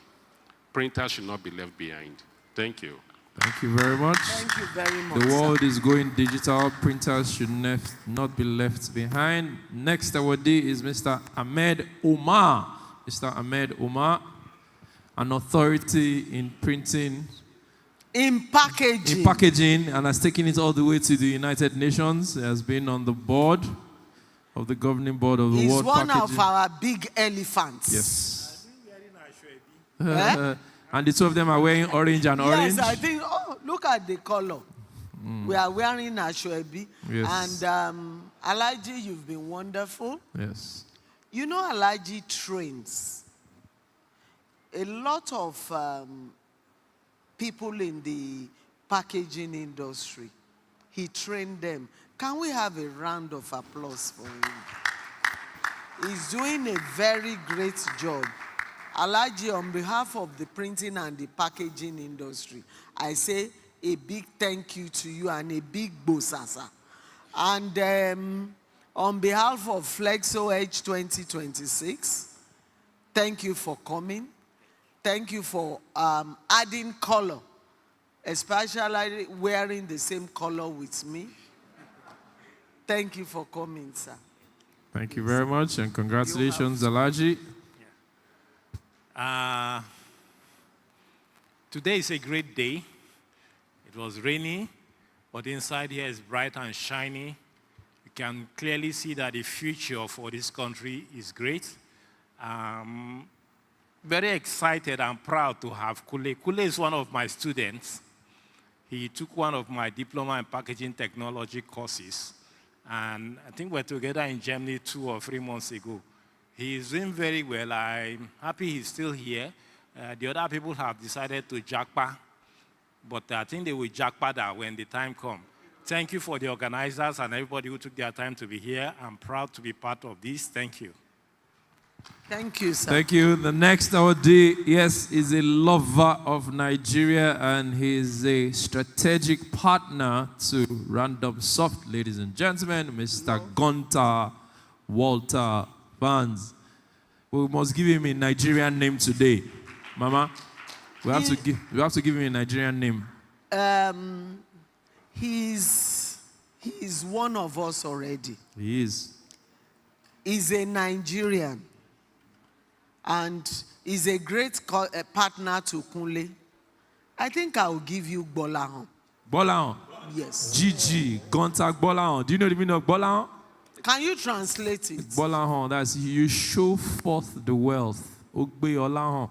Yes. Yes, you showcase the wealth. You are showcasing the wealth of printing. In the printing and packaging industry. Yes. So we say a very big thank you to you, and I'm giving you a tight hug for that. Thank Congratulations. you very, very much. Omar We say a Bolahon. big thank you to you, at least for your professional support. Thank you so much, sir. So thank you, dear princess. As you know, I very much appreciate you. Whenever we meet, I'm happy. But of course, now I don't want to say only about my princess. I want to say a big thank you to my partner here in Nigeria, Mr. Kunle, and his wife, Miss Titi. Please come here. Titi, come here. Kunle, come. Because without them, it's not possible. You need always local support. You need local support not only for sales, but especially for after sales. And I repeat this in every interview. To sell a machine is not difficult. You just need a good machine and reasonable price and a nice smile, then you can sell. But to have sustainability in the market, you need to have after sales. And with you, Titi, dear Kunle, we have good partners. I know that you are reliable for our customers and you take care even when the machine has been installed. So big thank you for the partnership. And additionally, I want to say thank you not only to Randomsoft, Ms. Titi and Mr. Kunle, but the whole team behind. They did a fantastic job. I was here yesterday afternoon. The room was empty. And I said, how can it be that tomorrow we have this event here? And I think they work all night. And they did a fantastic job. So please give a big applause for the Randomsoft, the team behind. Well done, well done, well done. Thank you very much. Well done. So thank you again, and I'm sure we will meet again next year to Flexoedge 2027. And I hope you will be with me here. Okay, Thank you very that's much. good. Okay, thank you. Thank you, Bolahon. Bolahon. Bolahon, you are not answering. Bolahon. The name I gave. Bolahon. Bola. But you have forgotten yes. Explain me. What is it? I don't know You what say it is. Bolan. Your name. Say it. New name Make him that I repeat it. gave Your name you. is, my name is Bolan Gunter Walter. Balloon. Yes. Bolan, no, use the microphone. Use the microphone. Okay, now I'm balloon. Bolan. Okay. Thank you very much. You can return to your seats. And the very last award, ladies and gentlemen, very well deserved. Let me allow Mama to be the one to mention the name. And, yeah, Mama, even Mama is saying, Olakunle Ogunjobi. Who is that? Olakunle Ogunjobi. Is he here? Oh, absent. He's not around. No, he's around. Oh, he's around? Okay. Live and direct. All right, congratulations. Kunle, I'm very, very proud of you. Several years back when you called me that, Mommy, I'm standing on my own, I said, that's a tall one. And we have a lot of youths in this country that don't believe in this country. They jackpot with their family and children. Titi, please come upstairs. For every man, there is a successful woman. Please, Shako. We see, somebody cannot play with you again. Jakara is too much. For every successful man, there is a woman. Titi, you are a wonderful woman. You are gorgeous. And the only way where you can find a perfect wife is whenever the husband is moving like this, the wife is solidly behind the husband. Thank you so much. Thank you for being a great supporter of Kunle. Thank you for being a good wife. And thank you for being a good mother. And Kunle, I'm proud of you. Thank you for contributing into this economy. Thank you for raising the hopes of other youths in this country, because youths in this country, all they believe is to jackpot. If I've never been to Europe or America, I will be eager to go, because the way Nigerian youths are behaving, it's as if you pick dollars on the road, whereas they don't pick dollar on the road. But I just want to encourage our youths that try and copy this gentleman. He started from the scratch, and he was able to fill this room with businessmen, businesswomen, industrialists, and even with foreigners. You too, you can do it. We need to change our mindset. Nigeria is fantastic. I don't know, but for me, I am not going to leave this country. I love this country. And we are going to make it work. Our governments, they will listen to us because they know that we are investing in this country. And I'm not a politician. This government is trying. But we just need to remind them wherever there are lapses. We have confidence in this government. We know that they are going to look into our plights and they will allow us to breathe the paper printing industry. Thank you very much, Kunle. Thank you, Mama. Congratulations. Thank you. Congratulations. Can I have all of our awardees to please come forward for a group photograph? Mr. Kass, Mr. Raul, Mr. Kant, Mr. Gunter, Mr. Yunjun, Macarbox, and Mr. Horenbeeck. Please, all of you, come forward for a group photograph. Can we do it down here or on the stage? Should we do it here or on the stage? Okay, let's all come to the stage. All of our awardees, please come. Please come with your plaques. Sorry, please come with your plaques. Sorry. Okay, they packed it already. Yeah?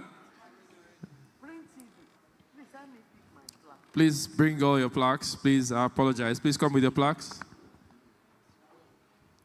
Okay, they didn't come with it. Okay, please move to the center, please. We want everybody to feature in the picture of the future. Please, close in, everybody. Closely to Bola. And okay, Mama is staying closely with Bola. Congratulations to all of you. Thank you for being our strategic partners. We appreciate you and do not take it for granted. Mr. Ogunjobi and Mr. Gunter will be in the middle with Mama. Alaji, good. You have good there. Yes, that is fine. Please close the gap. Please close it. All right. Now, everybody look at the cameras. We're going to do this at the count of 10, 9, 8, 7, 6, 5, 4, 3, 2, and 1. Everybody say Flexoedge. Everybody say printing. Everybody say let the printers breathe. Everybody say Randomsoft. Oh, I should join them. Okay.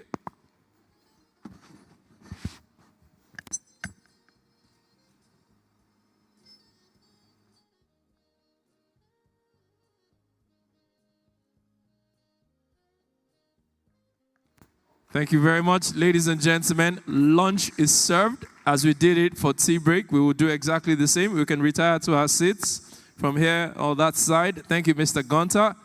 Thank you, Alaji. Thank you, Mr. Horenbeeck. Thank you, Mr. Yunjun. Thank you, Mr. Kant, Mr. Rahul, Mr. Kass. Let's have some music. Please fill the forms that were put on your table. And the feedback form, please. We'd like to have your feedback form. Your feedback form is what will give you lunch. So we'll wait for you. If you have not filled the feedback form, you will not have lunch. So fill the forms when you get to where you're going to be served. That is what you will drop for us to give you the food. Please ensure that you meet somebody that you haven't met yet. So you have met a lot of people at your table. Now meet people who were not at your table. Take pictures, save it, and share it. Lunch is served. Congratulations to the Randomsoft team. Congratulations to all those who chose to identify with this initiative. Thank you all very much. See you next year by the grace of God. Bye-bye now.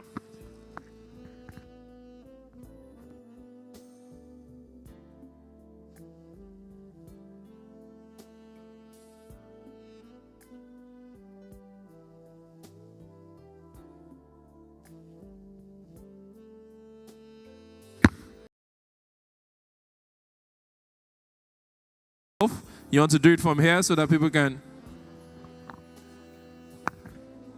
Thank you, everyone, for making it out here to be at Flexoedge 2026. Just before the vote of thanks, a very important aspect of this meeting is launching. Look your neighbor, say launching. Oh, sorry, I mean lunch. Food. So please, we want us to launch the food. Marriott Hotel have the food already prepared for you. There's a card that has been given to you called buffet. Now, what we want to use the lunch time to do is to come back in here and network. You don't have to sit on your exact seat. Please find somewhere, someone to sit close to, discuss, network. It's a buffet, and it's not going to be wasted. So you go in from here, and then we also have an exhibition stand. As you are coming in from the main entrance, you partake in the exhibition. So ushers are here to guide us, and at this point, I will be doing the vote of thanks. And I would say gladly that my vote of thanks have been well done, but immediately I'll be thanking Princess Ma. Thank you so much for today. We are extremely grateful. I will extend that to Mr. John Olegbulem of Heidelberg. He knew me when I was still using Pampers in the engineering field. I mean, as far back as 2003, I worked with Heidelberg, and they were the first to expose me to the global market by sending me on a training course in Heidelberg, Germany. So thank you once again, sir. I extend the appreciation to my dear partner, Mr. Gunter France, and we say thank you. And we have old friends and colleagues in the industry, men and powerful giant from the Superflux. We have the people from Bagco. We have people from the newspaper industry. I have my dear friend, Pastor Sheung right here from the Nation newspaper. And then we have everyone here. I have an old friend also and a pastor, Pastor Moses Amokafe, and to also talk about the Eagle Packaging Maple Leaf. I have here Mr. Olalekon. Thank you so much. We are from Bodrad. I could go on and on and on, but we tell you we had the very good time. I call it launching, but it's actually a launch time.